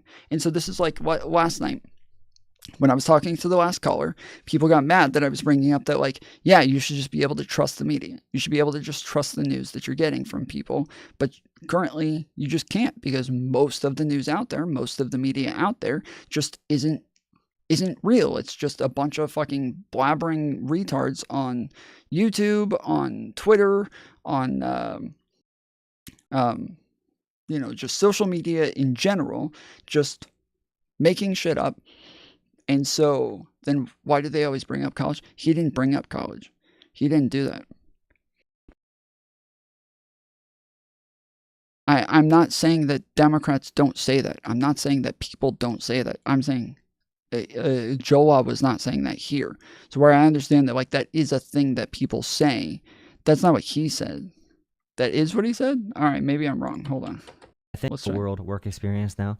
And I don't even disagree with Destiny's point. I think we are both correct during this conversation because Destiny says you're both if you right. need to be super popular and populist and package everything in this super tight, refined, simple way with a whole narrative and a story behind it. And Destiny says it's right here. Okay. that Democrats need to narrative build, we need to popularize, and we need to maybe have a populist sounding message. We can't just pass good policies and expect people to vote for Democrats. And we see this in how consumer sentiment's already changing. People that don't pay attention to politics at all voted Trump. People that do pay attention voted for Kamala. And Destiny essentially says, if we need to lie, which I didn't, and expect people to vote for Democrats. And we see this in how consumer sentiment's already changing. People that don't pay attention to politics at all voted Trump. People that do pay attention voted for Kamala. And Destiny is He didn't say anything about getting a degree. He didn't say anything about going to college. He didn't say anything about that. You're looking for the word for word, uninformed, not uneducated. Yes, yes, he's talking about uninformed, not uneducated. Correct. You guys are making if we this, need to lie, but they're not. Which But I didn't put back on that point. But just to be clear, Wrestling, they weren't saying uninformed because they even brought up and they said, no, he's talking about college education. Like, he's talking about degrees. Like, they literally think he's talking about education, not that they're just confusing informed versus educated.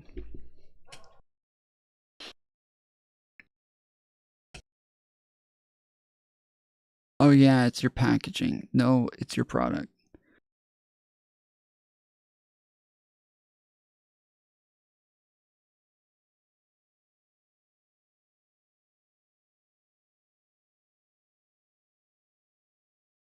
It is the packaging. It is. It just is the packaging. That, like, again, that's what populism is. Populism is packaging. That's what it is. There's so many people who are saying, no, we're just voting for whoever the populist candidate is. I don't care if they're right or left. I'm voting for whoever the populist candidate is. Rob Noor says this all the time. I don't care if it's right or left. If it's Bernie Sanders, who's the only populist candidate, I'm voting for Bernie Sanders. That's packaging. Populism is packaging. That's what it is. Populism is about the type of rhetoric that you use and the way that you deliver a message. It's not about the substance of the message. It's about how you deliver a message. That's what populism is. Hard enough. Politics at the median voter level has always been about winning over hearts and minds, not really logic. And Destiny says he knows you can't message on just pure logic. If Democrats are not in the narrative building game, then only Republicans are setting narratives, and we need to fight on those grounds. And I think he knows that now. But even his own comments disagree with him during this debate. And I want to make sure everyone knows I'm not... Doubt you voted for Trump. He's completely populism. Yeah, I'm anti-Trump mostly because I'm anti-populism, but yeah.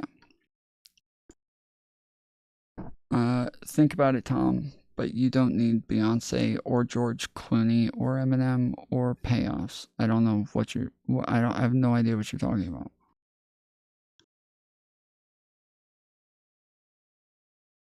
Think about what? You didn't even say anything else except for it's your packaging. No, it's your product. What are you talking about?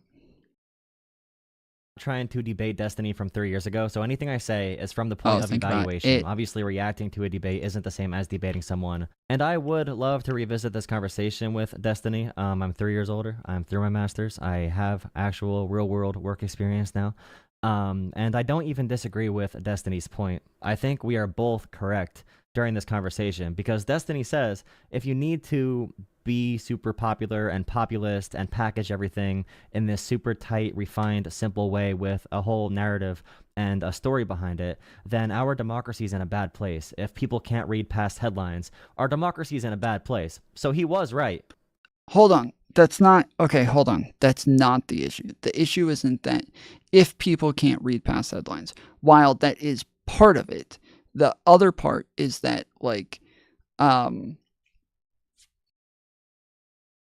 that there is like a whole ideology and narrative building that comes with all of this, and it's all built in. So when I've talked about the fact that yes, being conservative, being a Trump voter, being like a Republican, everybody around me is part of this is the social stigma that comes with getting off narrative and having a difference of opinion.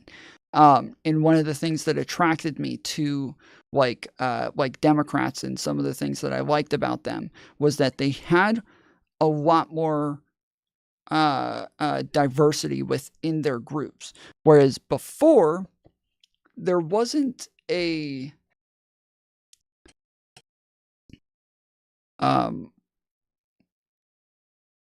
there was more diversity on the right.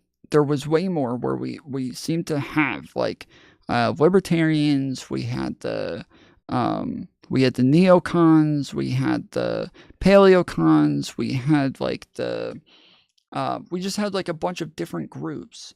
And then the Tea Party movement with they were the conservatarians and the more fiscally conservative, and you had the evangelical groups, and you there was just there's Jewish, there's all of these different groups that really made the right very diverse and had a lot more disagreements where it was cool, where it was oh, I can be a little bit of this one and maybe a little bit of that one, and I've got some beliefs over here that I like, and I'm still all conservative beliefs. This is fucking dope. But now that's not the case anymore. The right is very on narrative, on target, team sports, say the same thing. Everybody on point, know your talking points, just say the thing, just say the right thing. Never disagree with somebody on your side. Never hold somebody accountable. Never call them out for being wrong. Never do it. Ever, ever, ever. Don't do it. That's just going to hurt us. It just makes us look bad. And we're the good guys. Even if we do mess up sometimes, we're still the good guys. We can't be perfect, but we're the good guys. They're the bad guys. So just never admit any wrongdoing for the good guys. And then always attack the wrongdoing for the bad guys. And we'll take them down. And we'll be able to win. Whereas, the Democrats, way more diversity, way more groups, way more accountability, way more calling people out. And so they do have obviously I always have issues with Democrats and with the politicians, and I'm always we just saw recently where the guy's getting mad that I'm just calling people out on the left, or I'm disagreeing with people on the left, and they're, oh, you're just a groiper. Just go back to the groipers. Why don't you? You're more like them than you are like us. Okay, fine. I don't care. I think that's the beauty of kind of being independent and being in the left right now, is that they just have more diversity. If I go debate somebody on the left, I don't know what I'm getting. If I'm debating somebody who's on the left or a Democrat or a left, I have no idea what I'm getting. they're going to have a bunch of different arguments. They're going to have a bunch of different positions. They're going to have a bunch of different like ideologies. They're going to have different ways of working up. They're going to have different moral systems. They're going to have all of these like just differences across the board. And I don't know what I'm getting. It's like opening up a box of chocolates and pulling it out. That's the fucking left right now. With the right, I know exactly what I'm getting. I can pick a topic. I know exactly what they're saying. Hey, how you feel about Ukraine? You like Ukraine? Yeah? Yeah, how you feel about Ukraine? You think they're an ally? You think the U.S. should be helping them with a... Where do you think the problem started there? Huh? Oh, yeah. Joe Biden, huh? Interesting. Burisma, you know what I'm saying? Weird. Haven't heard that one before. Like, yeah, with the left, I don't know what I'm getting, dude. They've always got differences across the board. They're all different. They've all got different stuff. They've all got different levels of education, different histories, different everything. It's all just different across the board. And there's just a lot more diversity. They don't play team sports as much. We just saw with the Joe Biden thing. Almost every Democrat or person on the left that we pulled up, they're all saying, yeah, I don't like that Joe Biden did this. I think that this is messed up. And some of them were just staunchly, this is fucked up. I am not accepting of this. This is horrible. I cannot believe he did this. This ruins his entire presidency. This taints everything that he's achieved. And then there's other ones who are like, bro, I can't believe he did this. This is really fucked up. I'm blown away that he did this. But it's not that big of a deal. Like after all of the ones that Trump did, doing the same exact thing, I don't really care. Not that big of a deal. Then there's other ones that are like, this? It's his son. Like, I don't care. Like, whatever, dude. It's not, they weren't even big crimes. Like, who cares? There's like, yes, there's just so much diversity across the board with all of these people that all have very different points. And yeah, it's all very, they all said, we don't like he did it, but Trump, meaning they are okay with it. The but makes it okay. It literally doesn't. So, as I've said over and over, we get to hold Joe Biden accountable. We get to complain about it. We get to complain about it when Joe does it, and we get to complain about it when Trump does it, because we said it's bad for both sides. We said we didn't want Joe to do it, and we didn't want Trump to do it. Whereas you guys didn't say shit when Trump did it, but then when he did it 100 times, but then when Joe does it once, you guys fucking lost your fucking minds. And we said, okay, hold on. Yeah, I don't like this. This is bad. But you don't get to complain about it. You don't get to say shit. You don't get to say shit, bro. Y'all didn't have shit to say when Trump did this shit. So you don't get to complain about it. We hold our politicians accountable. We call them out so we can complain about this. Not you. You hold nobody accountable, so you don't get to say nothing.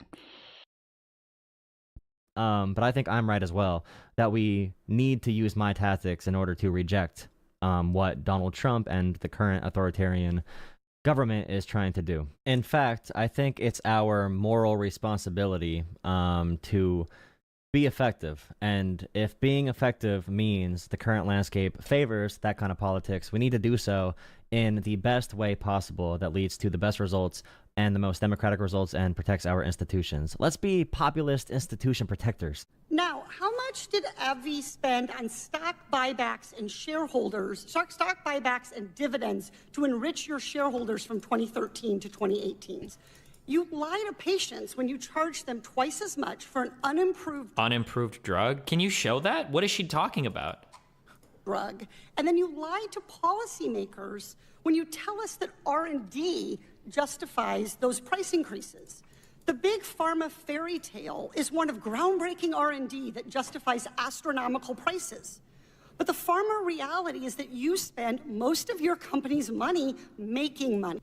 Before we get into my back and forth with Destiny, I want to explain. This lady was so fucking dumb. I totally just missed everything she said. As soon as she started talking, I have this fucking like boiling anger that takes over. And I just immediately, I get triggered like a fucking SJW. Just like I'm soying out over here. Literally got soy pouring all over the place. It's everywhere, and I can't get it off me now. And I'm like, what the fuck? So it's kind of like sticky and slippery at the same time. It's like, so much freaking soy, and it smells bad. Dude, why do I do this every time? And so yeah, I gotta listen to that again. Let's be populist institution protectors. Now, how much did AbbVie spend on stock buybacks and stock buybacks and dividends to enrich your shareholders from 2013 to 2018? You lie to patients when you charge them twice as much for an unimproved drug? Can you show that? What is she talking about? drug. And then you lie to policymakers when you tell us that R&D justifies those price increases. The big pharma fairy tale is one of groundbreaking R&D that justifies astronomical prices. But the pharma reality is that you spend most of your company's money making money. Okay, so the problem with everything that she was saying is that they actually did spend most of their money on R&D. It actually did go into R&D. Now, when she says, well, you didn't even improve this drug, is that what the R&D was for? Was it for improving that drug? Is that what it did? Were they researching other drugs? Were they looking to improve other drugs? Were they looking to make other drugs? Or were they just doing R&D on that one drug just to improve that one drug? Is that all it was? Oh, no. Oh, they did come out with other drugs. Oh, they came out with a bunch of shit that year. That's freaking crazy.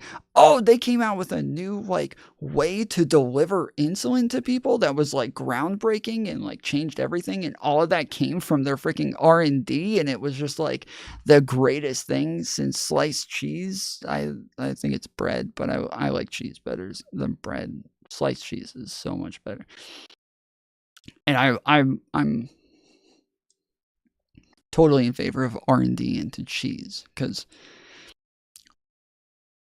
I would much rather cheese than insulin, if I'm being honest. That's my policy prescription. We get a populist that's like, dude, we're stopping Big Pharma. Big Pharma is evil because they don't ever do R&D on cheese. Yes, dude, let's fucking go, dude.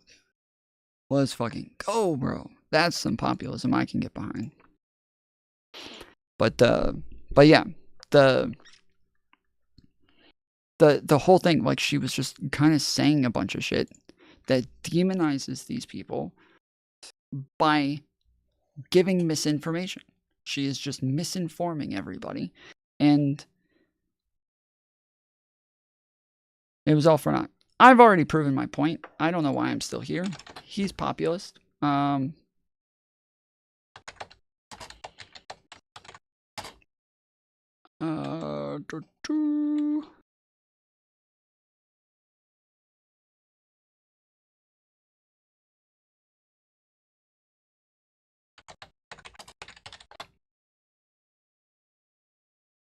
Anna Kasparian also. We are living at such Populisto. Speaking of Anna Kasparian, what did she say again? We'll see.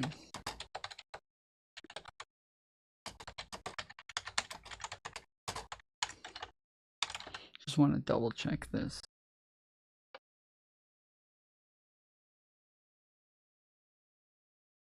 Look, I've come to the realization that the people who get that rise out of, attacking others, putting other people down, those are miserable people, right? They're not happy people. And so this is how they get joy in their life. And I feel like if you see memes like that, or if you see people getting attacked, or if you will sit back and have no emotion when you see unarmed individuals getting shot and killed, well then, look, you're a sociopath, right? And so I feel bad for you more than anything, right? And so if you want to attack me for being overly emotional or for passionately, defending those who are defenseless, then go ahead. You can attack me all you want. But am I saying that I'm better than you? I guess I'm going a little further than you are. Yeah, I'm fucking better than you, okay? Much better than you. You are garbage, okay? If you get a rise out of attacking the powerless, you're garbage. And you can call me a social justice warrior. You can call me whatever the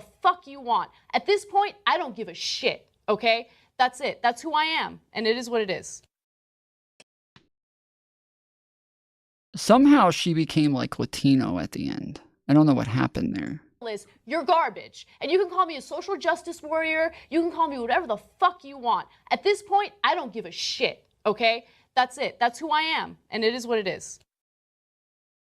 I don't know what happened. She just...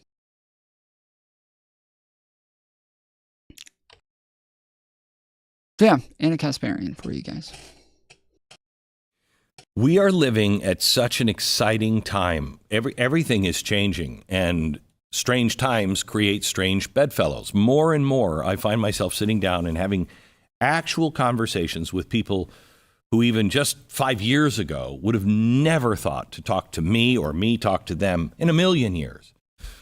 But things have changed in a good way, and people on the right, people on the left, and the people somewhere in between or nowhere at all are starting to agree, hey, we have problems, and we have to stop this political division before it destroys us completely. Christmas is coming up, and you'll probably be getting together here soon with a family member who voted differently than you. I should have mentioned, like, when we're talking about populism, I'm having trouble, like, kind of making sense of this, but it feels like it's almost like contradictory to say a populist centrist. I don't feel like that's possible. I don't think that's possible. I don't think you can be populist and centrist.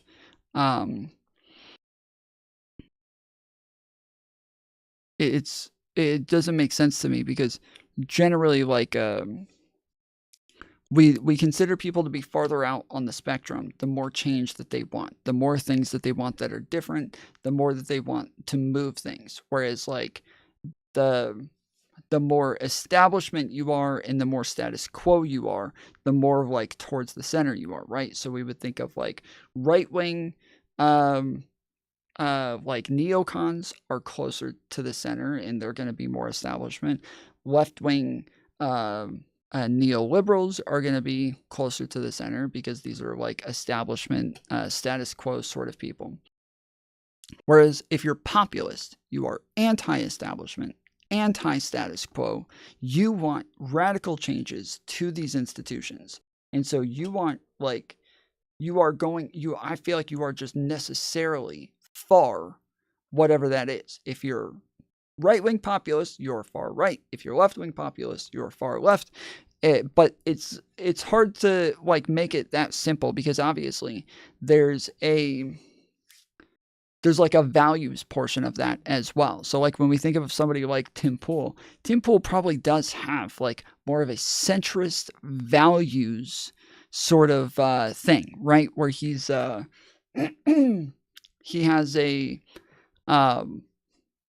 he has like some values that he can take from both the right and the left, to where, well, his values are a bit more in the middle, but he's also populist, and it's all, yes, it all kind of, like, drags him way farther out onto the farther ends of the spectrum. And yeah, it doesn't, I don't know how to ground that. I don't know how to make sense of that, but it's just the only reason I'm bringing that up is because where Glenn Beck is saying, yes, us in the center, we find more things in common. Those of us who are towards the middle, and we're starting to notice that we are more alike than we are different. And I'm thinking, bro, you're a freaking populist. You were the head of the freaking Tea Party movement. What are you talking about? You are as populist as it gets on the right. Anna Kasparian's a populist. You guys aren't in the center.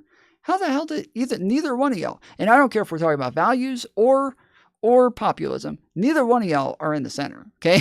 Neither one of those people are towards the center. But, like, it's just not, I don't know how you can say that they're either one of them are in the center. I hate the establishment left and I hate the establishment right. I also hate radicals. I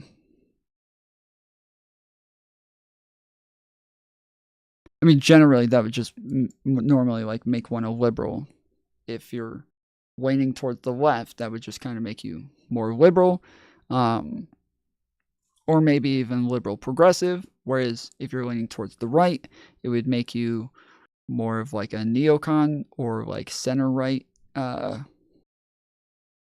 conservative. But that's in the United States. Our spectrums are very different from y'all's because you guys have a lot more. You guys have a lot more parties, and I think, I don't remember. I think Australia is one of like two. It's one of two like white first world countries that actually has some far right, they have normalized far right politics more than the United States, right? What we need is a smart group of centrists to run things. People like me and Elon and the gang. That's right. My bad. I don't know what I was thinking. But yeah, from what like everything that I've read, the United States seems to have farther right politics than pretty much the rest of like first world countries. And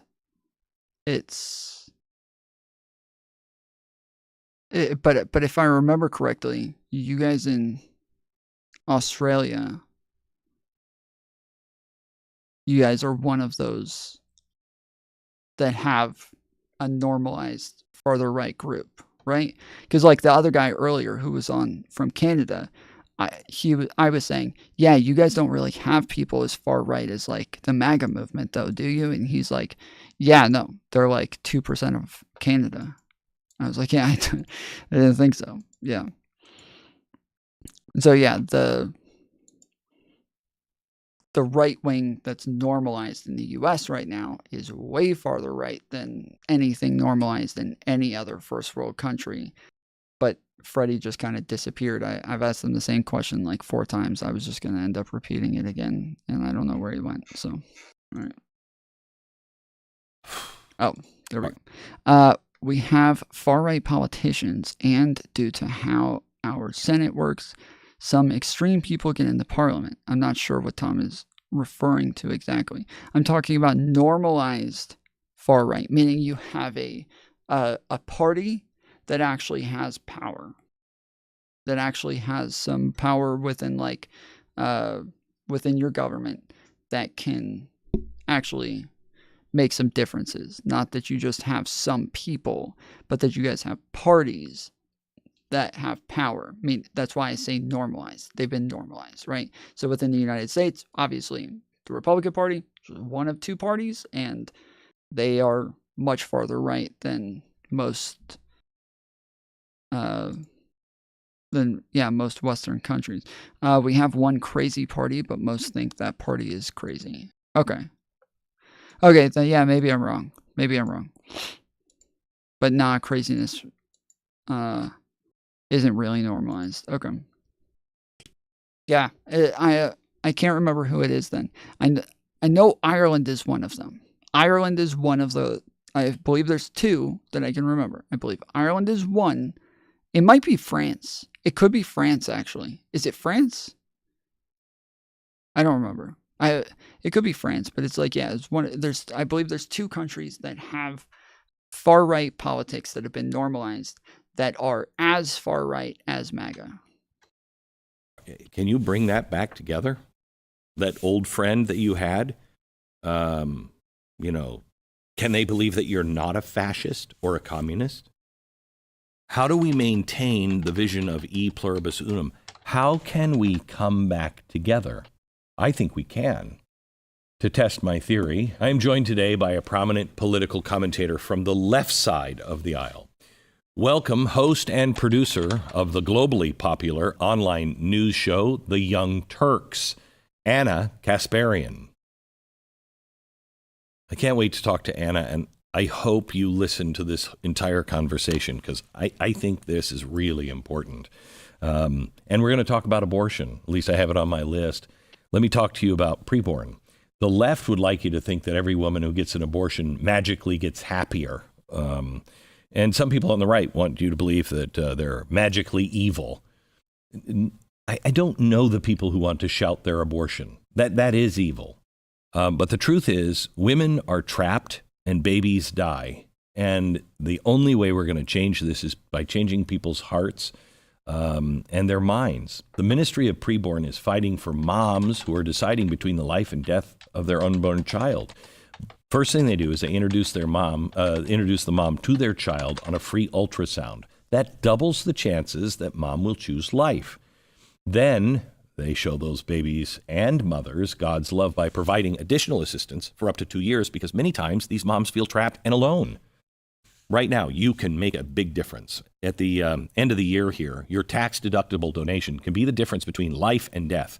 $28 will buy an ultrasound. $15,000 will buy an ultrasound.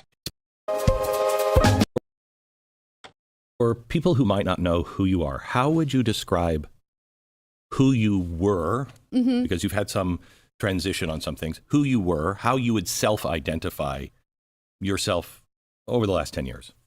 Well, I would say that I was firmly identifying myself as a Democrat. I think that if you look at my policy prescriptions, for the most part, I'm still pretty much left-wing. There are some social issues Hold on. Definition of left-wing to you. Is that Democrat or left-wing? What does that mean? Well, left-wing in regard to, I would say like one of my grounding political values is that workers should have better pay, better working conditions, a seat at the table. Unionized labor, I think, is incredibly important, which, it's something that's been decimated in recent decades in this country. But that's like my number one interest in politics. And that's not really something that has really been favored by the Republican Party, traditionally speaking. And historically, unionized labor was something that the Democratic Party looked out for. And I don't really see that as the case anymore when it comes to the mainstream Democrats. They're certainly more corporate now. They're certainly captured by their corporate donors.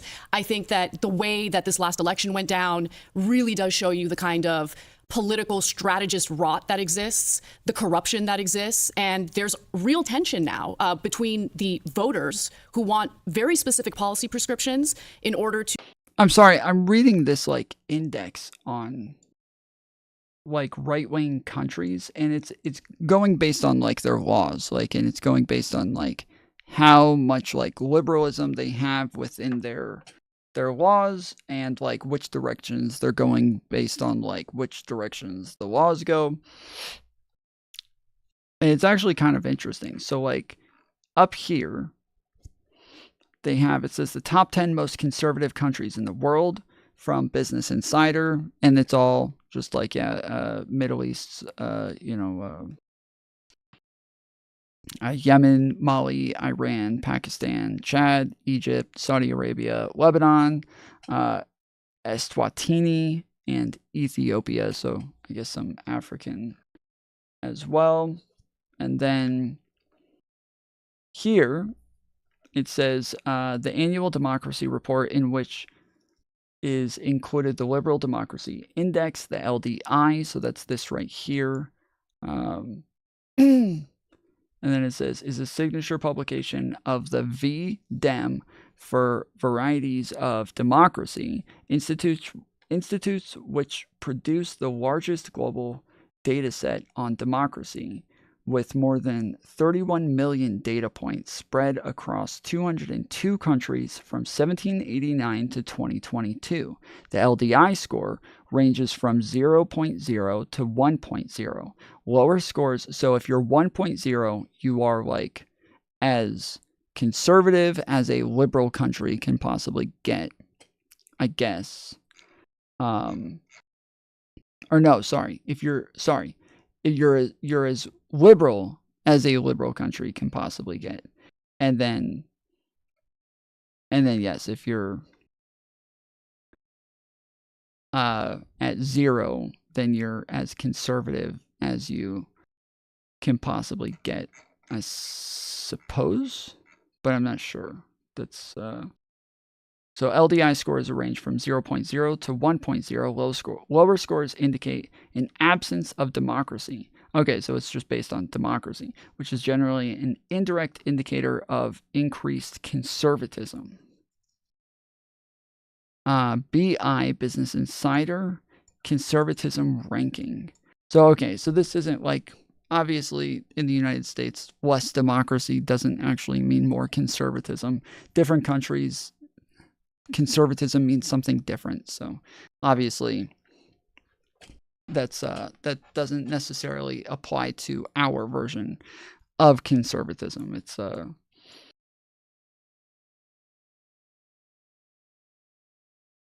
but yeah, if we do, let's see, based on conservatism rank.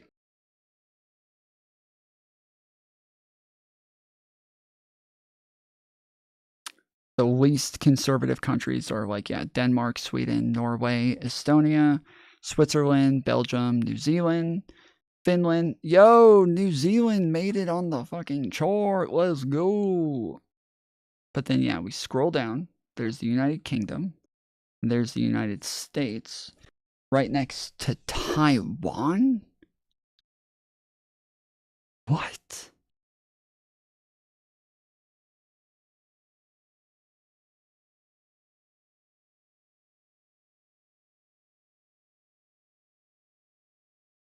In Japan?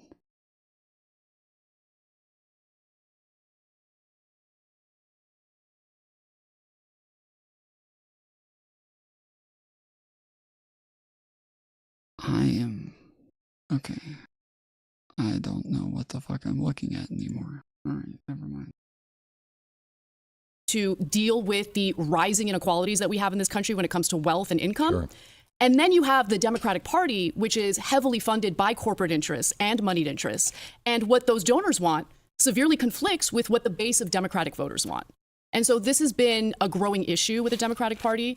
And what I see as, their campaign call is more and more culture war stuff. And it gets more and more extreme every... She's saying this about the left? Did she just say this about the Democratic Party? Am I crazy? Hold on. Wait.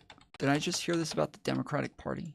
Unionized labor, I think, is incredibly important, which, it's something that's been decimated in recent decades in this country. Dude. But that's like my number one interest in politics. And that's not really something that has really been favored by the Republican Party, traditionally speaking. Mm-hmm. And historically, unionized labor was something that the Democratic Party looked out for. And I don't really see that as the case anymore when it comes to the mainstream Democrats. They're certainly more corporate now. Yeah. They're certainly captured by their corporate donors. Mm-hmm. I think that the way that... Okay, hold on. Hold on. I will give her that, like, yes, like, Democrats are not all super pro-union, like, shit like that. Sure. Okay, fine.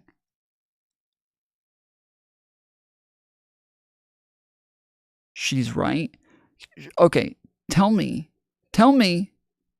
I can name a bunch of people within the Democratic Party who are some of the most pro-labor people in American politics.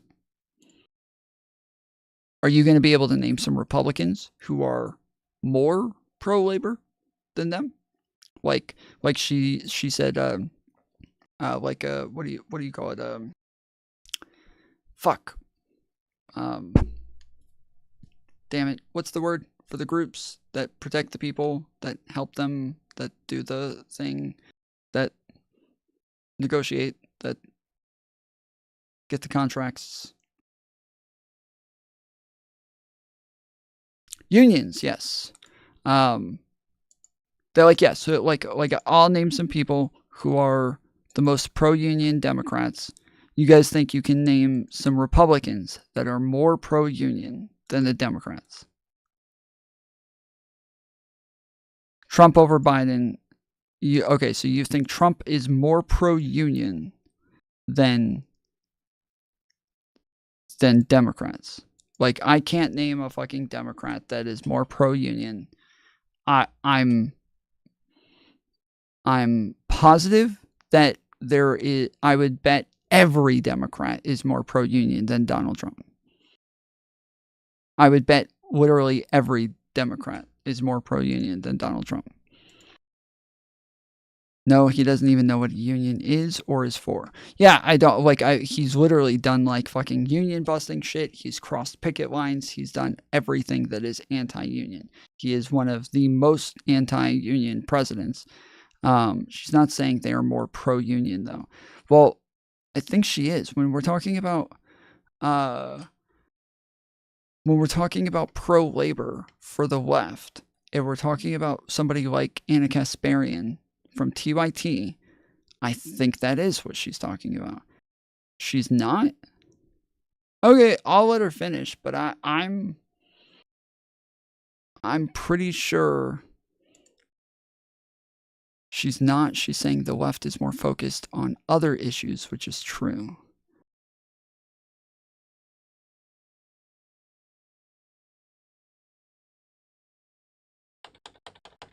I'm gonna rewind a bit. Unionized labor, I think, is incredibly important, which, you know, it's something that's been decimated in recent decades in this country.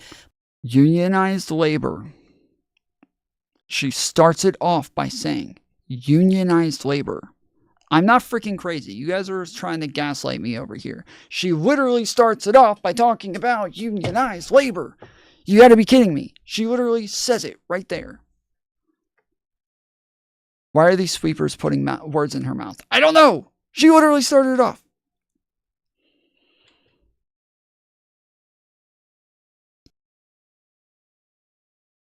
It's not a new talking point. The corporate Dems have sold out on their... But again, Freddie, as I said, I'm willing to say that they have moved away from unions and moved away from labor. But I am not willing to say that they are that the Republicans, that there's any Republicans. I think that I can find the most corporate shilly Democrat you can find, and I think that they will still be more pro-unions than any Republican. Like, I'm like, I'm sorry, it's just left wing. What does that mean? Well, left wing in regard to, you know, I would say, like, one of my grounding political values is that workers should have better pay, better working conditions, a seat at the table. Unionized labor, I think, is incredibly important, which, you know, it's something that's been decimated in recent decades in this country. But that's like my... She thinks all of those things come from unionized labor. Number one interest in politics. And that's not really something that has really been favored by the Republican Party, traditionally speaking. And historically, unionized labor was something that the Democratic Party looked out for. And I don't really see that as the case anymore when it comes to the mainstream Democrats. There's certainly more corporate. She literally said unionized labor is not something that the Democrats care about anymore. That's literally what she said. You guys are a bunch of fucking gas wallers, okay? You are not gas walling me up in here, all right? Give me a break. Corporate now. They're certainly captured by their corporate donors. I think that the way that this last election went down really does show you the kind of political strategist rot that exists, the corruption that exists, and there's real tension now between the voters who want very specific policy prescriptions in order to deal with the rising inequalities that we have in this country when it comes to wealth and income. Sure. And then you have the Democratic Party, which is heavily funded by corporate interests and moneyed interests. And what those donors want severely conflicts with what the base of Democratic voters want. And so this has been a growing issue with the Democratic Party. And what I see as, you know, their campaign call is more and more culture war stuff. And it gets more and more extreme every election cycle. And I think that they're pushing more and more people away. She's actually insane. She's actually insane. I'm going to get so fucking triggered listening to this. She is actually insane. She is a fucking insane person. She needs to be put into an insane asylum. That's it. That is it. That is it. That's it. That's it. That's it. This is insane. I cannot believe this. I cannot believe she just said this. This is actually insane. She has lost her fucking mind. She has. You are correct. She has lost her fucking mind. This is insane, dude. I'm going to fucking go crazy listening to this chick. It's time to start the video, LOL. I'm sure it'll get more sane. Are you sure? Are you sure of that? I'm not, I don't want to watch it anymore. I want to end stream now. I don't want to watch this shit. This is going to piss me off, bro. She's actually, like, starts off by saying, yeah, freaking Democrats. Yeah, I've moved more towards the Republican Party because the Democrats just aren't really pro-union like the Republicans are. And, you know, also, I kind of like the Republicans more because Democrats are just all about culture war these days, you know? You know how they're just making all those like documentaries on trans people and how they've made like numerous videos about trans people and like movies, and like one of them was like what is a woman, and the other one was like trans people playing basketball, and then the other one was called like am I racist? And their left is just always making those videos just about all of these, you know, the other one's about BLM, the other one's about kids getting trans. The other one's about the you know the abortions and how they don't respect life, and you know all of these others about like Christian values are really what like shape the culture, and that we have to have agreed upon values at the beginning, like Christianity, in order to have a cohesive country. That's what the Democrats are always doing, dude. They're just always doing that. That's every single freaking every day. That's just all they talk about is this shit. It's wild. By sticking to the corporate politics while also getting more and more maximalist when it comes to some of the culture war type issues. So as I look, because it is so hard, what you do, what I do, there's so many words that come out of us every single day. And so many words, dude. All the best words. And then out of context or not worded, you know, exactly right.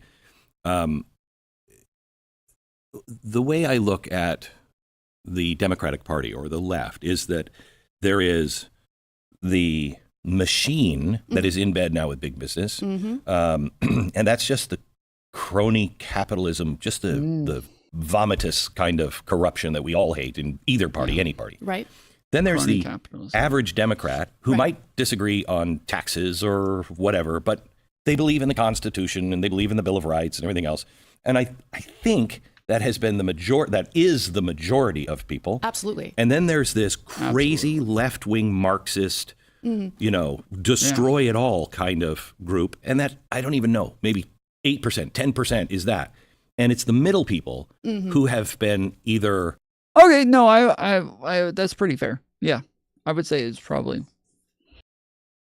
Yeah, I would probably say it's about 8 to 10%. Yeah, that's fair. Lied to so effectively by so many people, mainly mainstream media. But we're at the beginning in the Democratic Party, possibly, of those people waking up and going, I don't like either end of the spectrum. Yeah, I take a little bit of issue with the use of Marxist in this context because honestly, I think that there's maybe a total of like 5 actual Marxists in this country. In reality, we're talking about individuals whose politics is mostly based on, you know, some fringe issue or some cultural issue that they have. It's not just that they care about that issue, it's that they've taken that issue and they've made it. She's literally only talking about trans people right now. That's all she's talking about right now. She is just talking about trans activists right now. That's it.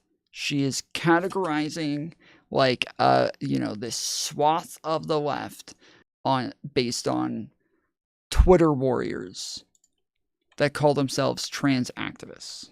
That's all this right here where she's, there's a group of people who just do this X, Y, Z. Everything she's going to name right here, it's all just talking about trans activists. Politics is mostly based on, you know, some fringe issue or some cultural issue that they have.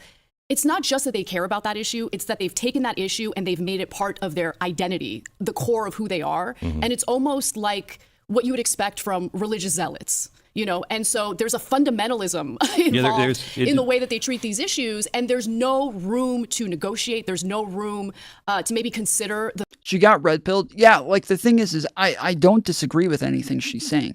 I don't.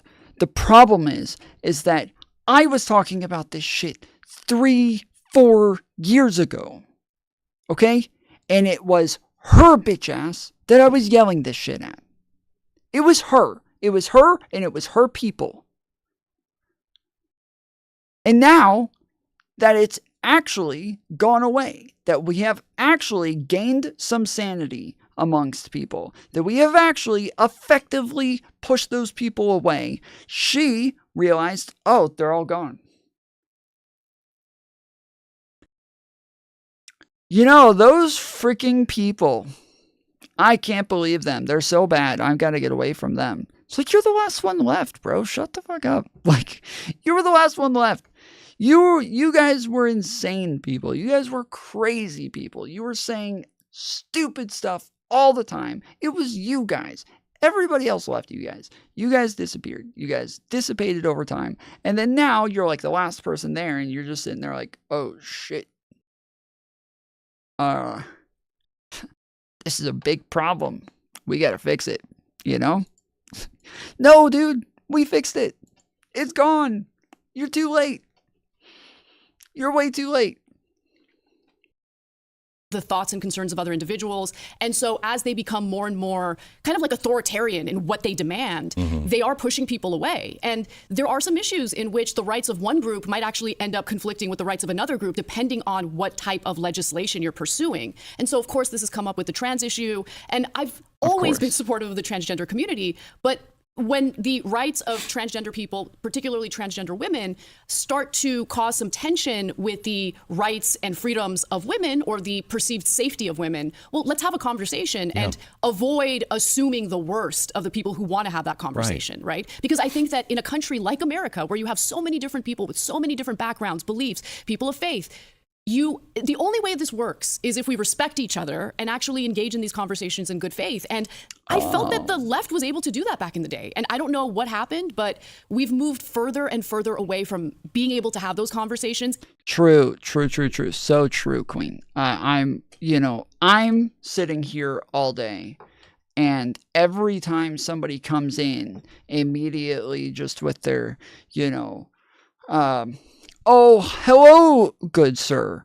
I am just a good Samaritan here to, engage in the free market of ideas. And I was just here to watch you and see what you had to say.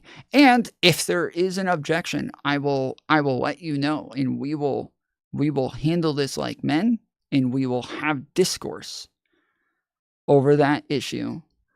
And allow the best ideas to rise to the top, as true Americans would. And as there's all of these Trump voters coming in, and that's how they talk, and that's what they say. And I'm sitting here, and they're like, you fucking soy boy bitches, you fucking little bitch soy boy cucks, you fucking little lefty baby girls, fucking piece of shit. That's all I do. I just, me, and then all of the fucking liberals and we're all just over. You guys are a bunch of little fucking bitch baby back baby shit fucking baby piece of shit, soy boy, fucking cry harder, bitch. Like, and that's all we do. And we just can't, we just won't allow these people. They're just trying so hard to like have honest conversations, and we just won't let them. We won't let them do it. We're just always impeding those honest conversations that they're trying so hard to have. It's wild. In good faith, without assuming malice toward individuals who have a slight difference of opinion. So, I'm doing an impression, okay? just ask you first. Do you believe in the Bill of Rights? Of course, yes. All of them? I love this country. Yeah, I know. I love this country. I love the idea of this country. Right, I'm not questioning. I just want to know, do you believe in the Bill of Rights? So honestly, Cybo, if somebody asked for me for a source, I would point them to the chat that you're in right now. Literally, that's what I would do. I would just point them to that chat and say, just keep an eye on that. Just for like 30 seconds. That's all you got to do. Just keep an eye on that. Mm-hmm. Okay. That used to be our unum. We could all come together and disagree and live different lifestyles as long as I'm not taking away your rights. You're talking about trolls only. I'm talking about like 70 to 80% of the people who come into what we call the short bus chat, which is the chat that is on the phone version of my stream where it's in vertical, and that is the majority of those people. There is other chats where, yes, there's tons of people there who disagree, who want to engage, who want to like have discourse, who want to call in and say, hey, well, actually, I disagree. This is why I disagree. This is the thing that I disagree on.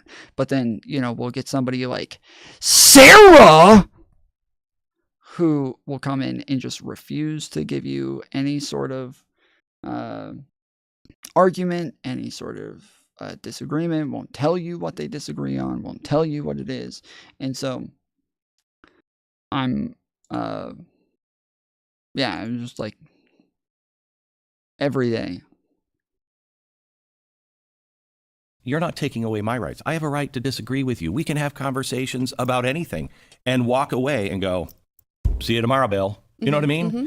That's what's happened to us. There's been this erosion of education of how important the Bill of Rights is. We're looking now at a population, especially a younger population, that thinks that there's limits on speech. Right. There's not limit. There are some limits, right? What But are they? The typical example is you can't yell fire in a crowded movie Not theater. true. That was actually written by the Supreme Court to prove against that. Really? Yeah, it was not. But you can't incite violence. Yes, you that's can't engage in defamation. You can't say things that direct. Did she just argue in favor of hate speech? What did she just say? Happened to us. There's been this erosion of education of how important the Bill of Rights is. We're looking now at a population, especially a younger population, that thinks that there's limits on speech. Right. There's not limit. There are some limits, right? What but are they? The typical example is you can't yell fire in a crowded movie Not theater. true. That was actually written. Yeah, it's not true. That is, it was an example used in a like a Supreme Court thing to just say that, like, if your speech incites harm, legally you're allowed to yell fire in a crowded theater. You're not going to get arrested unless you yell fire in a crowded theater and everybody tramples over each other and they end up badly injuring somebody, and it's because you incited a whatever you want to call it, a stampede. Then yes, now you can get in trouble. But you're allowed to yell fire in a crowded theater. That's people think you're literally just not allowed to say it.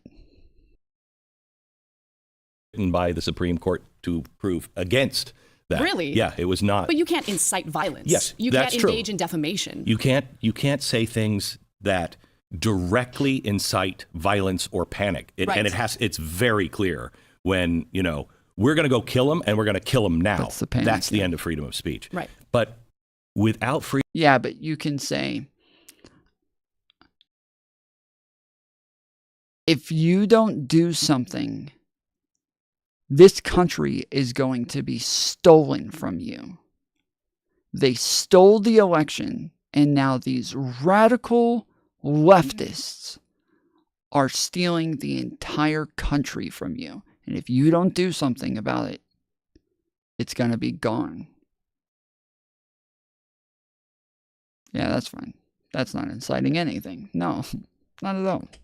Freedom of speech, where we can't say, I'm sorry, I respect this person, I love this person, they can live their life, but if I'm taking them to the hospital, I am telling the doctor That's a man, not a woman. Mm. Now, they can call themselves wow. whatever. I could Crazy. even be totally cool with it. Oh, my But we have to be able to have a civil, non-hateful conversation about... Damn, that's a hot take there, guys.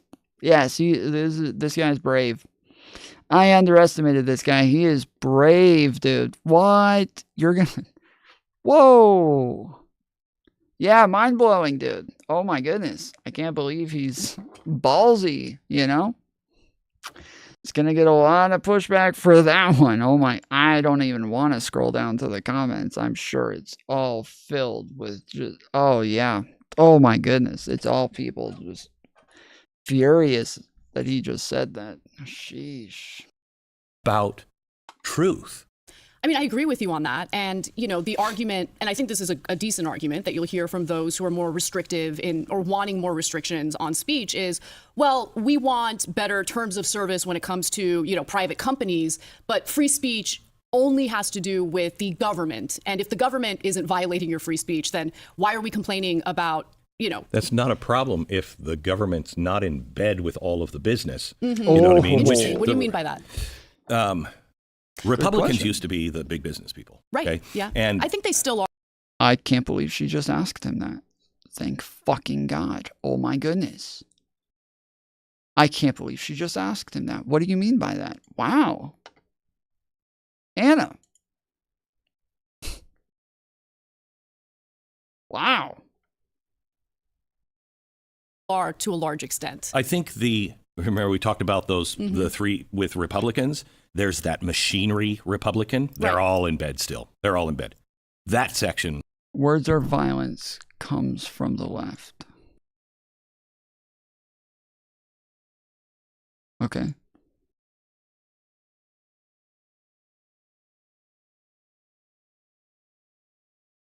Reality TV stars being president comes from the right. Like, what are we doing? What is this? They coined the phrase. Yeah, there were people on the left who said that. But again, these aren't like big groups. These aren't people who actually like... Okay. Lots of times when we look at small little groups on each side who have a lot of...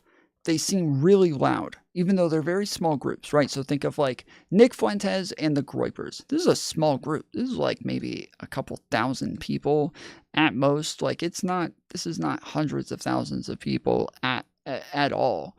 Yet they seem very loud, and they seem loud enough not to be hundreds of thousands, but to be millions. When we're talking about somebody like Nick Fuentes, this guy is played and shared and clipped as much as somebody with millions of followers. That is just this massive threat, right? But the reason Nick Fuentes is clipped and played and shared all over the place isn't because he has a lot of followers and because people on the right are in love with this guy. They're not. They don't even pay attention to him. He's not going on all of these right-wing shows. He's not going on mainstream shows. He's not getting a lot of attention from the right wing. He's getting a lot of attention from the left. It's the left who keeps focusing on Nick Fuentes. It's the left who keeps playing these videos of him. It's the, Media Matters. It's the, the Voshes, it's the, Majority Report, it's TYT, it's all of the left and the lefties all over Twitter and all over it's the left who is continuously clipping Nick Fuentes and showing everybody, look how bad this guy is. Oh my goodness, he's so bad. And then you look at him, you're like, damn, dude, this guy doesn't really have like much of a following. He's not big enough to get this much attention. What the hell is going on here? But it is that, yes, when we look at a minority and we say, wow, that minority is really loud. How the fuck did they get so loud? They're not really really loud. They just have a lot of opposition that makes them louder than they actually are. And so it's the same if we look at a bunch of blue-haired SJWs who are on TikTok who are saying things like, words are violence. It's like, okay, like that's, liberals all look at them and they're like, whatever, dude, you're fucking insane. Moving on. They don't care. not paying any attention to them, whatever. But then it's the, Ben Shapiro's, it's the Dave Rubin's, it's the Matt Walsh, it's the, it's the people on the right who keep clipping them and putting them out, libs of TikTok, who keep making a big deal about them and freaking out about what it is that they're,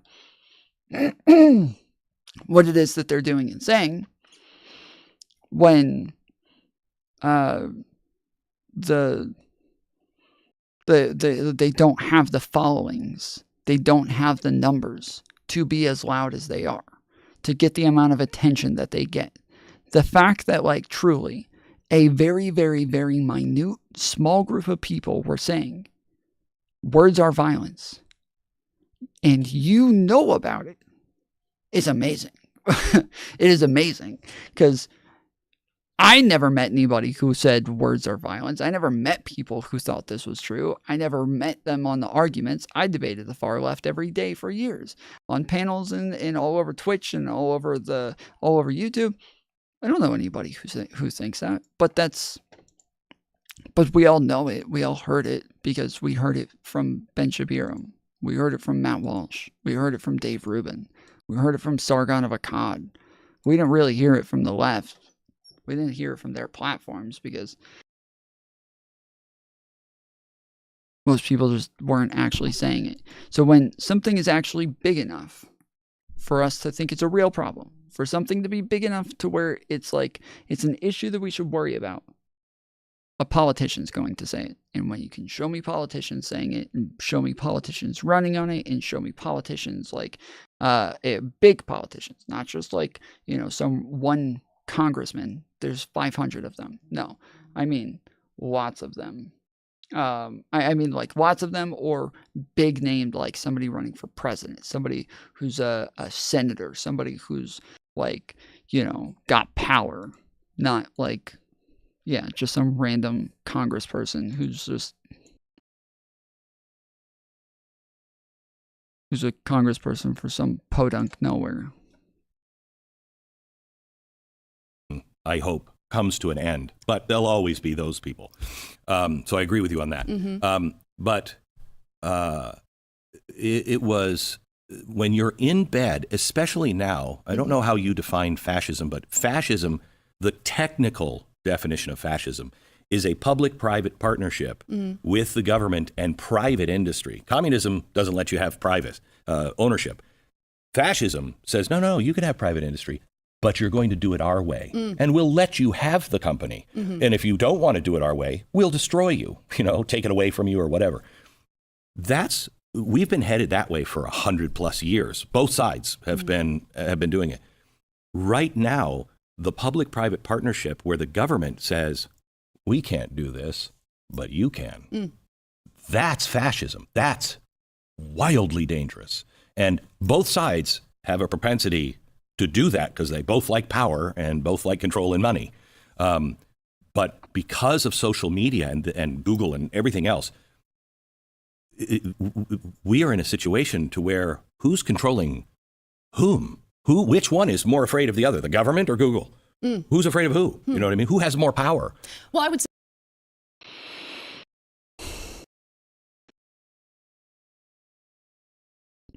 So to just say that they're in bed with each other is kind of ridiculous. If you say that, like, yes, they have like interests.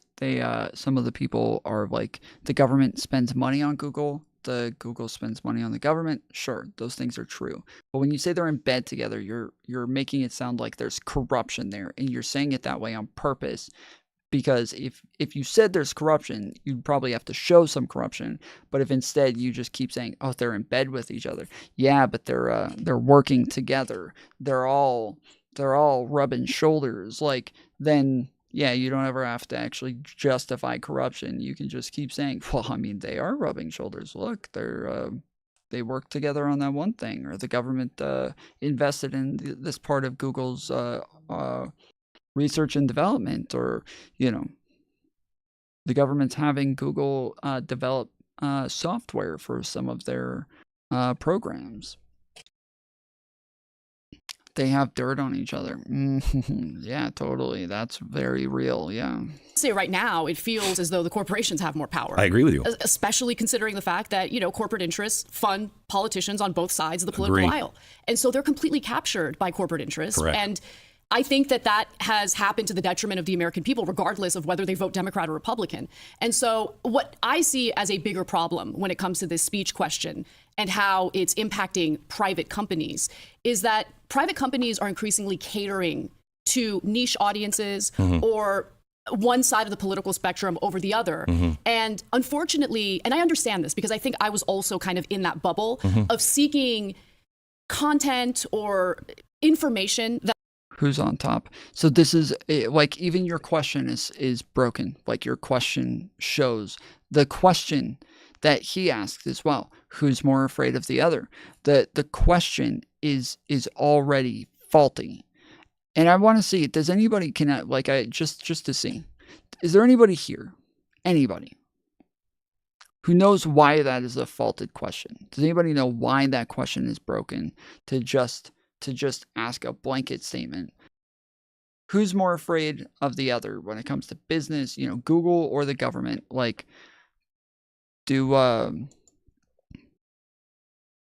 why is that a faulty question? I keep thinking, I'm not polling you.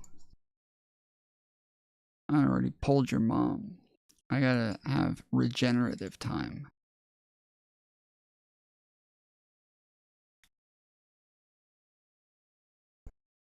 Because it's already assuming the answer. Not even. Like, to an extent that's probably true. But the problem is that government has all the power, so it's a very stupid question. Untrue again. Totally untrue. So I'm not sure, to be honest. I think it's a reasonable question, at least sometimes. It is a reasonable question sometimes. But he didn't ask it sometimes. Right? Which is why it's faulty. So,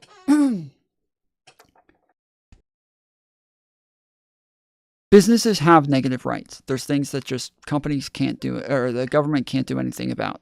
Businesses have rights from the government. There are things that the government just can't do. They have no ability to interfere, and so they're just kind of, the businesses are the businesses, the government is the government. Now, when you give me a scenario, and you say, to this end, who has more power here? Who has the upper hand? Now, that's a fair question. Congress calls Google into a congressional hearing, and they are considering redoing the laws that categorize social media as neither a platform nor a publisher, right? They're not categorized as either one. What's it called? Section 230? Is that what I'm thinking of? And so they're saying, we want to change this, right? We want to change this. We're calling you guys in. We've got some questions for you here. And they start doing investigations and shit like that. Yeah, in this case, the government's got the upper hand. Like, like, everything in social media depends on Section 230. They need those negative rights. They need them, and they need them dearly. Without those negative rights, they are fucked. Okay? But if it comes to, like, the government comes over and we've got the FBI coming up to Twitter, and the FBI is like, hey, we think Putin sent some DMs to Trump on Twitter, and we need to see those. Here, Twitter has the fucking upper hand, and Twitter can use this. And so there's different scenarios where different people would have upper hands in depending on the scenario and what it is we're talking about and what the consequences are, what the goals are, like what end you're looking at. This is going to decide who has the upper hand. But to ask in general, government versus business, who has the upper hand? So I don't know. What does government mean? Like, are you asking if we have Nancy Pelosi and Elon Musk in a room and they both want to destroy the other? Are you asking which one's going to win? Like, neither one of them have nearly enough power to do anything to the other. Elon Musk cannot destroy the government. Nancy Pelosi, or did I say Nancy Pelosi? AOC cannot destroy Twitter. Like, there's just, neither one of them can do anything. So I don't, like, neither one of them have power. So they're just kind of fucked. Like,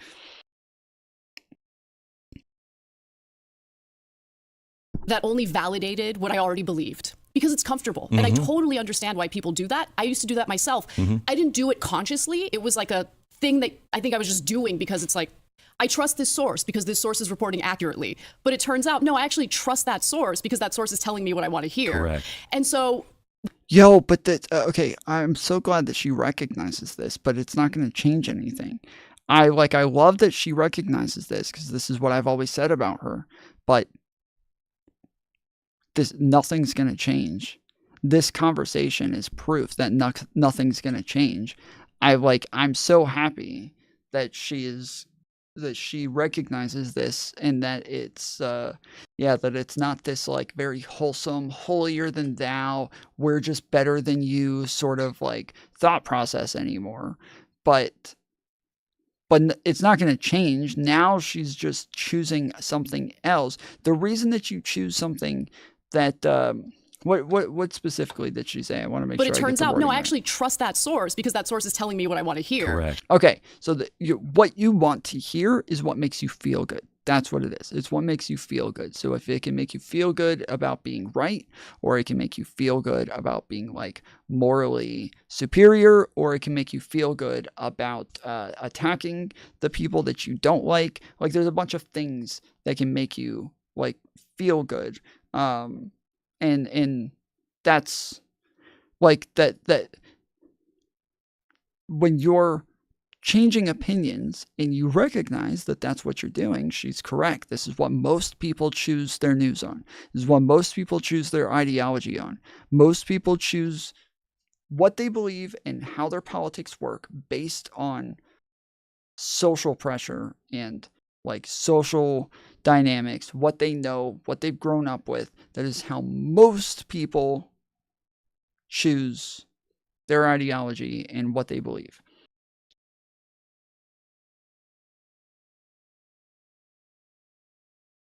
But there's a reason that people who are far right, if they leave the far right, there's a reason they go to the far left. They're like 90% of the time, if somebody leaves the far right, they go to the far left. And it's the same for the opposite. Most of the time, like 90% of the time, somebody leaves the far left, they go to the far right. There's a reason for this, and this is because, yes, like it is, it isn't just the horseshoe theory, but it's also that they are changing their opinions, but they're changing them based on new priorities, not based on something logical. It's not logic, it's not facts, it's not evidence, it's never that. It is always just some other I'm prioritizing something different now. And there's just some subjective feeling, some vibe that I have that's changed. My vibe changed. And so now I'm prioritizing things a little bit differently now. And that's all she's doing. I called this when she first started doing her whole, oh, I don't know. I think maybe the left is bad. Maybe the left isn't good. I don't know. Like, wow. I was like, the reasoning that she's giving for all of this is still illogical. She's coming to more correct positions, but even though she's coming to more correct positions, she's coming to them under flawed logic again. And so she's not getting better at this. There's no improvement here. This isn't getting any better. She is still going to be the same person, just with a different label. And so this is a huge problem because the divisions in the country and the inability excuse me, because the divisions in the country and the inability to have conversations with people you disagree with, I think is a product of the bubbles that we live in, right? The media bubbles we live in. And I don't know how to fix that. I mean, one way that I've tried is by providing counter narratives and a different point of view or playing devil's advocate on TYT. Or more importantly, if I've changed my mind, I want to be as honest with my audience as possible. You have to. And living in Los Angeles, living in California, which is completely controlled by the Democratic Party, it has allowed me to see some of the flaws in the policies that the Democratic Party is pushing for on a more national scale. And I don't want that to happen if I've experienced some of these policies and they have not worked out so well. But what's interesting is the resistance. If you were right and became brainwashed, or sorry, became left, it's because you got brainwashed. So there, like, I don't know how you guys can believe that after like all of the debates you've seen where people come on here and all of them, good faith, over and over and over and over, are saying, oh, I didn't know that. Damn. Okay. Shit. Yeah, I didn't know that. Oh, I'd never heard that. Wait, the people I watch never say this. That's crazy. Whereas the people we watch, the people that I watch, the people that I read, they say everything that you guys say. I've read all of that shit 1,000 times. They all steel man y'all's positions, but y'all just never hear our positions. You don't even know what they are. You have no idea what the fuck I believe. You guys have no idea what I even think, what my positions are, what facts I would use to argue something. You have no idea. Like, you have no idea. Whereas, yeah, the things that I read, yes, they steel man y'all's positions. They will tell me exactly what you believe. I can tell you what your beliefs are, and I can argue them better than you. But when you guys come on, yes, you're like, yeah, dude, you don't know what you're talking about. Actually, Joe Biden in Ukraine, what really happened? And I'm like, yes, I already know. The problem is X, Y, Z, A, B, C, D, blah, blah, blah. They're like, wait, is that real? Can you show me that? I've never heard that. What is that? How does that make sense? Like, yeah, I know you've never heard it. This is why I did move left into the center, is because, yes, I started reading everybody across the spectrum. I started talking to everybody across the spectrum. I started getting information from everyone, and it was blatantly obvious. Some people were just steel manning the other side and still destroying their arguments with just more information. They would give all of the context and then say, yeah, this is why we're right. Whereas the right, every time, always, without fail, every single time, would give some of the context and say, this is why we're right. And the left, they just think men are women. That's it.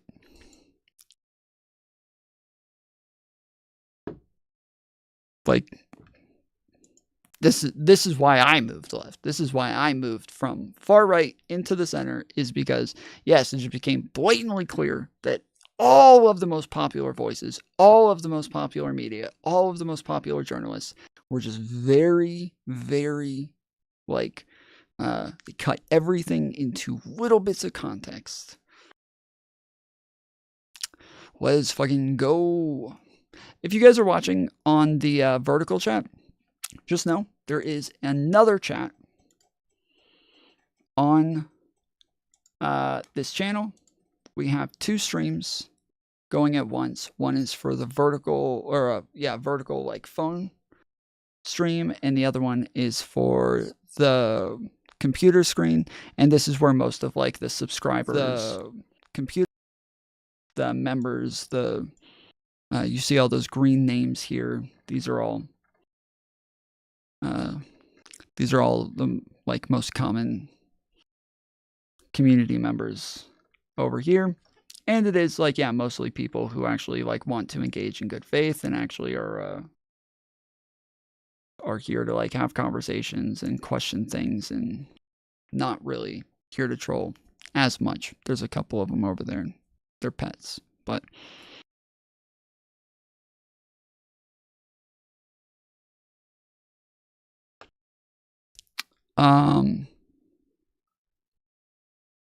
but yeah, anyways. So yeah, the shit with like with what I believed, it came down to evidence, it came down to logic, and that's what I cared about. I cared about evidence and logic. Who is correct? Who's getting the information right? Who's giving me more information? Who is actually being more honest? And yeah, it just all became blatantly clear. Who was more honest? Who gave more information? Oh yeah, we're on Kick as well. You see the kickers in chat. So but yeah, that like for you to say like, oh, you had to have been brainwashed, like nope, you have to be open-minded, and yeah, you're likely gonna move if you're on the right currently. Yeah, you are. I can't tell you the amount of people that I've watched in real time. You guys should go watch this. Truly, there's tons of channels that have done this, where they bring Trump voters in. And they say, all right, I'm going to show you all of the evidence that Trump attempted to steal the election.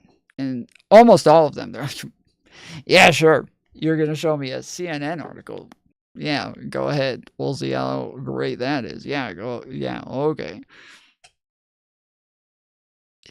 There's not a single person by the end who's sitting there like, well, I don't believe it. There's not one. You can't deny it. Once you've been over it, it is undeniable. But people live in a reality where they literally are already convinced that they shouldn't ever look at it. They are already convinced that they should never look at the evidence. They should never look at it whatsoever, because they're just going to keep, yes, the liberals are cheaters. We're just going to keep repeating. They're cheaters. They cheated. They stole the election. They tried to steal the election. Nope, they're cheaters. Nope, they're liars. Nope, I'm not going to look at it. They're corrupt. Fani Willis, nope, she slept with her boyfriend. That means she's a liar. Nope, corrupt. Like, and that's it. That's all it is. Just repeat it, repeat it, repeat it, repeat it. The same things. TDS, Cope Harder, Soy, TDS, Cope, TDS, Trump 2024. Like, that's what being brainwashed looks like. That's what a cult looks like. That's not what the left does. They're not all sitting there just repeating themselves like fucking bots all day, like NPCs. They're not doing that. That's what somebody who's brainwashed looks like. That's what they look like. Resistance to any of that critique that you'll see from, not everyone in the audience, not even the majority of the audience, but there's always that very loud minority of people who demand that you only tell them what they want to hear. I know. And validate what they already believe. Or you're a traitor. How do you square the millions of voters that vanished from 2020 to 2024? And yes, they are. Look at the new you clown. Okay. What is your name? Igaron. Can you tell me real quick, Igaron, who said that? Well, just tell me, like, where did you get the information from? You said look at the news. Who told you that that's the case? Can you tell me real quick?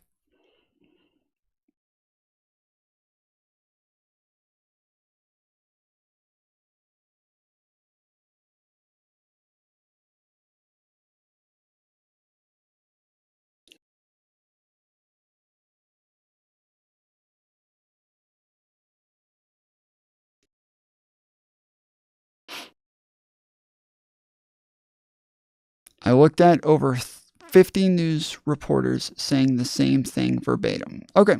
Can you name like one? Just one. Just give me one. And it can be any of them. Just give me one.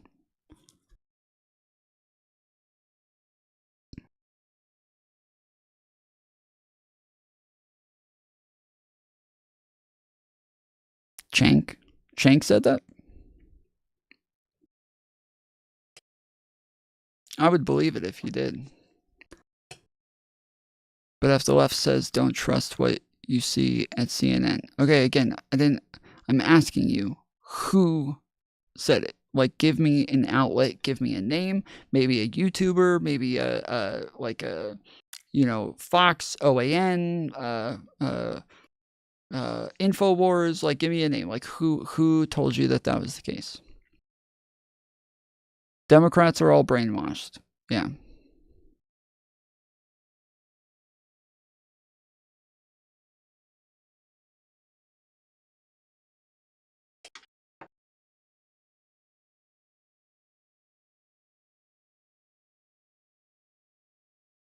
There's a clip of All Local News basically reading the same script. Yeah, it was a company that paid them to read it.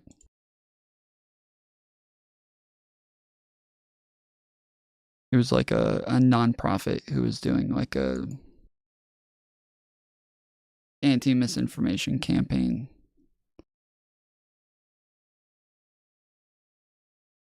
Where did Igran go? Igran, I'm asking you. So almost all of you, I would bet, almost every single one of you who are right-wingers, at one point believed there were tons of missing votes this election. I would bet almost every single one of you believed that. Almost every single one of you believed there were tons of missing votes after this election.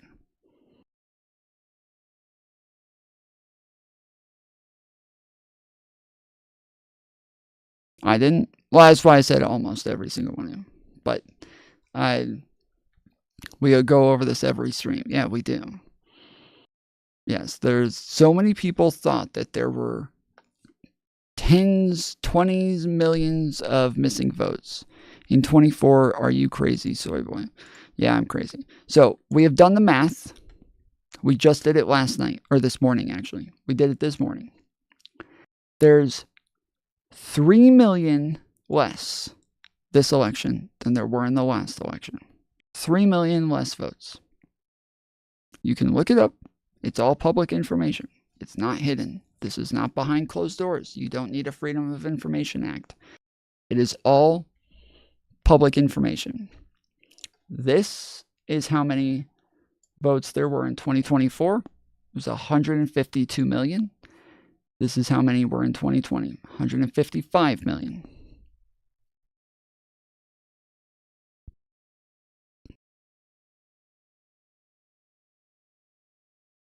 So yeah, it's 3.3 million, correct. So yeah, 3.3 million is the difference of votes. Now, Kamala Harris to Joe Biden had 6 million difference, okay? Two different people, totally different years. COVID 1 year with mail-in ballots, the next year no COVID, no mail-in ballots, right? But it's crazy. Where did those 3 million votes go? Yeah, where did they go? How do you think we're not corrupt? So the reason that I asked him who said this to him is because you guys come in here all the time with lies. You guys come in here all the time being convinced of some grand narrative, right? That there were 20 million votes missing. Well, no, everybody who told you that is a fucking liar, or they're just too dumb to know the truth, okay? Either they lied, or there's somebody who's too dumb for you to ever listen to. And I don't mean just anybody in general, right? I mean like a streamer like me, right? If I said that to you guys, you just truly should think, okay, this guy is not capable of ever coming to a conclusion, ever. But yeah, on top of that, Donald Trump, just so you know, from 2016 to 2020, he went up 12 million votes. A jump in 12 million. 12 million. 2016 to 2020. So you agree the Dems cheated in 2020? Cool, then bye. My work here is done. No, I don't agree. Why did you? But this is what y'all do. See, instead of actually being honest, instead of engaging, instead of you ever actually admitting that you are brainwashed and that you are peddling a lie from somebody else, you're going to go back to the person that lies to you, and you're going to keep listening to them. You're going to let them keep lying to you, and you're going to keep going into chats looking like a fucking retard because you watch people who don't know how to do simple math. It's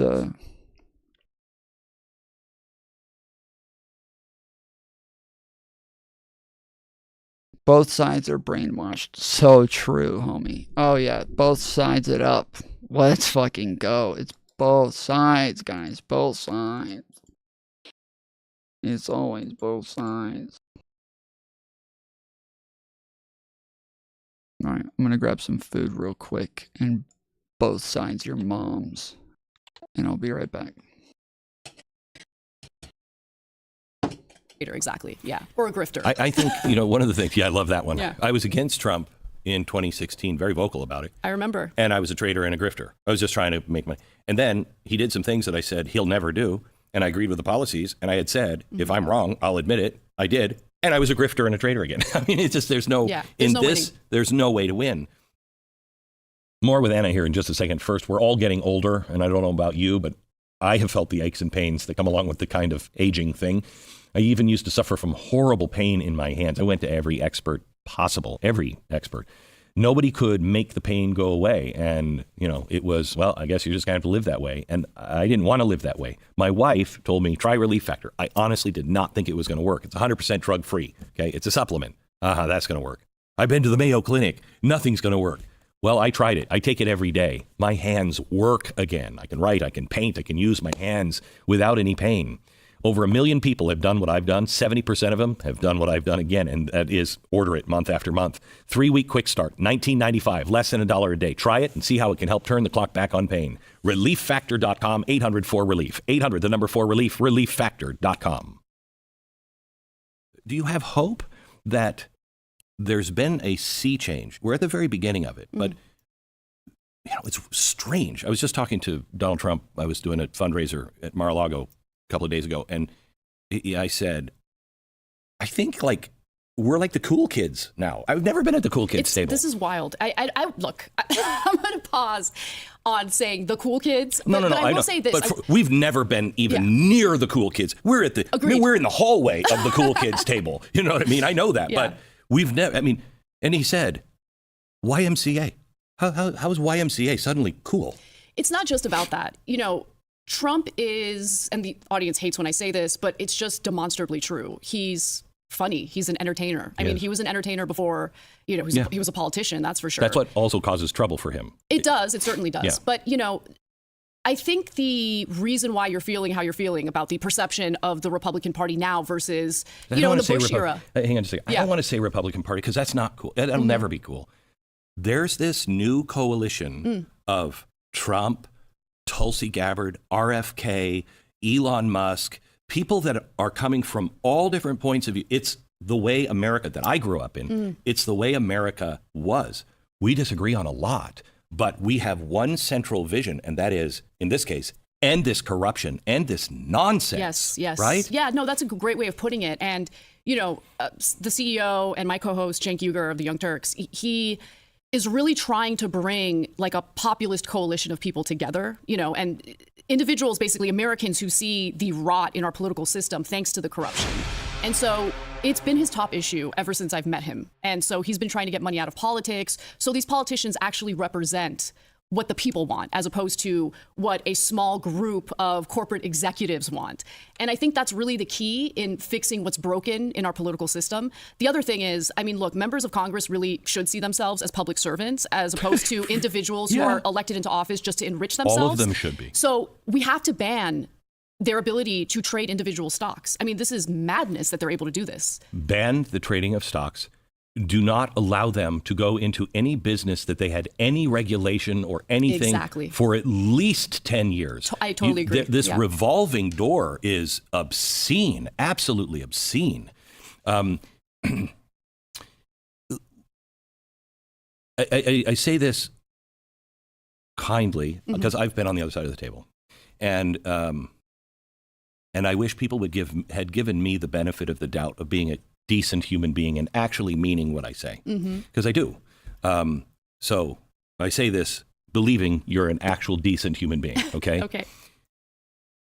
The one thing that I look for in people who say I've seen the light is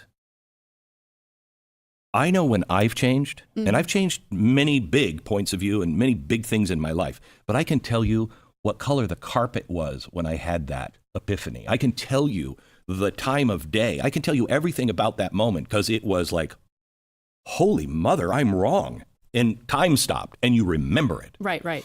If you're sincere. I don't think that's necessarily true. I think for some people, change comes slowly, and especially if your career and your life depends on a particular identity, a particular outward identity, you're going to resist internal change. And you're going to resist and resist and resist until you can't resist anymore. That's what I feel happened with me. Okay, so wait. So then what was, I think we might be saying similar things because it's not, the heavens didn't open up. Right. You all of a sudden go, I can't do this. I can't say this anymore. So was there a time, yes, it happened slowly, but was there a moment that changed you and said, I can't do this anymore. I can't do it anymore.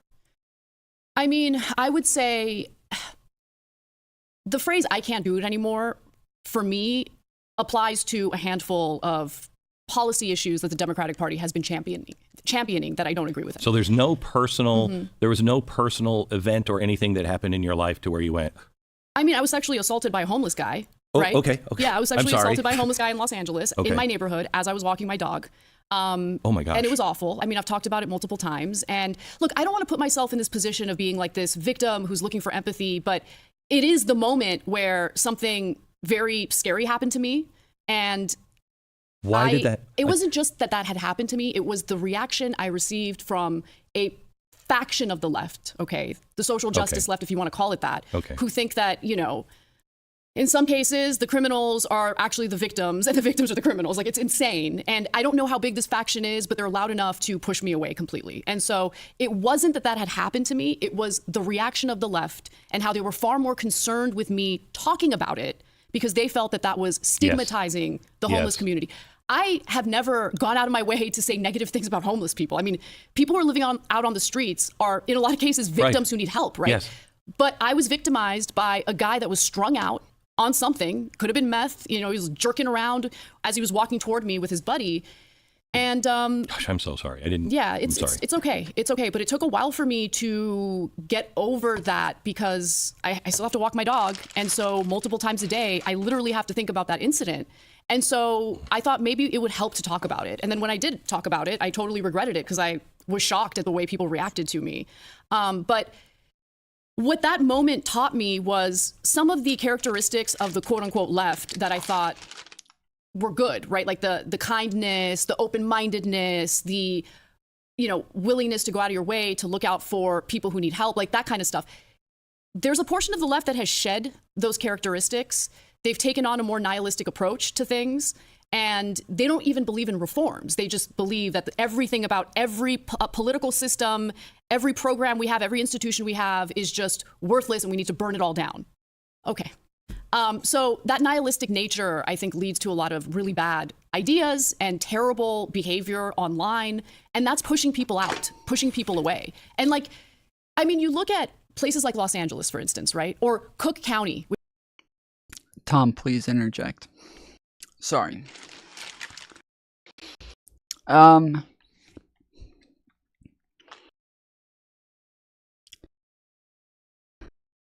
think what we should do is count the votes from the last two elections 3 or 4 different times.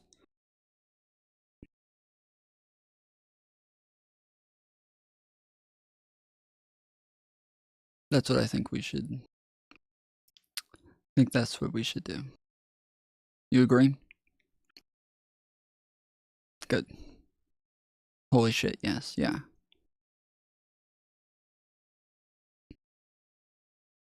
We'll just count them. We'll just keep counting them.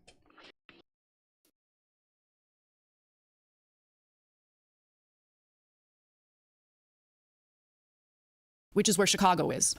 I paid very close attention to Cook County and what the election results were going to be in Cook County because you have an influx of migrants going to Chicago, right?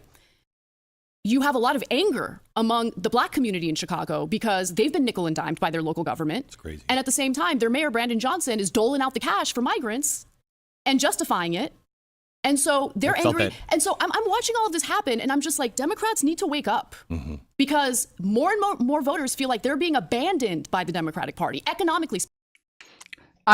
Trip, she's not going to do a why I left the left. she's gonna do, why'd the left left me? That's what she's gonna do.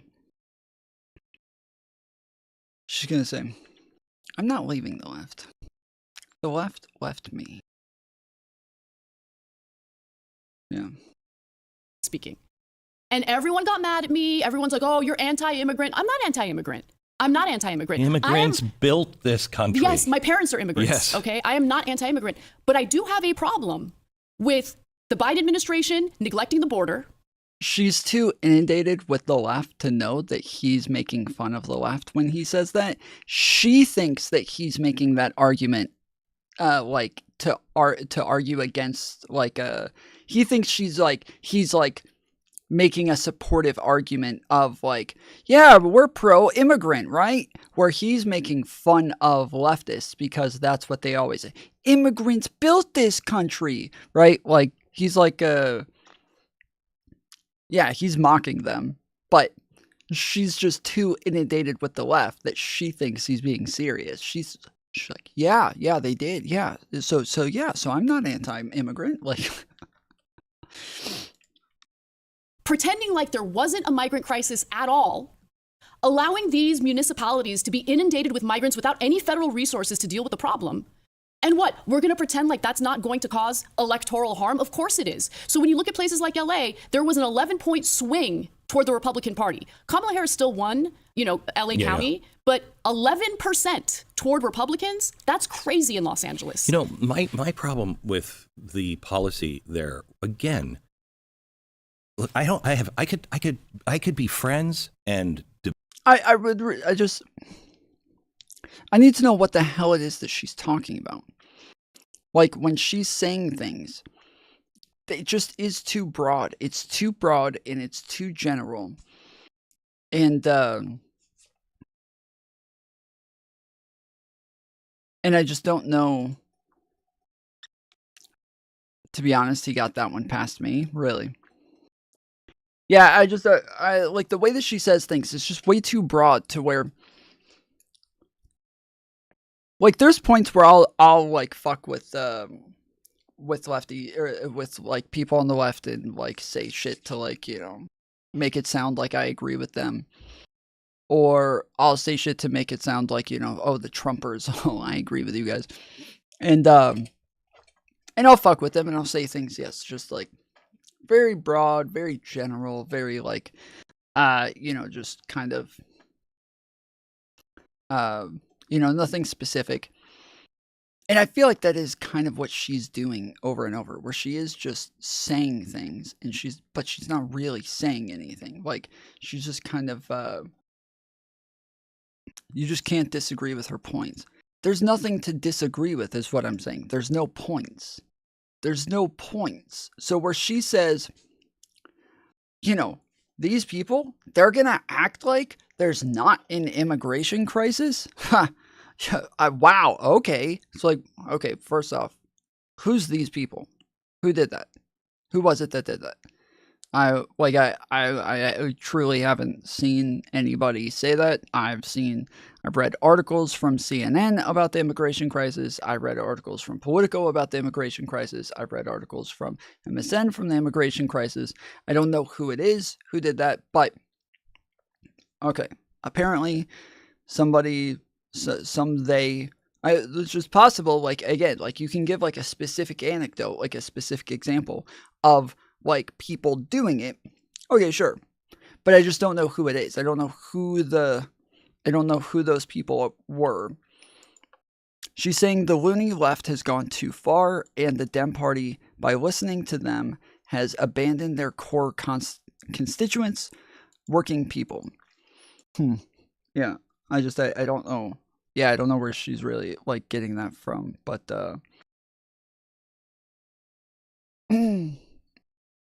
he read articles from CNN. Haha, this explains a lot. I know, being informed is fucking cringe, dude. I'm with you, dude. I want to be fucking retarded. Let's fucking go, dude. Let's just be a bunch of fucking bots and just only read people who agree with us. That's what we should do. I'm totally with you, dude. Let's be as dumb as fuck. Let's be as dumb as we could possibly be. I am so on your side. I've always been as dumb as I could possibly be. I've never stopped being as dumb as I could possibly be. So,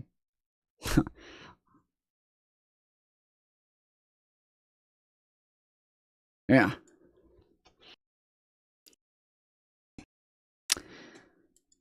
But yeah, she's just like, and so then after she says, you know, they are denying the immigration crisis. Okay, they denied the immigration crisis. Okay, whoever they are. What part of the immigration crisis? Because what, like, you know, what, like, Trump thinks the immigration crisis is very different from what the rest of the world thinks the immigration crisis is. And so, like, I don't know what immigration crisis they're talking about. It would depend on which part, right? Have you read about New York City? I've read a lot of things about New York City, but do you think one city is going to explain an immigration crisis? Pretty sure the immigration crisis is at the southern border. New York City is on the opposite end. I denied it. There are no immigrants coming over at all. Literally zero. Yeah. There's no immigrants in the country. Yeah. There's literally no immigrants that are in this country. None. This country was not built by immigrants, actually.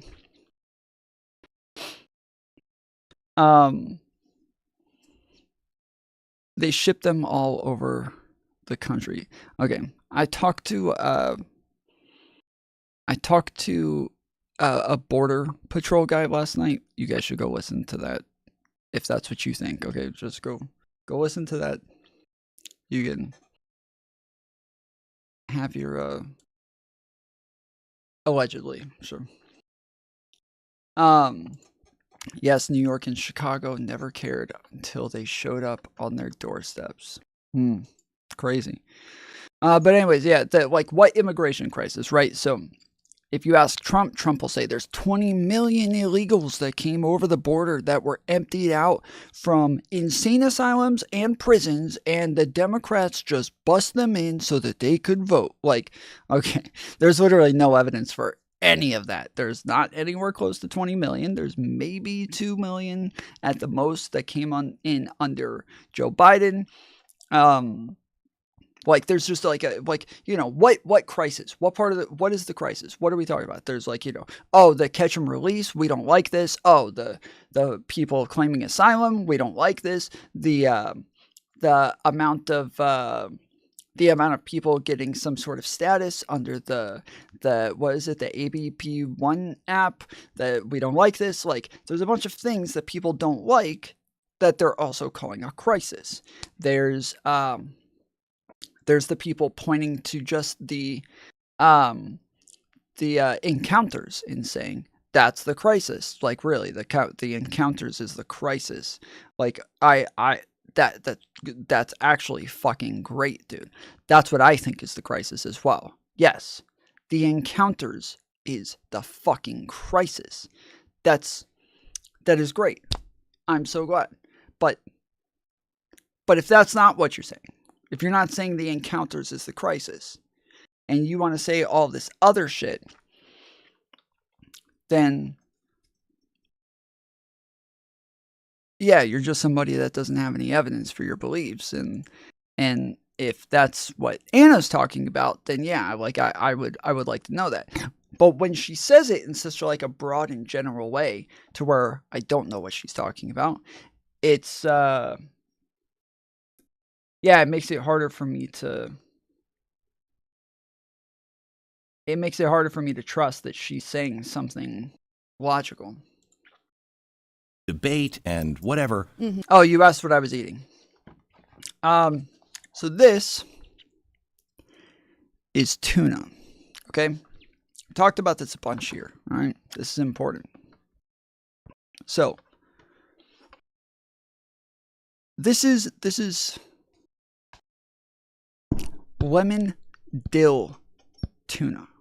Okay? Lemon dill tuna. sits in olive oil. Whoo-wee. It is good. It is so good. Why are you lying? Angel Ortiz, if you would like to hop on, I would be happy to prove to you that I am not lying and that whoever gave you information that disagrees with me is the one that's lying. Yes, if you'd like to hop on, we can go over it. There's a link in the description for my Discord. You can hop on.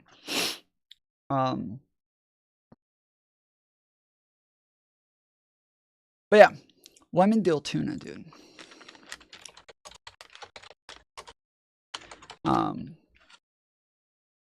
Let's see. Yes, here we go. This shit is so good. This is so good. And I've told people for a long time, y'all got to get this. Like, if you've never tried lemon dill tuna, you've got to try it. It is so freaking good. So it's made by Starkist in extra virgin olive oil.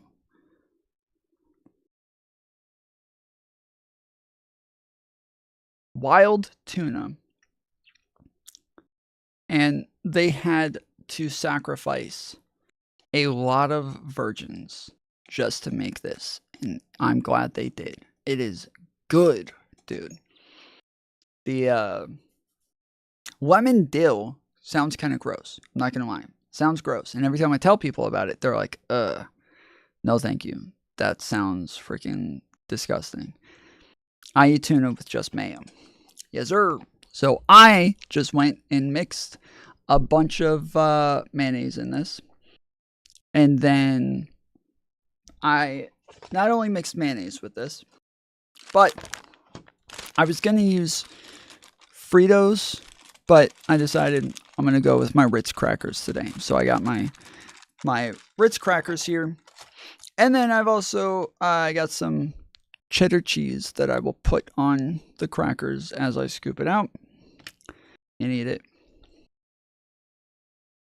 It's dolphin. Who are we kidding? So yeah, that's what we're eating. If you've never had it before, go try it. There's a number of people that I've been telling for years to try it, but every time they hear lemon dill, and then they're like, lemon dill with mayonnaise? That's going to upset my stomach. That sounds gross. Like, that's going to curdle. That's nasty. And did you go to culinary school? Yep. Yeah. Have you ever seen my Big Boy recipe? Yeah, that's where I learned that, culinary school. So the lemon dill tuna, there's a ton of people who said, no, that sounds gross, disgusting, never.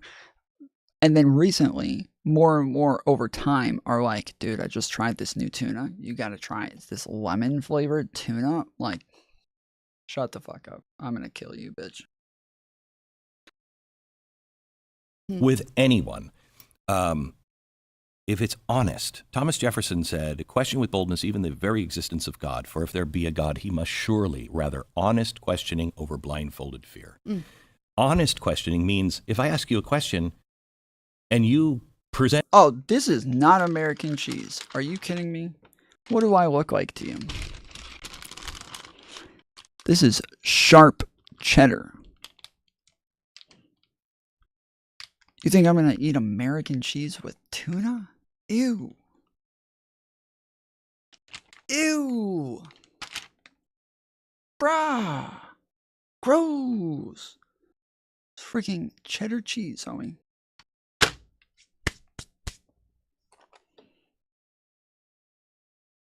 Sent me with an answer and I'm like, I'm open to changing. You know what I mean? We don't have honest questioning. We now have got you questioning. We have cancel you questioning.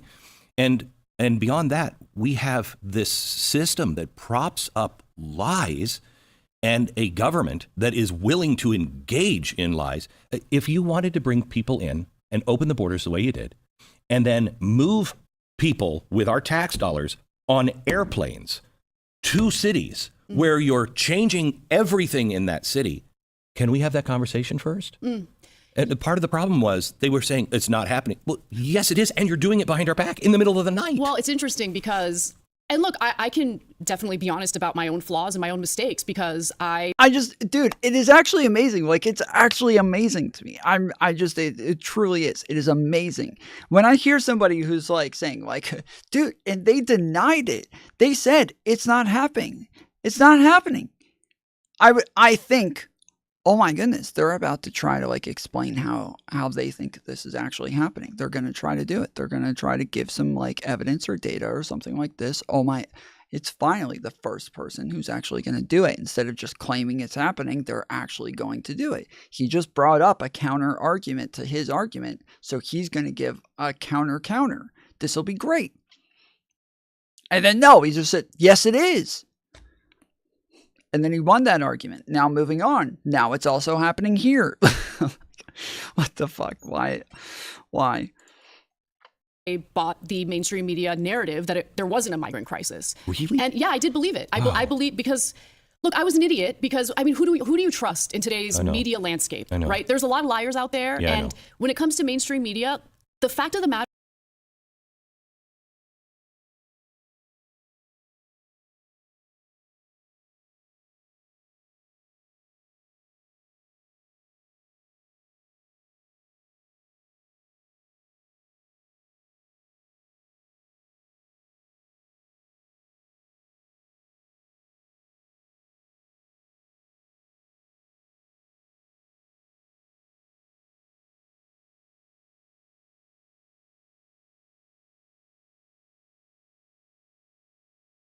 Sorry, buddy.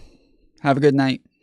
I got to stream. I'm doing a show right now, so I can't talk. I'm sorry. No problem, man. Sorry about that, guys. It was so rude. I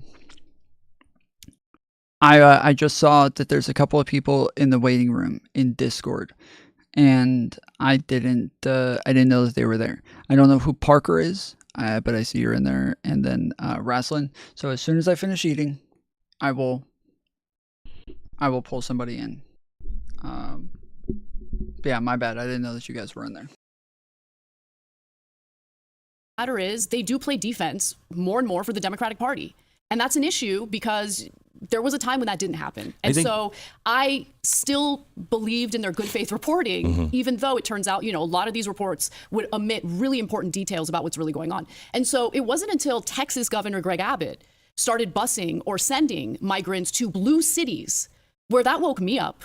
That woke a lot of people up. And suddenly America realizes, oh, there is a migrant crisis. Why did that wake you up? Well, because all of a sudden you're seeing migrants sleeping on the floor in the police department in Chicago because they don't have shelter for these people, right? You're seeing, these, I love watching streams of city council meetings because that's how you understand what's really going on in these cities, right? These are real people who live there and they get their opportunity to speak. Chicago's been an amazing thing to watch. Wild. Yeah. I mean, I watch every city council meeting from Chicago because it's crazy. incredible. Yeah. And I'm sorry. What? It wasn't until a Republican bust them into the United States that I realized the Democrats were doing this. That's what she just said. That's literally what she just said. It wasn't until all of the Republicans were busing all of these immigrants in that I realized the Democrats are doing this. Wow. Great. DeSantis too, huh? DeSantis, Abbott. Great. That's a great argument. Makes so much sense. Yeah, the math checks out. It's a scientific fact. And for me, rather than relying on mainstream media reporting or anyone's reporting, to be quite honest with you, what I'll do is I'll go out of my way and I'll watch, the entirety of a government function, local government function. I talk to real people and I get a sense of where hearts and minds really are. This is actually, I'm sorry. I'm actually so blown away at this, dude. How old is she? She has been in media. She has been in journalism. She has been reporting the news for like twice as long as I've even had a channel. And she's just now figuring this out. Like this is so fucking insane to me, dude. This is so fucking insane. How do you ever even get a job at TYT? Again, TYT, one of the most, it's like I think the biggest or the second biggest independent media organization in the world. And she's just figuring all this out. It's crazy. She just figured this out. You know, I decided I'm not going to go read a mainstream media opinion piece on it. And I'm going to go watch the actual Congress hearing. Yeah, I know. I have to do that these days. That is what you should have been doing from the fucking beginning. You are supposed to be reporting the news. What are you talking about? TYT wasn't shit when she started, was it? Kind of. I mean, it's always been fairly big. Cenk Uygur was, I think he was, I can't remember if he was with Fox, but he was pretty big when he was with the MSNBC. Like he had a big show on MSNBC. He was a Republican back then. And then, yeah, when he started TYT, he was going from like, yes, his big mainstream media news organization to,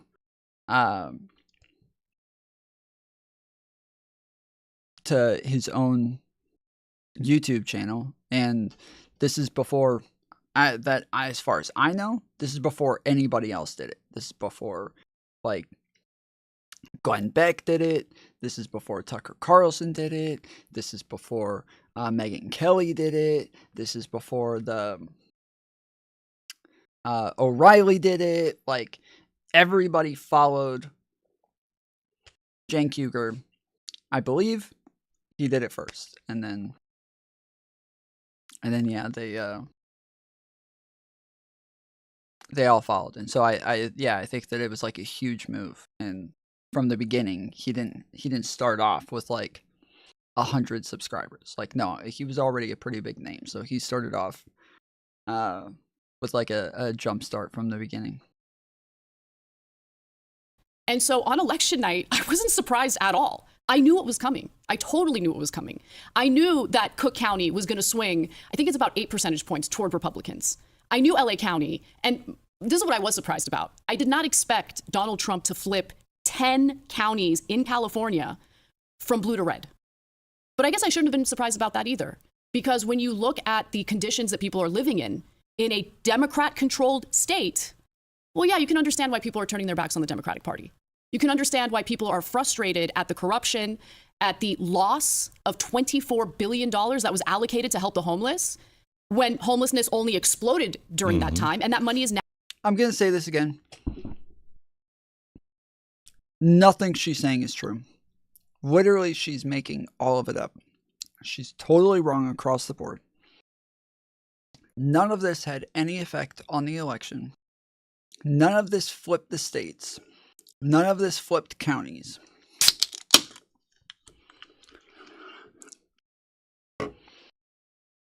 Immigration was definitely part of it. Immigration is definitely one aspect of it, for sure. But inflation, more than anything, was the bigger deal. So I actually didn't know this. And then I forget who told me. I kept saying immigration and inflation were the two biggest issues. Turns out, even immigration doesn't come anywhere near inflation. Inflation was the number one issue far and away over everything else. Transing the kids, yeah, that wasn't even in the top 50. Nice try, though. And so,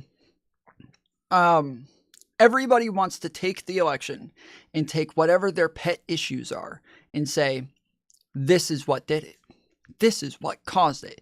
She's in the middle of her like, oh, the left made me stupid. It's not my fault I'm stupid. The left did it to me. So let's all blame them. And so now she's turning around and look how stupid they are. See, they lost the election. That's how we know they're stupid. See, it's proof that they're the ones who made me this way. It wasn't my fault. They made me stupid. Blame the left. And so now, like, yes, it's just her pet issue right now. It's what she's running around talking about. It's what she wants to tell everybody. And so that's why she's running around saying this dumb shit. But in reality, the number one issue, far and away, well above everything else, was inflation. That's it. That's all. It's inflation. And if you asked people why Joe Biden was responsible for inflation, nobody knows. They just know he was in charge. He was the president, therefore he's responsible for inflation. That's it. So yeah, that's it. That's the end of it. It is, yeah, there's not much else to it. From what I understand, I haven't looked this part up, but I've heard numerous people say over and over, the whole world had elections this year, or over the last 2 years. The whole world had record inflation from COVID. Everybody had record inflation from COVID, lockdowns, all that crap. And not only did the United States have some of the lowest, like compared to economy size, but we recovered first.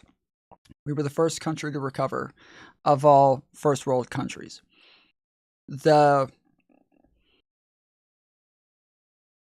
whole world, their incumbencies, whoever it is that dealt with the inflation. So whatever president, whatever, whatever party, whoever it was that dealt with the inflation, they got voted out.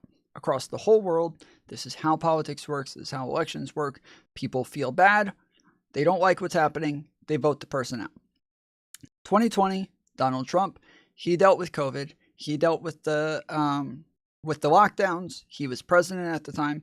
Everybody was mad. Everybody was upset.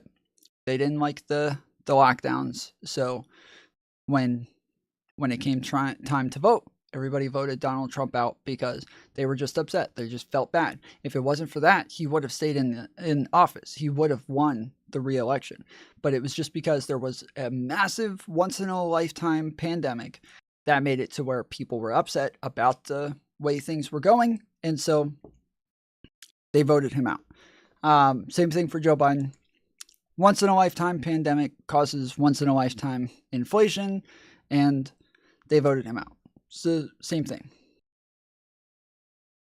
Now unaccounted for.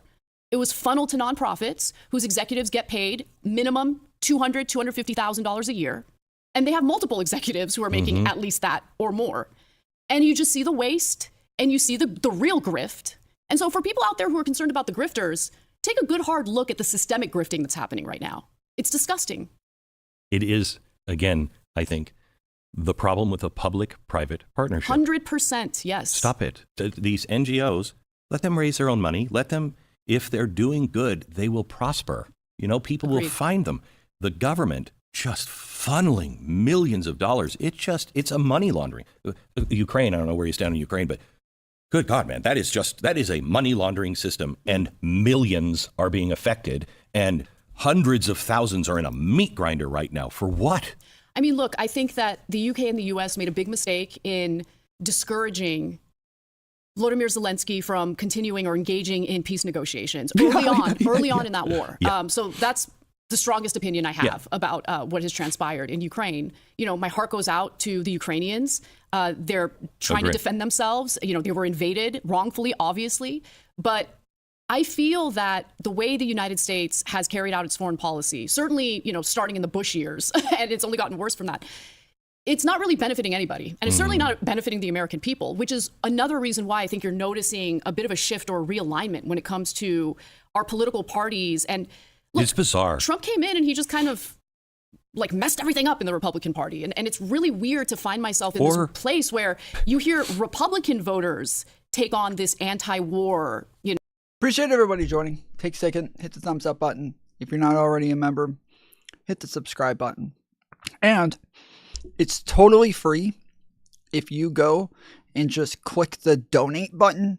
Donate $200. Totally free for you to donate me $200. I'm not going to charge you. I won't add anything on top.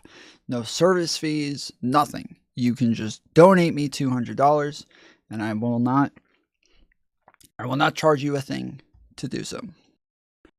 Tom Fuller Show, what source do you use for the economic recovery of the USA being #1 in the world? Have you shown on stream or linked? I missed if so. What does that mean? The recovery. You mean us being the fastest? Let's see.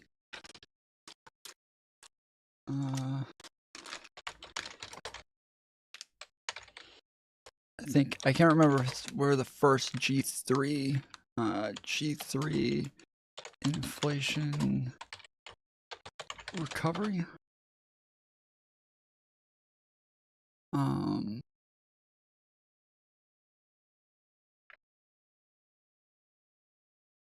Let's see.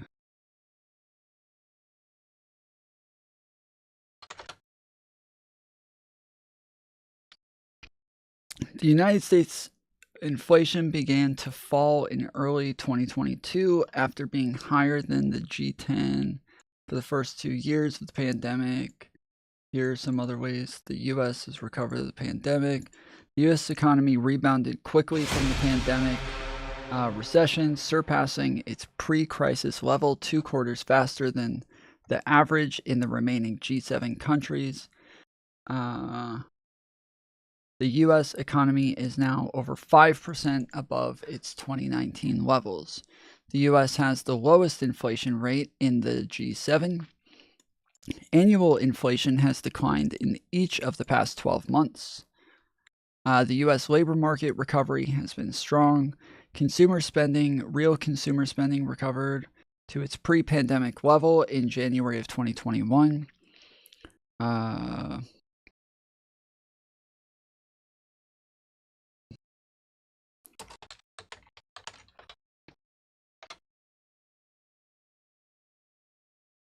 Yes, the United States had the fastest inflation recovery in the G7. So yeah, so it was in the G7.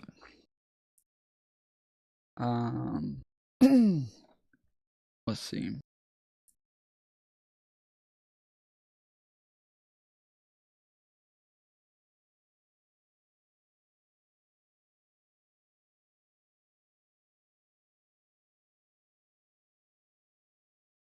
Okay, this is the Board of Governors of the Federal Reserve System. Fed's notes, why is the U.S. GDP recovering faster than other advanced economies?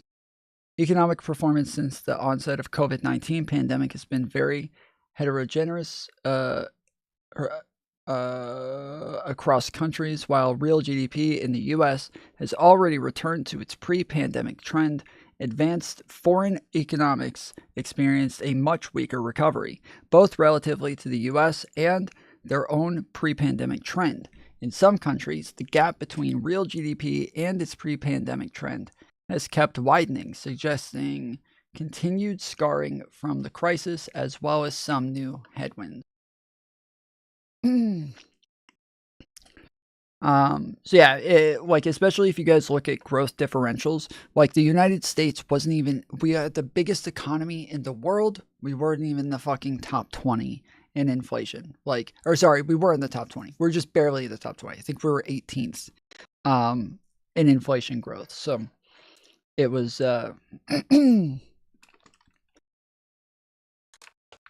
here's the link for this one. So yeah, after inflation, hourly wages made it out the best. Low-skilled labor has now, technically, low-skilled labor has more money than they did before the pandemic. Yeah. You know, identity. See, I and think Democratic voters take on a more pro-war, like neoconservative type flavor. Kamala speech at the convention it was like, what? Yeah. Are you Dick Cheney? What is that? It Not was Dick bizarre. Cheney, but she was honored by his I know. Which disgusted me. Yeah. So, but I think there's something to be said that I think with conservatives, the definition of conservative, what I believe is the right definition, is we look at things that are happening. Mm-hmm. What's working? No. Stone Man, that's what I'm saying. It's worth more. That's what I'm saying. They have more. Compared to inflation, They have more compared to inflation. They have more. That's what I was saying. They have more money. It's worth more. Save that. Get that part out of here because it's corrupt. It's corrupt. It's garbage. It's old think, whatever. And progressive should be, we're more anxious to move forward. Let's go. The two of those things together is what provides the balance, you know? Totally. You need that tension. You need that. It's important. It's an eagle. Can't fly with just one wing. But when you look at what has happened to the conservatives, I started changing 2006. I mean, I was all for the war. I was all for remember that. Yeah. Okay, I'm sorry. Again, no. I'm telling you, inflation did not eat it up. Low-skilled labor, hourly wages make more now than they did before. Hourly wages outpaced inflation. It's kept up with it. Not that it's that now that inflation's gone back down, now it's okay. No, it outpaced inflation. It went up faster than inflation did. That's what I'm saying. According to all reports, real wages outpaced inflation since 2019. According to the economic data, the answers appear, at least on the surface, to be yes. Income and earnings have outpaced inflation since the starting of the pandemic, according to a variety of both government and private sector sources. Oh, this is actually updated. Okay, the last I saw was only hourly wages. This is what I saw was only real hourly wages. This says income and earnings. So this is different. So yeah, and then this says yes, real wages have outpaced inflation since 2019, especially for low wage workers. So as I said, it is not on the surface. So not for real. So it's that they're in different sectors. Some have gone down, and in other sectors it's gone up. And so they're looking at an overall average to say yes, overall average. Sure, the overall has gone up. But when we're talking about low wages, they had the most benefit. So low wages, hourly wages, they saw the most benefit. After since 2019, they have had the biggest difference than everybody else. Whereas, yeah, some more like middle skilled wage have gone down some. So hourly wages are the ones that got the biggest bump.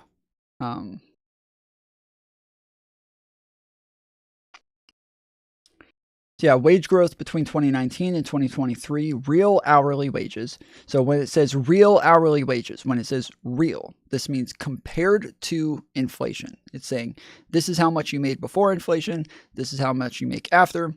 So if we say, oh, there's you make $10 an hour, and then we get 50% inflation, okay? So we're saying prices of everything doubled. 50% inflation. Or I guess that would be a quarter. Anyways, we get let's say price double, and then when it comes back down, well, prices are still double. Like even though inflation came back down, the prices didn't. They're still there. So if your wages more than double, then that would be your real wages have outpaced inflation. That's what happened with hourly wages. Is real wages outpace inflation, meaning that yes, they are just higher than the inflation was. They increased more than inflation. Yeah, I was all for it because I believed that we could change things. I was dumb enough to believe that you can hand people freedom and they want it, or it will just work. It barely works here. You know what I mean? You have to earn it. You have to want it. And I was also naive enough to think that we were the good guys. That's a great point. I mean, look at Iran. I mean, we orchestrated a coup in Iran, which is part of the reason why, you have this theocratic, Right. situation Yeah. that we're now fighting against. Right. Doing regime change is not a good idea. Not a good idea. The U.S. should We not be in the business of engaging in regime change wars, period. George, I don't know if you've read his farewell address. Mhm. Okay. If we would just do that, we would have been fine. But the State Department for decades has been on this path of we're going to control everything. If you're a country that says we don't torture, but we'll ghost plane you to some place that will torture, you're a monster. 100%. You're a monster. 100%. I can't believe I'm hearing you say this stuff. It's I've said this for crazy. years. I've That's said it for insane. years. Yeah. Wow, that's awesome. But you have to be consistent with your principles. And I think there's a lot of conservatives, and I'm so happy to see that now there are some Democrats that are doing the same thing. Like I was for big food. I was for big pharma. And then I saw it. And I feel like saying to Democrats, guys, you were right. Now, why have you abandoned that position? Because we would agree. We could get so much done. Can I ask you something? I'm genuinely curious what you think about this, because I started to really sour on Biden when, in my opinion, he was pretending to fight for his agenda. And part of his agenda was to allow for our Medicare system to just simply negotiate drug prices with pharmaceutical companies. Believe it or not, and this is the most anti-capitalist thing imaginable, right? Because capitalism, you're supposed to have competition. You're supposed to welcome negotiation. Yes. Our Medicare system, not allowed to negotiate drug prices. So he was pursuing a provision in his Build Back Better plan that would allow for the negotiations to happen. Well, then they whittled it down to 10 pharmaceutical drugs. Oh, what can we do? This is the thing. The Democrats like to play good cop, bad cop. So you'll have the majority of the Democratic Party, in the Senate in particular, pretend like they're all on board with Biden's agenda and the idea of having Medicare negotiate drug prices. We have the same problem in the Republican Party, by the way. And then you'll always have the bad cops who are willing to raise their hands and basically torpedo that provision. And that's essentially what happened with Senators Joe Manchin and Kyrsten Sinema. But don't make the mistake of thinking they were the only ones, because sitting on the bleachers waiting were other corporate Democrats who would step in if they needed to prevent the passage of that provision. And so I love watching Democrats celebrate themselves, because now Medicare can negotiate the drug prices of 10 drugs. And sure, that's better than nothing. But I mean, I'm not going to give you a reward for whittling down a policy that made sense. That would have saved taxpayers in this country a lot of money. I think we could come to agreement on this easily. That's why I'm so excited about RFK. Get them out of government. Get them out. I don't want them anywhere around. I want our government to have that limited work of just, who do you run to if the police are in part of it? You can't. I was about to say, RFK doesn't want the government doing anything with, not RFK, sorry. Glenn Beck doesn't want the government doing anything with Medicare or health insurance or anything like that. You can't run to the press and say, hey, look, because the press no longer is protecting the little guy. They're protecting the pharmaceutical company or the government, which is the same. The press was doing positive PR for the Democrats on this issue, as the Democrats essentially destroyed their own agenda. Okay, like, it was ridiculous. So I just, if you're going to run to the press to get accurate information about what's going on, I mean, what I'm saying, though, on that is there is no good cop. We are a system of checks and balances. Congress and the Senate, they're all backroom deals. I talk to congressmen and senators who say, what the hell am I even doing here? We don't debate anything. We don't talk about anything. They come out and say, here it is. You have 10 minutes to read it and vote, and you're voting this way. There's no checks and balance. The administration, does the president work for all of these administrators, or do the administrators work for the elected guy? It's all out of control. And the one that was supposed to watch is the media. And the media, and now with big tech, they're all part of that system. We have to find a way to go back to I really feel like, if we could, have you tried turning it off and turning it back on again and reset it to its factory settings? You know what I mean? There are things that we need that we can't cut. There are things that we've got. But we have got to, it's rotted from the inside on both sides. We have to, I don't want to, the American idea is right. It's great. It's to create a more perfect nation, meaning we're never going to be perfect. And the mission statement in the Declaration of Independence, there's nothing more inspiring from any country in the history of the world than that. I want to try to create that, knowing we'll never get there, but we can make progress towards it. So we can't jettison everything, but we have got to go in with, I don't even know if you can do it with surgical knives anymore because it's so big and out of control. Just start chopping down some of the, reshaping the tree. Yeah, there's been a lot of attention focused on, DOGE, right? The Department of Government Efficiency, and what they're going to focus their energies on. I'm cautiously optimistic, mostly because of the fact that a lot of the conversation is focused on the Pentagon.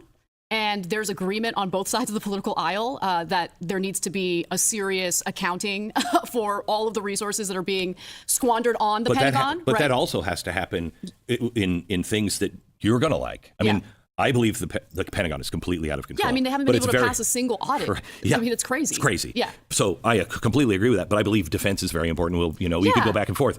But there's also stuff on the other side. We have squandered trillions of dollars. We don't even. How do we have a government that says, geez, where did we put that $2 trillion? How does it happen? Yeah, it's crazy. It is. I mean, I agree with you. I think that even when it comes to...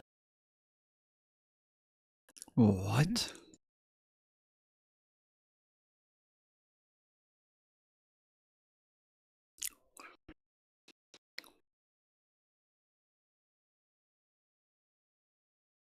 Is that what they think? They think it means that, like, there's just money that just disappeared. They just think that, like, money just went, oh, gone. Huh. Crazy. Look, I agree with programs that are meant to help the homeless. I totally am. So that's the type of, those are the types of policies.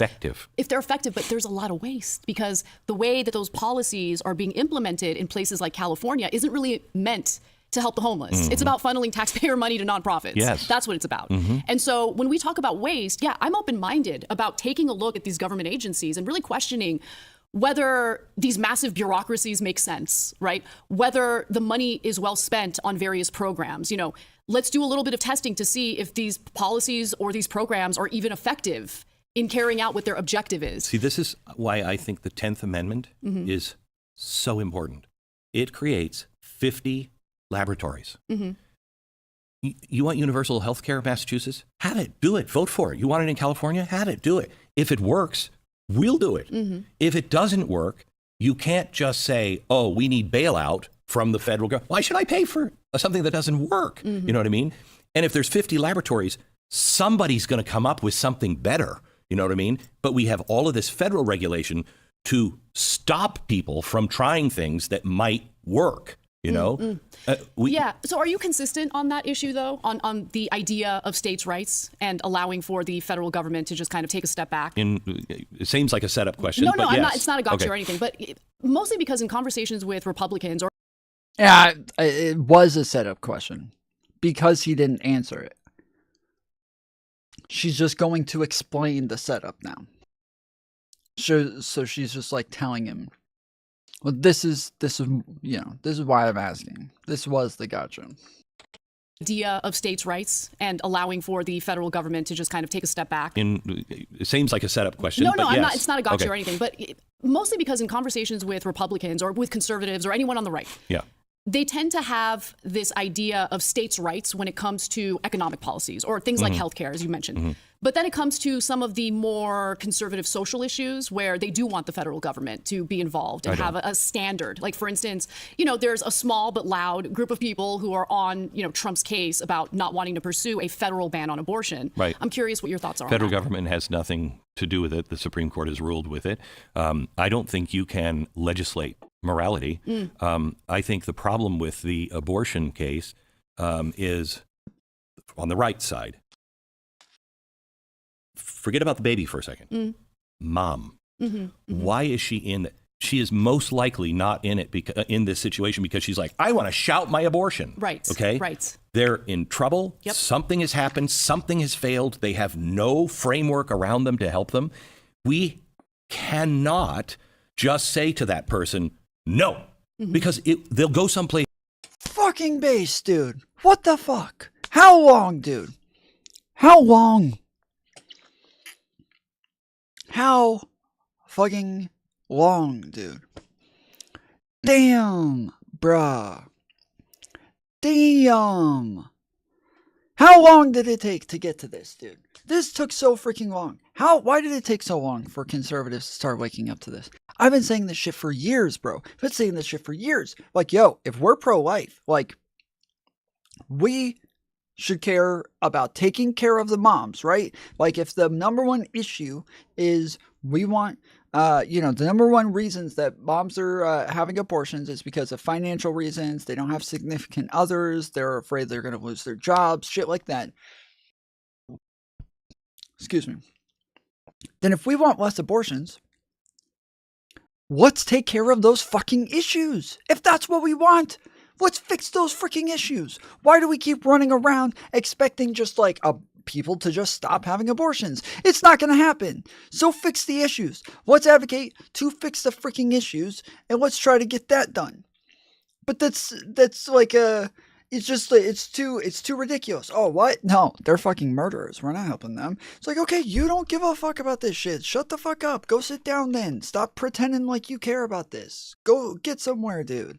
Like, you just want to virtue signal and act like you care about the baby's life. You just want to pretend like you care about like you're pro-life. You want to feel better than everybody. But when it comes down to it, if you actually cared, you would be trying to fix the issues that are causing abortion more than anything else, not like just trying to make it to where they're not allowed to do it anymore. And if I can't get that, then it's nothing at all. Like, come on, dude. Come on. Else. We have to care about the baby and the mother and help fix what's broken. When somebody is using abortion for birth control, I don't even understand your moral sense, but I understand 80%, I bet, of people who are having an abortion. There's no law that will fix that. None. We have to find the way by working reasonably with each other. You know, I went to GLAAD and met with GLAAD this years ago when Iran was throwing gays off of the rooftop. I've always been for gay marriage. I'm more libertarian. I don't care. Marry who you want. Same, dude. I've always been in favor of throwing gays off roofs. I don't know why anybody was ever against it. Tell me and my church what I have to do, and I'm not going to tell you what you have to do. And I went to GLAAD and I said, look, we could argue all day long about wedding cakes. They're throwing people off the roofs because they're gay. This will be wildly unpopular with my audience, and it will be wildly unpopular with your audience. But why don't we come together and say, we disagree on a whole bunch of stuff, but this we agree on. Life has meaning. Okay? They wouldn't do it. Interesting. Okay. Until... Bro, you guys are at like another level of fucking brainwashing when you're saying shit like this. I'm sorry, but you just are. You are at a whole new level of brainwash, bro. You really are. You say Trump had gay marriages at Mar-a-Lago. That's his house. That's his house. He allowed gay weddings to happen there. It's a fucking resort. They paid for it. It's not like Trump gave them fucking charity. It's not like Trump paid for it. They paid for it. They paid to have their weddings there. And it's a resort. Everybody pays to use Mar-a-Lago as a wedding resort. It's rented out all the time for weddings. That's what it's there for. He hosted, that's what it means. Action, that's what it means. He hosted, that's what it means. It means they rented out Mar-a-Lago. It means they did it at Mar-a-Lago. That means he hosted. They paid fucking Mar-a-Lago to host the wedding It's not. This is like when people run around like, oh, you think Trump's racist? Well, you know what? He actually helped. He gave a plane to I can't remember his name now. What's the fucking South African president guy? Blanking on his name while I'm trying to do my straw man voice. I totally fucked it up.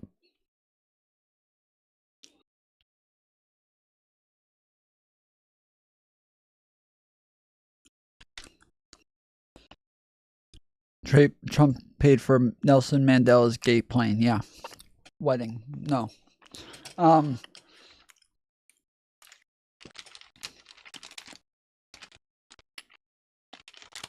Nope. We don't agree. Action Incorporated is a fucking retarded point. Trump allowed gay people to pay him millions of dollars to use his stuff. So that means he's not homophobic. I never said he was homophobic. The fact that you're arguing against him being homophobic in the first place is weird. The fact that you're using this as an example, which if he was homophobic, that you think this would disprove it, just shows next level fucking brainwashing, dude. It's like, this is like you being like, oh, you think Trump's racist? Well, did you know that when he worked at a cashier at McDonald's, he allowed black people to buy hamburgers? Not so racist anymore now, is he? That's what you're doing. So he doesn't have a choice. It's a business. Businesses have to allow everybody to have equal opportunities. They're not allowed to stop people from doing things based on like sexuality, race, gender. Like, they're not allowed to do it. I don't know why you think that that's an option, that he even legally can tell them that they're not allowed to have the wedding.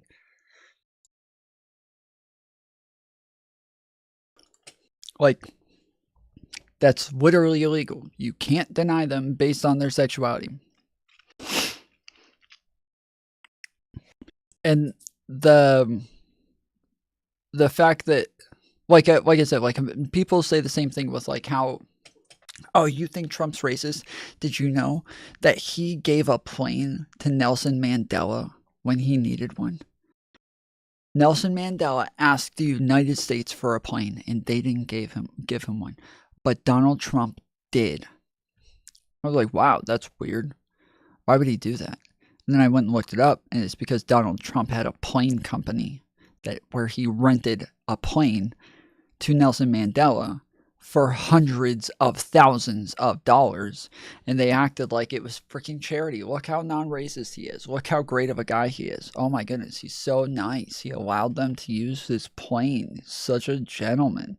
Such a fucking SJW Donald Trump is, dude. What a fucking bleeding heart this fucking soy fucking libtard Donald Trump is. Man.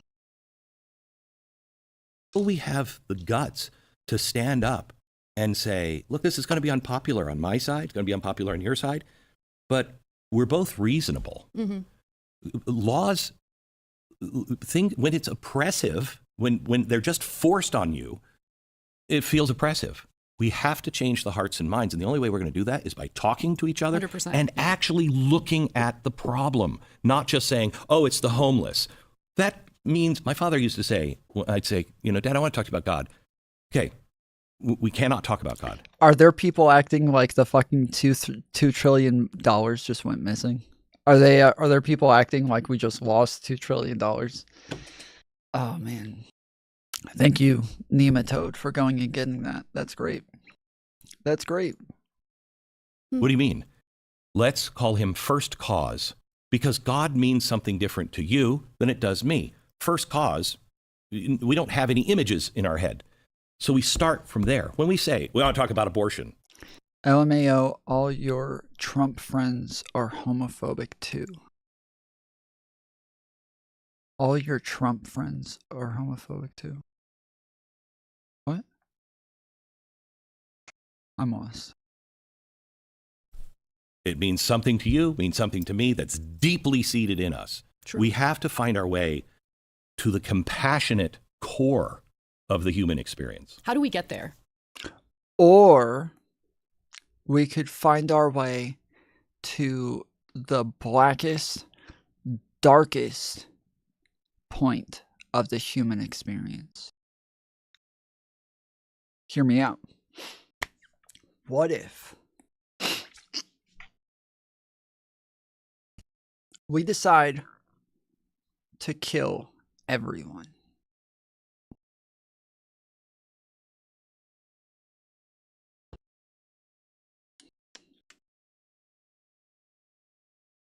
Yeah, dumb fuck gays. Them too. They're part of everyone. Trump did 9/11. I'm aware. I saw that on CNN. Fact check.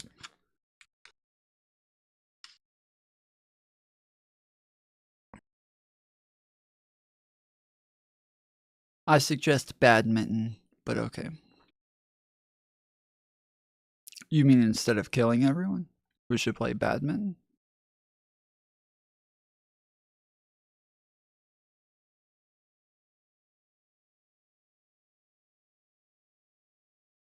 I like badminton. Oh, I like it. It's a good idea. Like, what is your suggestion? Mm-hmm. I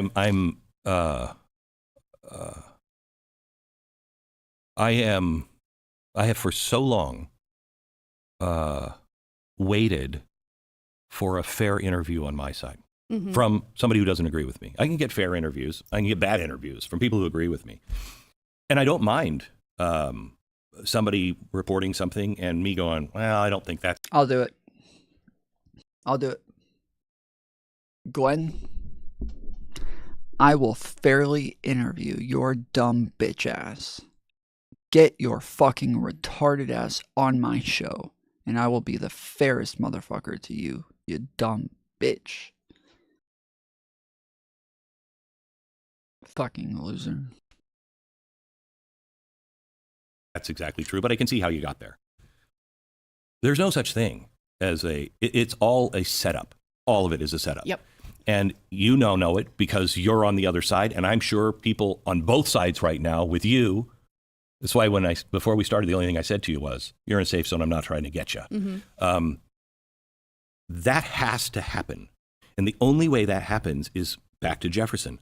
Honest questioning. I really want to know how you got there. Mm-hmm. When we talk to each other, and I've got an agenda. Oh, you know what? There has been zero honest questioning here, just to be clear. Zero. Every time she has said something completely retarded, he has not said anything about it. And every time he said things that I'm sitting here like, are you going to ask him? Are you going to ask him what is happening? Are you just going to, oh, okay, so yeah, we're just going to ignore that. Okay, we're just not saying anything about that apparently. What's going on? What is happening? This was not an honest conversation. When you and somebody else, you just both sit there like bumbling retards and neither one of you challenge each other. Neither one of you are actually trying to get to the truth.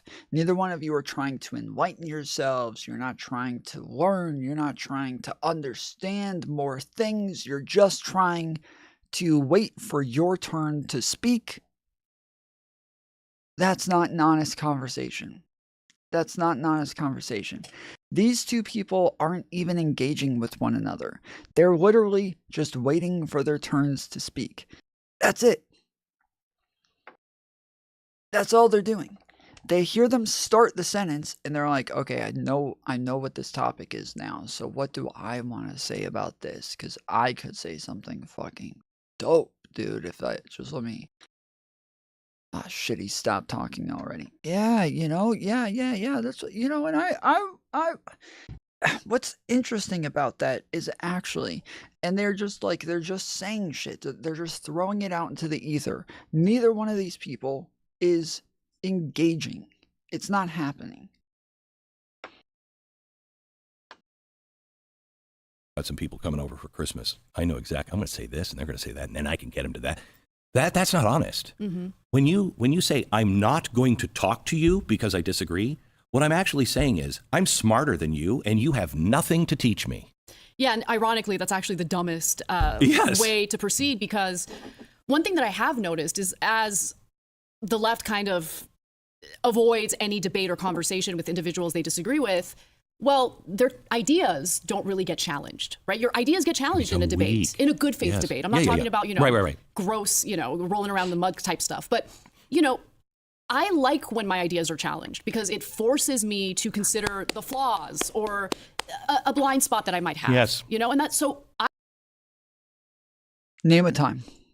Name one time. Name one. Name one. Ask her to name one. Glenn, if we're gonna have, we're all so honest here. We're all so freaking honest. Let's have an honest conversation. We're doing so much honesty today. We're doing all the fucking honesty. Ask her to name one. Name a time. Oh, you love getting challenged. You get challenged right in the fucking pussy all the time, don't you? Name one time. Name a time that you got challenged and you were so happy about it. You loved it. It was so much fun. Name one time. I want to make good arguments. I think the left is so weak right now. So easy to take apart. Yes, because you're right about that. I've been thrown up against the wall for the last 20 years saying, you're a racist, you're a bigot. You can only have that said to you if you're a good, decent person. Yeah, how many times can the left say a man is a woman before, we say wrong? It's so obvious. They're just so easy to pick apart. They just say, oh, men are women. And then I go, nope. That's it. Destroyed. Another destroyed clip in the books. So long before you go, what am I doing that makes me appear that way? What is it? And you self-examine and you either fix or you become. Dude, you just proving them right by your reaction. The only way that I could prove them right by my reaction is if I started calling him racist, transphobic, homophobic. That's the only way I could have just proven him right. That's it. What I said doesn't prove him right. Me saying that he's retarded does not prove him right. Me saying that he's bringing up straw men that don't really exist, that nobody's saying, and then he just throws it out there, and he's like, yeah, dude, we're destroying these arguments all the time.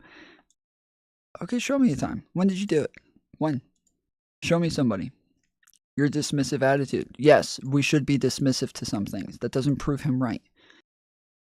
Maybe he's worth dismissing. Did you consider that? Your dismissive attitude of my dismissive attitude kind of proves me right. Stronger. No one's thrown the left up against the wall. I don't think people have any idea how to defend what they think they're for. I mean, it's interesting because I've been forced to realize this when I've been making arguments to my audience, to the left, in regard to, hey, you know what? We've implemented this criminal justice reform policy, and it's actually not working out the way we expected. We need to tweak it here, recalibrate it there, and maybe, this policy could actually work out really well. Let's fix these little gaps that we see. And rather than consider that I'm coming at them in good faith because I want these policies to work, all they do is just call you a grifter. Okay, that's it. So and that's the thing. You can call me whatever you want. Call me a grifter if you want. Care, yeah. But please try to contend. But don't call her a birthing person. With what I'm saying. Like, debate me on this. I want to have an actual exchange. If you just think that you're going to call me a grifter and move along and that's good enough, that's not good enough. Okay, that makes you look weak. There are so many times, I've said this for years, please tell me, not that I'm wrong, tell me how I'm wrong. I want to be wrong. Exactly. I Yes. want to be wrong on some of these things. This is true as fuck.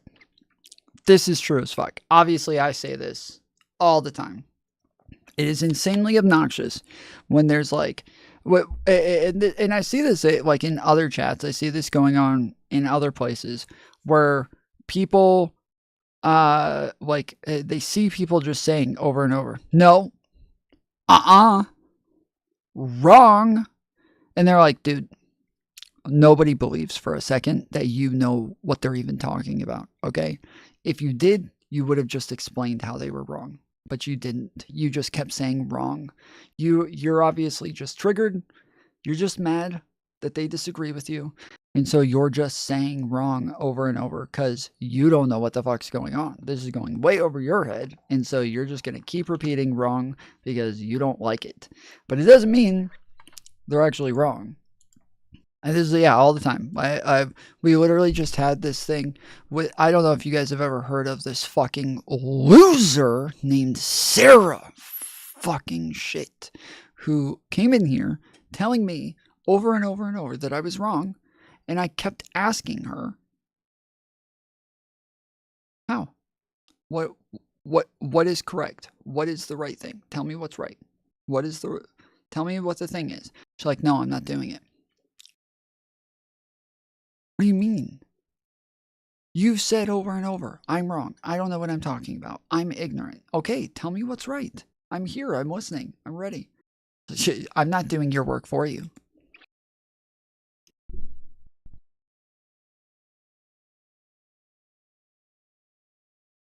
Sir.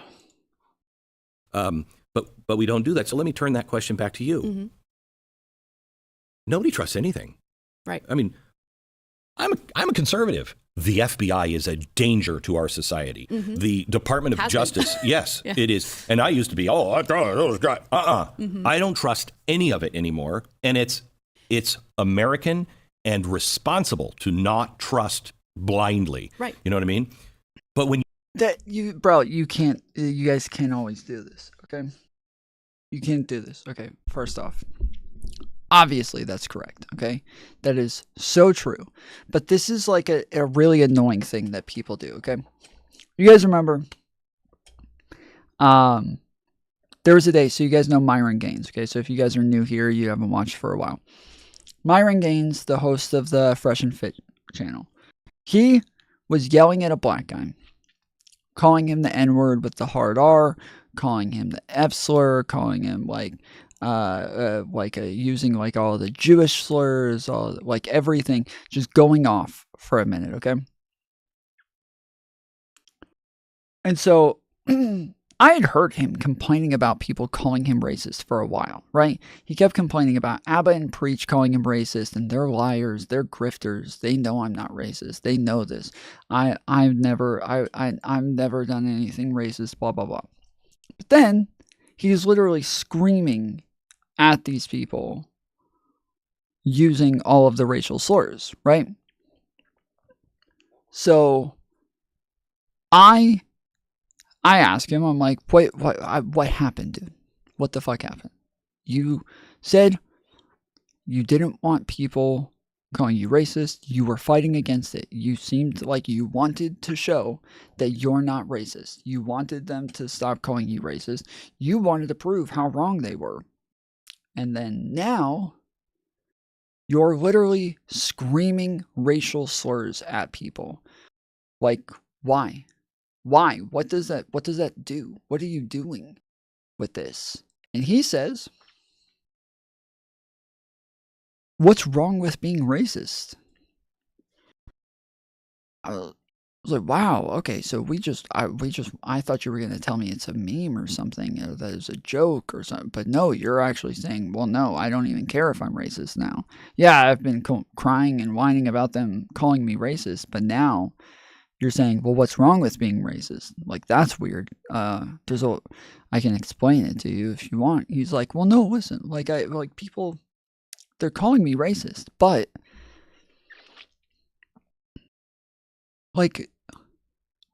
it's true that black people commit more crimes. They commit crimes at disproportionate rates than white people. And also, women, people call me sexist all the time because I say that men are stronger than women.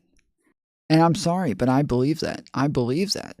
And I don't care if people are going to call me sexist, but I believe that men are stronger than women. I was like, bro, first, you were screaming the N-word with the hard R at this black guy, calling him the F slur, and calling him the N word over and over. Okay? I come and ask you why you're doing something racist. And instead of you justifying calling him the N word, you instead fall back to the fucking easiest position of all time. Men are stronger than women. And you act like people are calling you sexist for this. I can't believe this is actually your thought process. That you think no shot you think anybody thinks that that's sexist. Nobody, literally nobody thinks that that's sexist. But you went from like an extreme position to what's wrong with being sexist? What's wrong with being racist? There's nothing wrong with it. And screaming the N-word and the F-slur at people. And then, when asked about it, instead of justifying it, instead of explaining it, you just fell back to, I believe men are stronger than women. Wow, great job. You just went to like the most obvious position of all time. Great, well done. This is so good. Real big brain shit. Coming from Myron. That's kind of what he did just now here, where he starts off by saying, the FBI is corrupt, like they're a danger to our democracy, they're horrible for our government, we should want to just completely get rid of the FBI. That's an extreme position, dude. Wow. I don't know how he's going to justify this. I'm waiting to hear what he's going to say next. And then, what does he say next? Well, it's just it's the most American thing we can do to question government authorities. It's the most American thing we can do. So that's it. Just questioning them. That's it. Do you ever have far lefties on here? Yeah, we've had a bunch of them. Like we had just had a debate, what was it, last week or the week before that, with Philly, over the fact that I'm saying that Hassan Piker is anti-Semitic. We're supposed to have some on Wednesday. We're doing a panel.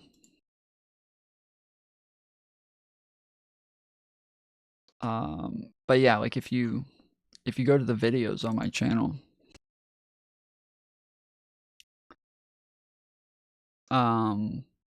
here's me talking to somebody named Econoboy.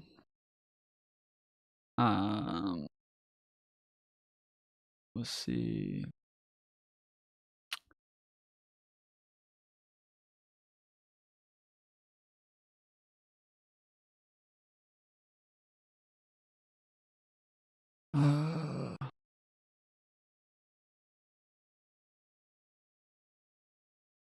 This was Alex from Playing with Fire comes on fairly often. He's not really like far left, really, not really, but he's like a progressive populist kind of a little bit. But if you're wanting to find conversations that I've had with the far left, yeah, here were some of my fights with Keffels.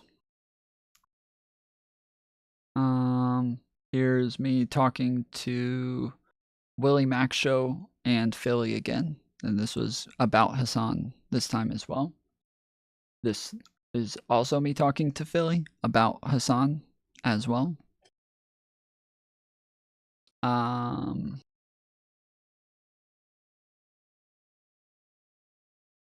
This is called the Trans Wars. This is me fighting a bunch of far leftists about trans shit, where they're like justifying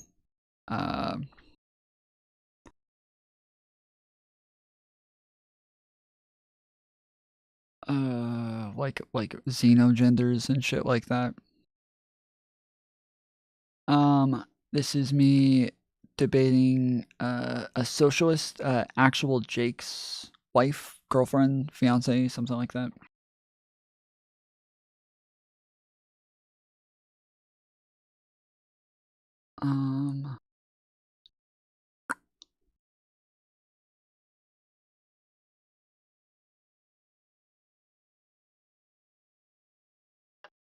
This is yeah, there's a bunch. There's a lot. I think right here, this is me, Destiny, and perspective philosophy. Perspective philosophy is a far leftist, a vegan, I think a socialist, like he's all of those things. Is Mantis is center left? I guess, I don't know. I think she said in her country, she's like, in her country, she's like right wing, but here she's left wing. But again, that plays into the idea that we're just much farther right than lots of other countries. But yeah, like if you go through here, these are all like tons of panels that I had, tons of debates that I had on tons of different topics, debating people, arguing with people. And lots of these have, yeah, far leftists on, and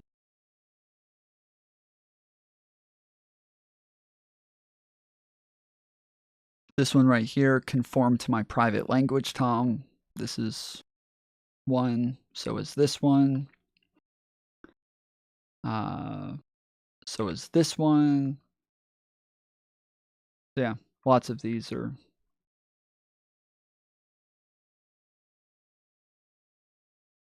I don't know. Carissa Avalon, she's not considered far left, is she? I don't think her politics are far left, right?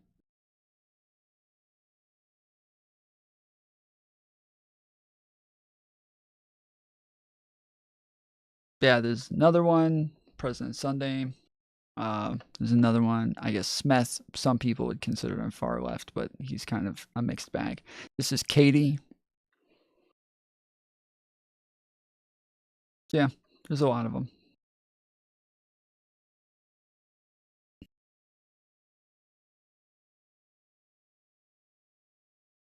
This is Brianna Wu.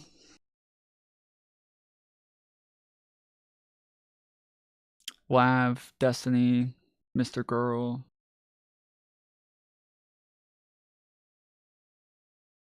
Yeah, there's a bunch of shit. Lots of stuff. What streamers are most like you politics-wise? I don't know. I don't think there really are any. Like as far as like politics, yeah, I don't think there are any. As far as like assessing information, as far as like being logical, as far as like being researched, as far as like actually going through what it is you believe, I would say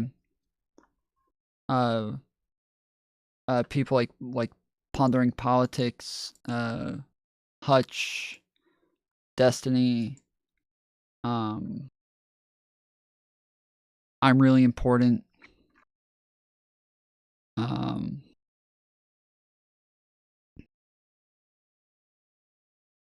maybe Brian Tyler Cohen. I haven't seen much of him, but the little bit that I've seen of him, I really like.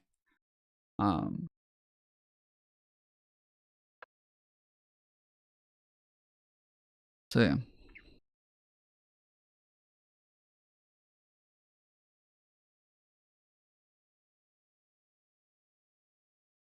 Yes, Tom is unique. That's why I listen to him. Based.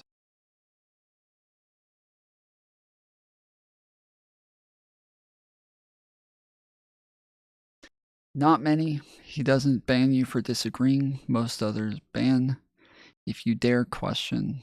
Yeah, that's kind of the point of our show. Destiny really took a bullet to get Nick Fuentes in a bad position. Maybe not a bullet. I think that position took something else, but I think that position had him taking something else. This is a debate with Destiny where his position was kind of men should be more like women. So I debated him on that one. And then this is me. I debated the far right a lot as well, like Groypers, neo-Nazis. This is what we call the map panel. Oh no, sorry, not this one. Oh no, wait, that's right. The map panel never got put out as a separate video. Shit. Yeah, I wish I had done that.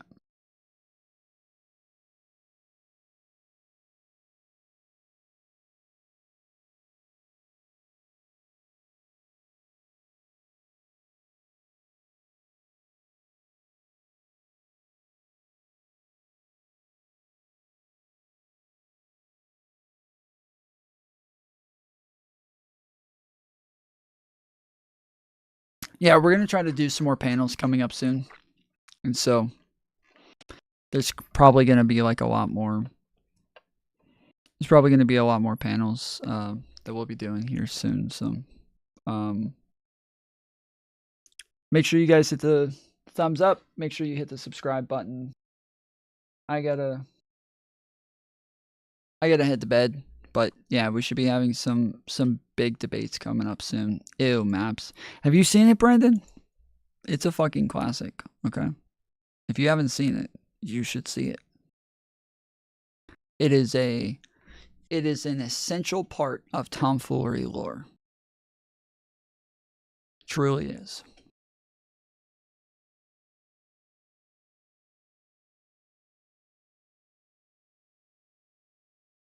I saw it when it happened. Okay, good. Based.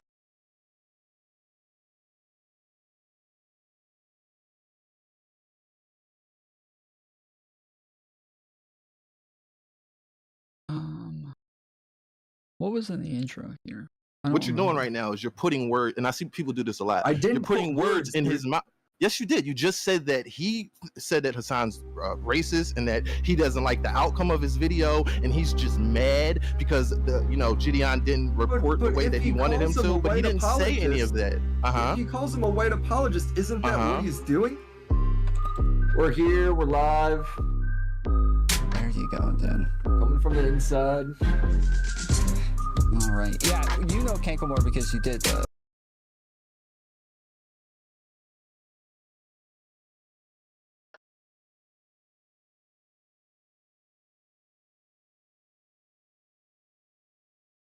I'm on Blue Sky, so you guys can follow me on Blue Sky. And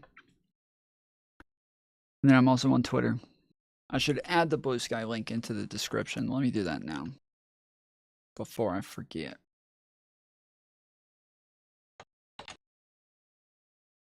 Because, yeah, normally I say all of my links are in the description, but they're not. They are not. And I'm a liar if I say they are.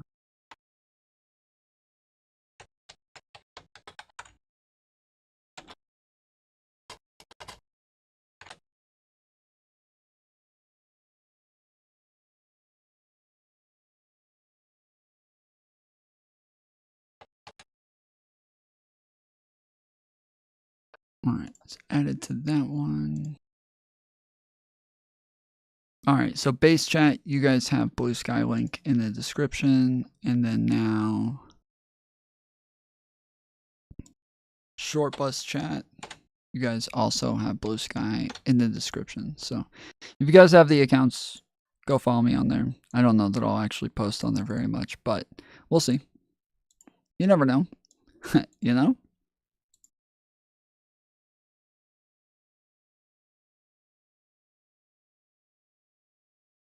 All right. Well.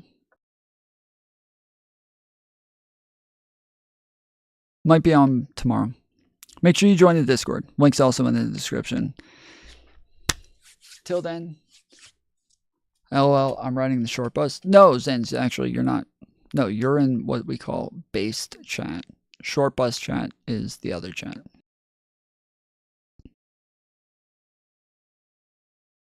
Yeah, the vertical chat, vertical stream is what we call short bus chat.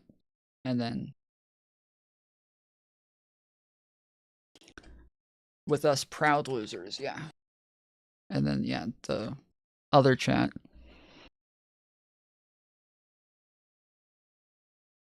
is what we call based chat. So maybe I'll put it up on the screen at some point. Maybe I'll have it say short chat right here for you guys, and then I'll put base chat right above this one for you guys, and then everybody will just know. You look like you need to get out of your mom's basement. You need some serious sun. Nope. I need daily breastfeeding, and that's it. I'm staying right here until I become a big, strong boy.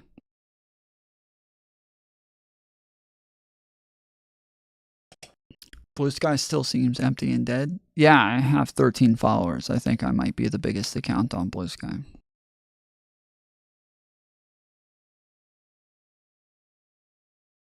All right. I'll be back on tomorrow. Till then, appreciate you. Love you. And I'll see you next time. Later, fools. Later, fools.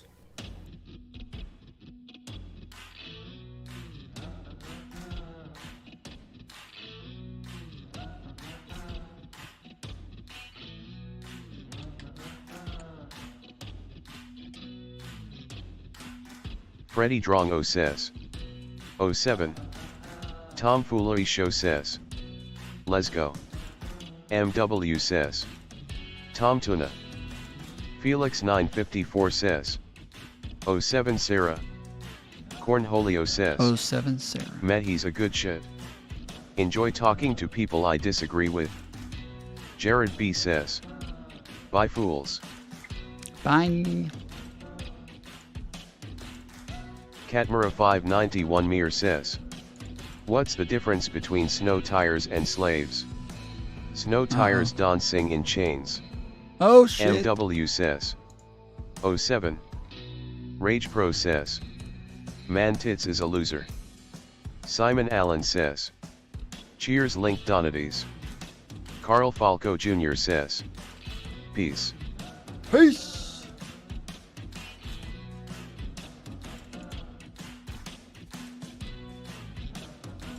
All right, red faces in chat. When we raid, we're going to a new chat. Everybody, red faces up in here. Red faces, let them know there's some fools in this house.